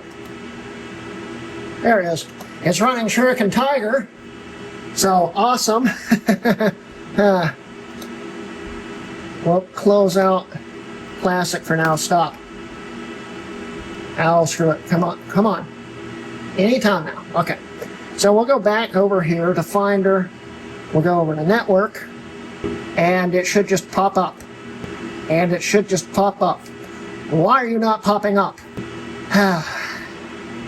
1 second. One thing, it had connected to the Wi-Fi next door, which is impressive, because next door is far away, and it's still not popping up. What? 1 second. It just took forever to actually start working. There it is right there, so we'll open it. We'll open it. There we go. And let's do the main time machine drive. Okay, cancel. There it is. We'll open that up, and there's the drive. Now, if I have a G3 or something that's running in Tiger and I need to back it up, I can use an old copy of Carbon Copy Cloner. But as we can see the drive files on here, and I can pull a file off like this JPEG I put on here. It will copy it over, and then it will not show a preview of it for some odd reason. I don't know why, but let's see if it will open. Ta-da! Awesome. So we can see it will sync to Tiger through the server setup. So now we've done everything that I have OS X server set up to do. And so now what we can do is boot this thing into Windows. Okay, on a side note, I think I figured out RAID admin was freaking out because the spacebar on this keyboard's stuck. So that's a bit of a problem. I'm going to fix this keyboard real quick while Windows is booting up on this Xserve. Alright, I finished fixing the keyboard. It's no longer screwing up here, and we're about booted into Windows here. And welcome to Server Manager. Now, I haven't fully set this thing up yet, and I skip over a lot of things on Server Manager because to do network shares, you can't really do it with exFAT for some stupid reason. But if we go to local server, we can see the details of the system here. It's all working. And here's the main server. And this will show you the shares and stuff, but you can't make them in here when it's exFAT. But yeah, it does work. So what we need to do now is, I already have one shared because it was set up from the other one. This one's currently already shared. So the left side's already shared on the system. The right side, to share it, we need to do Properties, Sharing, Advanced Sharing. Share. And what I like to do is first we've got to get this to work. So hit Apply. Okay, it's shared. Then we go back to Properties, Sharing. And we need to go back to Advanced Sharing and hit Add and type in OK, and remove this one, remove, apply, OK, close. So now when we go over here and go to Properties and Sharing, we have to log into Xserve main R, and the network share should be up. Pretty simple. So now we're going to do the hardest thing, which is to sync my M1 Max. And of course, Time Machine doesn't work with an exFAT drive by default. Wow, that's a dirty screen. I need to clean my M1 Max. But let's let it boot up here. Okay, so we're on the same network as the M1 Max and the server. And if we go over to Network Locations, we may or may not see it. Network. We do not see it. It should at least see the IBAC that's sitting next to it. Don't know why it's not. But macOS sometimes just doesn't identify a Windows server, which is always fun. So we've got to type in the network location for this drive. And actually we need Pro L on this one because this is where this system will be backing up, probably. unless I come up with a different idea. So we need the network info on it, which will be this right here. But before we do that, the nice thing about this is we can still log into it. If I go to, where is it? There it is. We can actually log directly into it. I will usually log in with Greg, but since we're already in administrator here, if I open this, it should automatically log this out. It doesn't. Why? This worked fine next door when I was testing this. What? So I've not tested this next door in the studio yet. This thing just doesn't like this network, which makes this 10 times harder to show you how easy it is that this works. Yay. Well, I have the Xserve connected over my Airport Extreme right now. This thing's not even seeing it. This worked perfectly next door. This is thrilling. So we don't have to fight with the network here. We're just going to plug it directly into my Thunderbolt 3 dock here, and we'll just hardwire it for now. This thing's set up to wirelessly sync, and it's driving me insane it won't, but don't have much of a choice. Alright, so we're going to try this again and see if it would just work this time. What do you mean there's no network connectivity? Oh! Okay, now I've got another problem. Why? Oh, look how stupid simple this is. I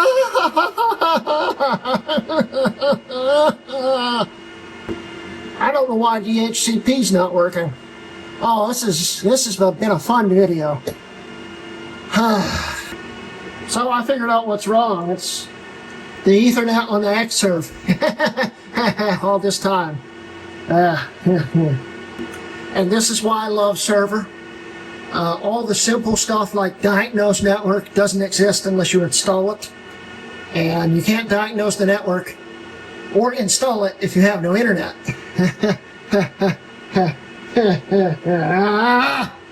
So I went through all those diagnostic things to realize the power went out earlier, and I've got everything on a remote switch, which didn't turn back on. That's why there's no internet.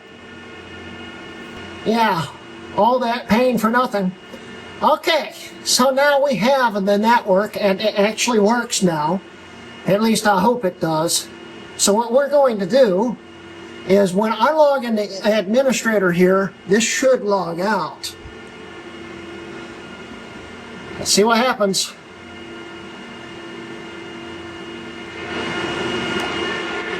And that should log out. And that should log out. Or you're not logging out. Well, we've gotten further this time. What? What is it doing? Well, it sees it now. That's a bonus. Let's see if it sees it in network. Network. It sees nothing in network. What? I'll be back. We have network now. This has been fun so far. Let's try that again. Administrator. Oh look, it logged out. Oh look, we've got control of the Xserve. Oh, that was a pain. Okay, so now we can actually, go away. We can actually control the whole Xserve. Isn't that neat? So now we can see everything if I need to do something on it. But we don't need to be logged into it right now.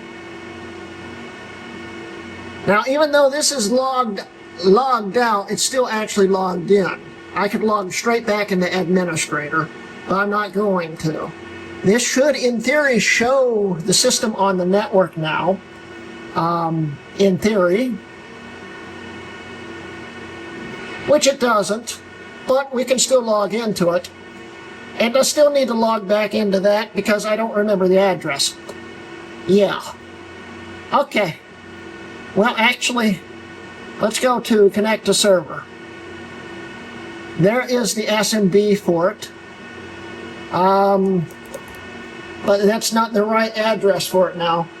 Let me remember how you do this. I'll be right back.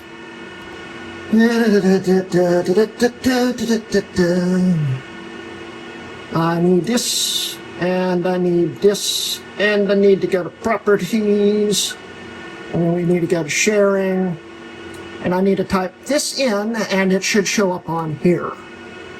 So, let's see here. Well, that's it right there. See what happens when I just hit connect.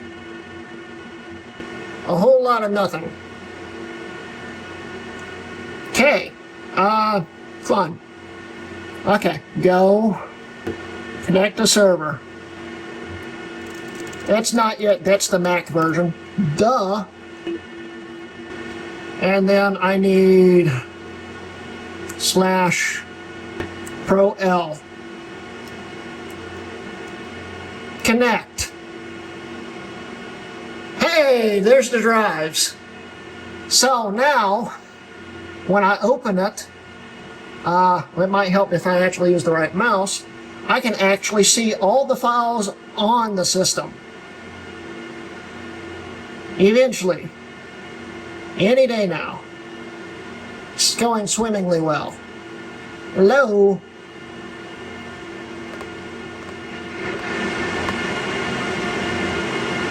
Well, we can connect to it now, at least.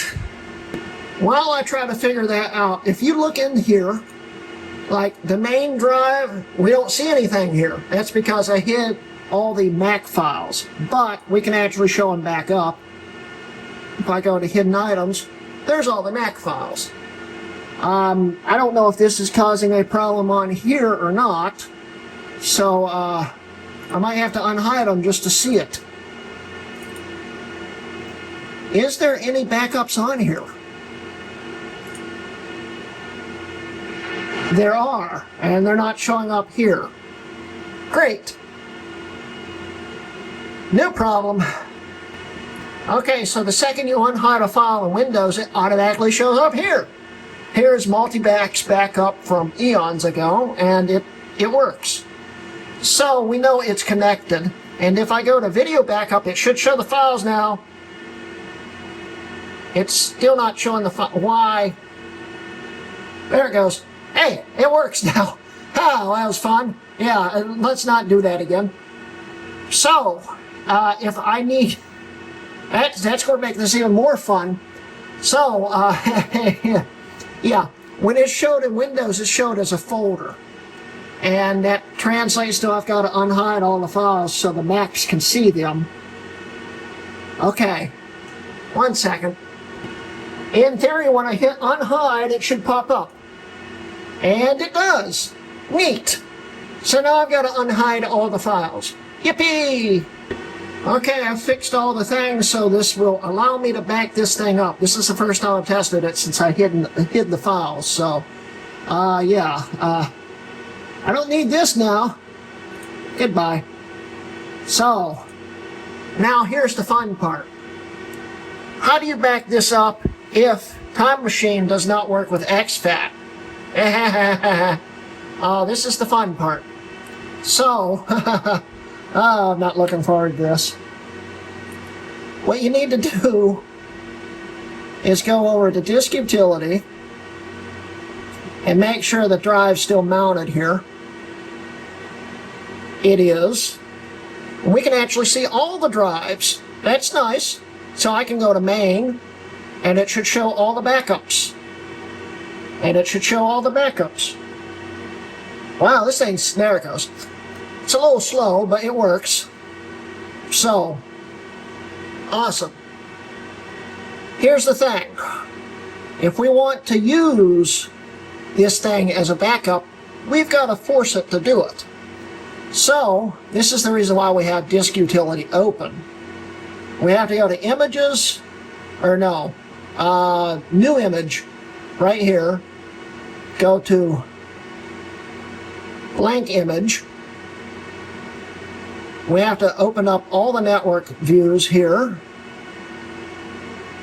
We want to go to Pro L, and we need to make a, let's see here, sparse bundle disk image, and we need to make it at least the size of the drive on the Mac, but it really doesn't matter. So let's do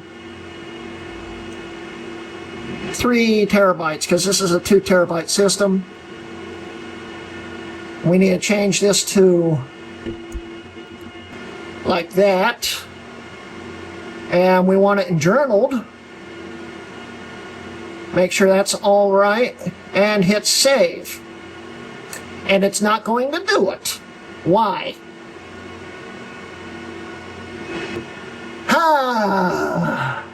And this is why I should have done this with Linux. So I think the problem is I don't have permissions set on this properly. I had this working fine on the old drive. So, yeah. Permissions. That's why it's read-only. Okay, I'll be right back. So I have to add me into it. Hit OK. And hit allow and hit apply. Hit OK. Hit OK. Hit OK. Oh yeah, apply. Close. Now we've got the permissions, which means I have to do it to this drive too. Properties. Tools. No. Sharing. Advanced. Permissions. Add. Okay. Allow. Apply. Okay. Apply. Okay. Close. Now we have permissions, but now I think we have to sign into here with my credentials to do it. Which means we got, well, it says it's connected as Greg, so in theory I should be able to now just write to it. So we go to disk utility, new image, blank image. We're in Pro L. I need to change this to journaled. That's right. Sparse disk image.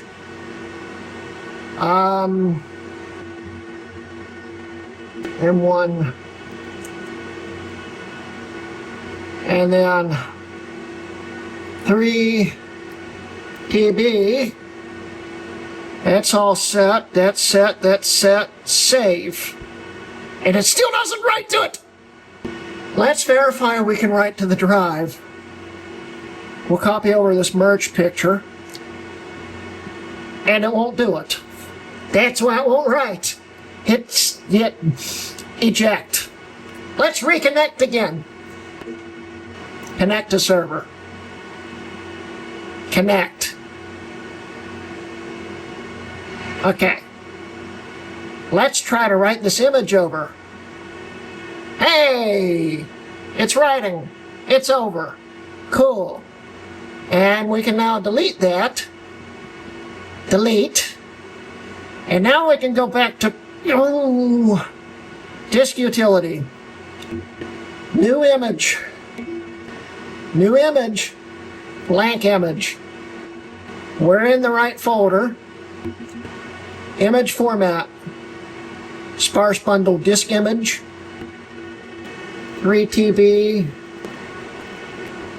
Journaled. No encryption. Single partition. I think that's right. Save. There it is. Untitled DMG.sparse bundle. It's doing it. Let it make it real quick. And then we gotta rename the file. Okay, so when you make a sparse bundle here, it's not going to make any, it's not going to take up any space until it needs it. So we made the sparse bundle here. We need to rename it to this system here. Rename. Like so. You do not have permission to rename the item. Oh, you gotta be kidding me. I own the item. When I did this last time, it just let me do it. Let's try to rename it on the stupid server.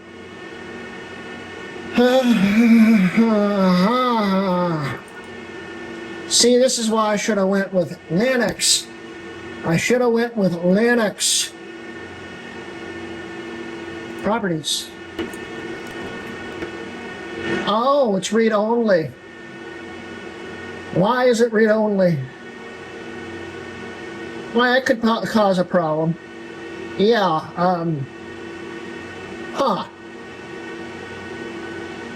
It's not read-only. Let's fix that. What? I'm going to restart the server before I break it. I am going to rename this in Sequoia. This is the other reason why it's running Sequoia, just in case I have to fix a Mac permission. This was supposed to be simple. This is the reason why we did this series. It's been anything but. Yeah. So what I'm going to do now is look at the permissions on this and make sure it's the same permissions. You have custom access. It doesn't really help me. Okay. So it should just work. We're going to rename the file. Save. It's renamed. Now we can move back into Windows again. Restart. In hindsight, I would have just synced this to Sequoia and used Windows as that might actually be a good idea. Sequoia might be it works on SMC. I could just sync it with Sequoia. It would actually save a lot of time and hand. We may end up having to do that. And I'll just sync Windows with Windows. But then that defeats the purpose of having Windows Server on here, because I wanted it to be a universal OS to sync with everything. But I've done this before and I know it works. So, yeah. Now the nice thing about Windows Server is you don't have to actually be logged in to log into it. So, hopefully this will just work this time. Go. Connect to server. Connect. There it is. So now we have to open it. Once it's opened, it will pop up here. It will pop up here. I'll be back when it pops up. Actually, there it goes. Good. Okay, so we've got the file here. This is the sparse bundle we're backing up to. Oh, this is so difficult. Now I've got to look up the instructions because I don't remember how to do this. 1 second. So if you look here, wow, I haven't backed this thing up in a while. If you look here, if I go over to Add, No Available Time Machine Destinations, there's a reason. So first we need to go over to terminal, and I need to do disk util list, and this is the image that we need to connect to. So now I need to look up the instructions. And here's where Google Gemini lies its ass off, because it says it's not compatible. It is, but you've got to force it to make it work. I've got to type in these commands here, and it should automatically recognize and just work. Hopefully. And this is how you do it. All these instructions have worked since at least El Capitan. This post is from 2014, and I know it works because I've done it. So I need to do this. and type in disk 4S2, like so.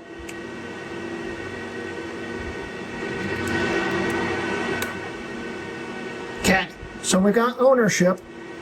Now the only thing I gotta do is this, and change the name on it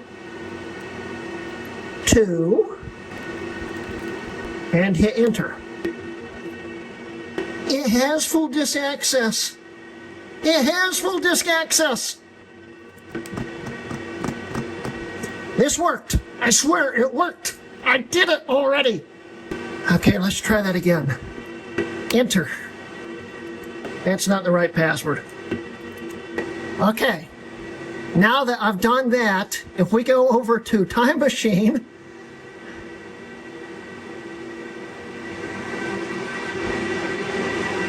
there it is. So now, if I go and get it to start backing up, we're good. Where's Time Machine? Up here. It was up here. I love the new Mac OS. Show a menu bar. Where is it? It's not here. Yeah, this is working swimmingly well. Can we just back up now? Back up. And there we go. We're backing up. See, simple.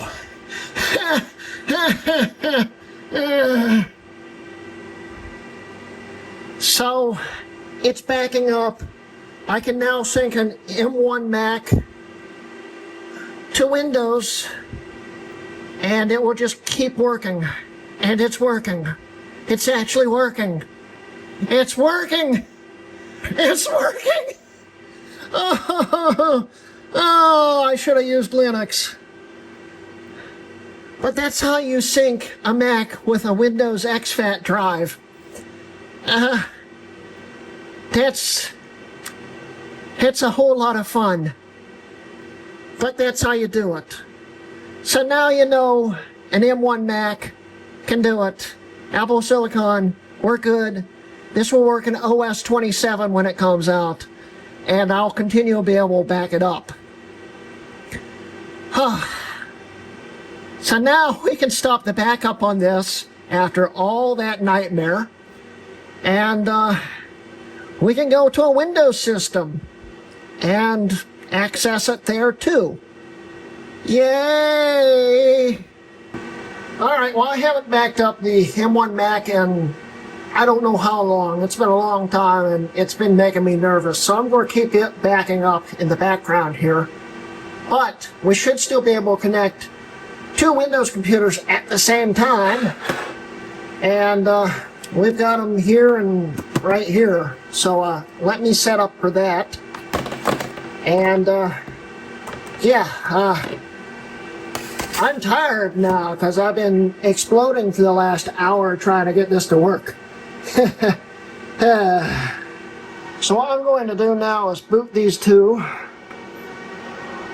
Windows. That one's booting into Windows 11. And this one's booting into IoT LTSC, Windows 10, the modified version that looks like Windows 11. Oh, my chest hurts now. I really overreacted on that one.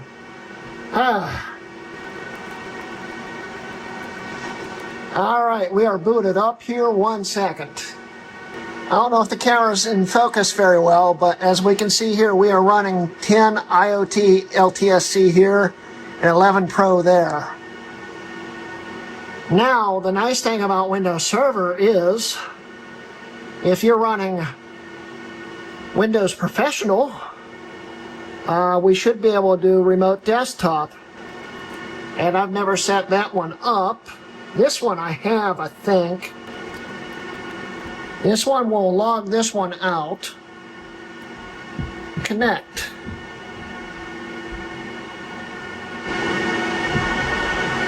It's on the wrong network, of course it is. Yeah. 1 second. Now I should be able to log into this one by hitting connect. And it should just work. Why is it not working? Connect. Yes. Connect. It's still not connecting. Why is it not connecting? There it goes. And there we go. So as we can see here, we are now in here. And if we go to, like, for instance, system, we are actually logged in to the system remotely. And we can do the same thing to this one too. This one I'm going to log in under my name. Yes. And that's the nice thing about Windows Server, is you can log in and be in 2 different accounts at the same time. How about that? System. Isn't that neat? And as we can see here, we are in the same account here, and we can control the whole system on both ends perfectly, exactly the way it should be. And as we can see, we are in 2 different accounts here. This one's got 2 icons, the other one doesn't, but they're both logged in, as we can see, and that's awesome. So now the only thing we gotta do is run a Windows backup, and then we can finish the video. Okay, it's been a while since I've done this. We've got to go into a network drive to make it show up. Network. Network discovery is turned off. Okay. Turn on network. And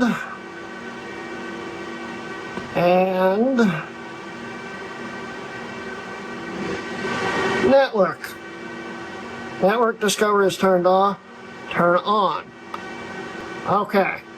So we see the 2 laptops, but we don't see the server. I gotta remember how I do that. Add a network location. Next. I gotta remember the address to it. Fun times. Browse?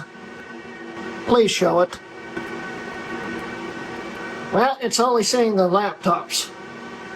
Okay, cool.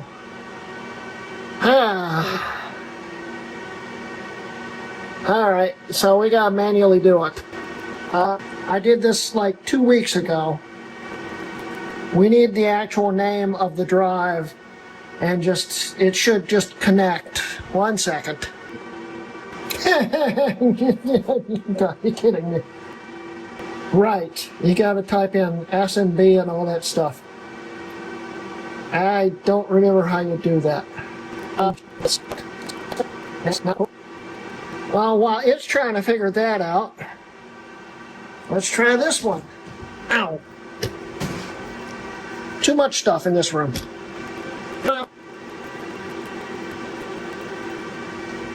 This one's asking for the login.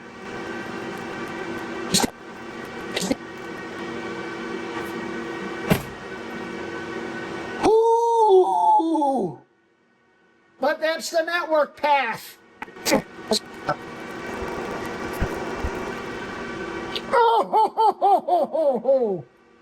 Oh! Why did I not use Linux? Oh! Oh! I'll be back. It still doesn't see the server.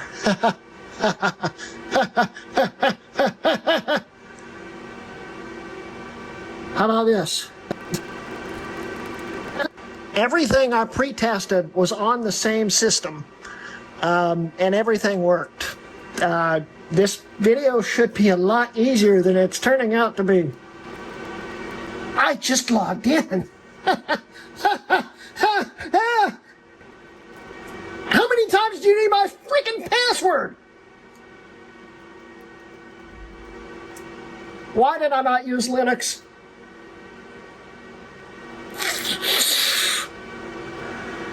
Something's wrong here. There's got to be something wrong. Why is it This was so simple the last time I did it. Okay. I'm going to work on this for a minute and try not to kill these two laptops by snapping them in half. I'll be back. The Xserve changed to public network. That's the reason why it's not seeing anything, and that's the reason why it's not connecting, because I don't let this share on public networks. Okay. I'm glad I don't work in IT.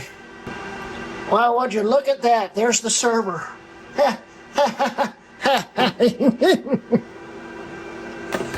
Okay.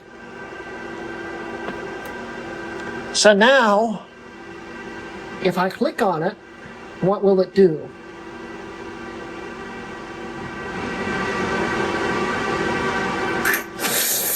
Whoo! What do you mean it's not accessible? It is accessible. I've made it accessible. It's a server. I'm about to break something. I'm really close to breaking something. It's accessible.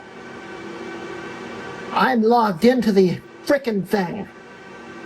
I just did a remote login to it. I clicked on it the next time and it works fine. Yeah. Uh-huh. Uh-huh. Yeah. Finish.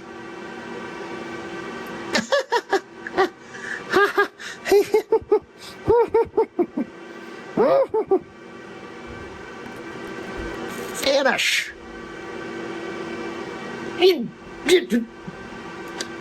Yay!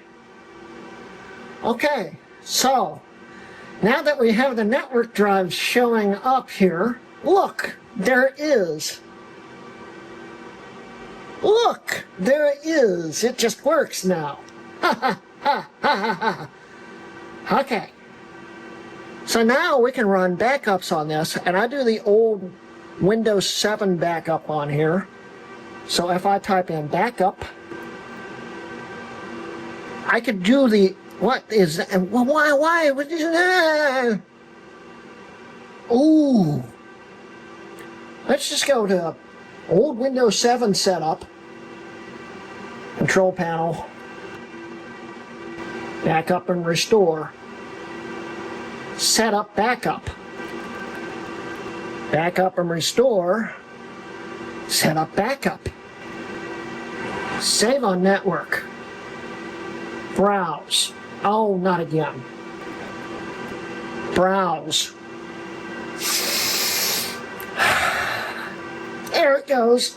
Awesome. Uh-huh. Main R. Ta-da! Now if I hit next,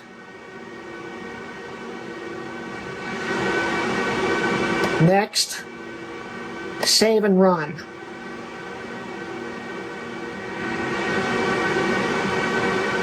It's backing up. Ha ha ha ha. Why didn't I use Linux? Oh, there you go.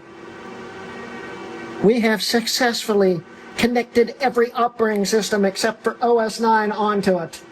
And if we go and look at this PC, go to main R, we should have a folder here now. There's no folder. There it is. Oh, look, it's backing up. It's actually that one, but still, you get the idea. It works now.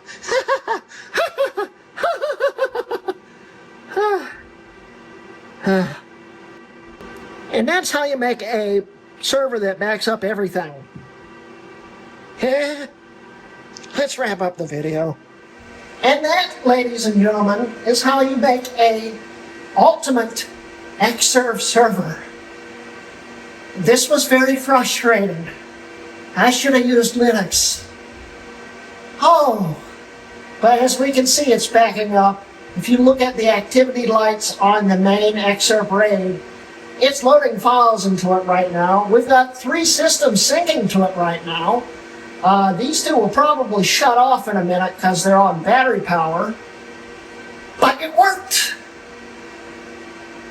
This has been a long series.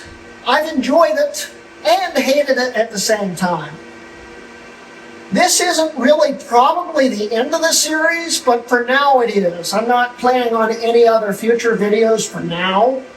If anything, we'll break it off into a different series because we'll be talking about some other system, I'm sure. But yeah, we successfully made the ultimate server, ultimate Windows server, out of this 2009 Xserve. And it works, as you can see. It's just not fun to do it. Oh, I've never come close to losing my mind like I just did in the last hour. But once you get the hang of it, it's actually pretty easy. This is the second, third, and fourth system that's backed up to this thing since I've set it up. Yay! I am so tired. My blood pressure's through the roof. But we've done it.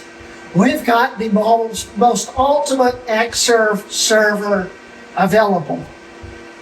And I'm happy that it's over with and sad at the same time. But we've done it. We can sync it to OS 10. We can sync it to Mac OS. We can sync it to Windows. And it just works. Once you get through all the headache. Okay, it doesn't just work, but still, you get the idea. It worked, and I'm happy. I've got an actual server now to back up my stuff. And there went at least one of them. So yeah, I'm tired. I'm very tired. But I can finally say, we're done. Anyway, if you guys saw the supplemental, I bought a 2008 Xserve that we'll be playing with in the future. And we're not going to be doing things like this to it, but we'll be doing other things with it. And I can finally get this off the table before this 40-some-year-old table collapses. And I'm leaning on it right now, and surprisingly, it hasn't fallen apart. But yeah, I hope you guys enjoyed this series. I hate to see it end, but a part of me is really glad it's over with, because this was a nightmare for a number of episodes, but some episodes were fun. Anyway, so that's the end of the day's video. Don't forget, I have a Patreon and memberships. You know the deal with that. I have a Buy Me a Coffee. Please like and subscribe. And that's the end of the video. This has been a Hrutkay Mods video.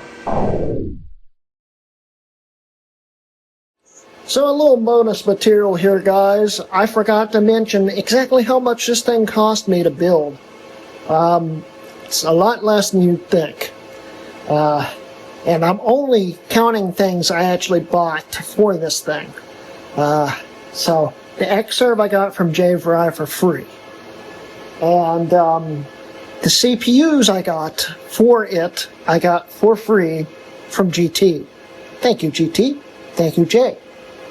The NVMe that I'm using to boot off this thing was free because it came from my sleeper Dell, and I bought it like a year ago. So we can't really count it as being from it costing anything. Let's say that. But I think I think it cost maybe a grand total of $200 of that. But I'm not going to count that either. The SSD that is in the front of it right here, that was free. That came from the world's fastest 2009 Mac Mini, which is very dead now. That was put in there years ago. Can't really count that either. So far, I've got nothing in it. Well, let's keep going here. The hard drive tray. I broke it. I had to replace it. That cost, I think it was $30. The fans broke in this thing. That whole kit cost me $42. And the card for the fiber card, I think, was $50. So in total, I've got, let's see here, 30 plus. Well, you do the math. We'll put it here because I'm bad at math. But that's all it cost me. And people ask me why I didn't do a Mic Fiber or something on here. The Mic Fiber retails for $500. You can get them now for $350. I'm not putting that kind of money into an Xserve that I got for free. But that's the reason why I didn't use the Mic Fiber. That would have made life a lot simpler. And I might eventually add one because the Mic Fiber's got USB-C in it and stuff.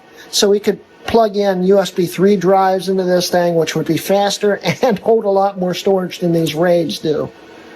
But yeah, it only cost me, what, $120 or something like that to build this. It's pretty cool. Anyway, guys, thanks for watching the series. Oh yeah, and I forgot to mention that the RAID admin works again. See, I told you it works. One more bit of bonus material here, guys. I'm going to transfer all the files back from this RAID 0+1 back to the RAID 5. As we see here, it's actually loading everything and transferring it over. This thing's only been running for about a minute, and we already got 3 gigs transferred over, and it's going to take a lot less than 2 days like last time. It's transferring over. It's going to take 11 hours. I could see that happening, but it's doing it really fast, so it could be even faster than that.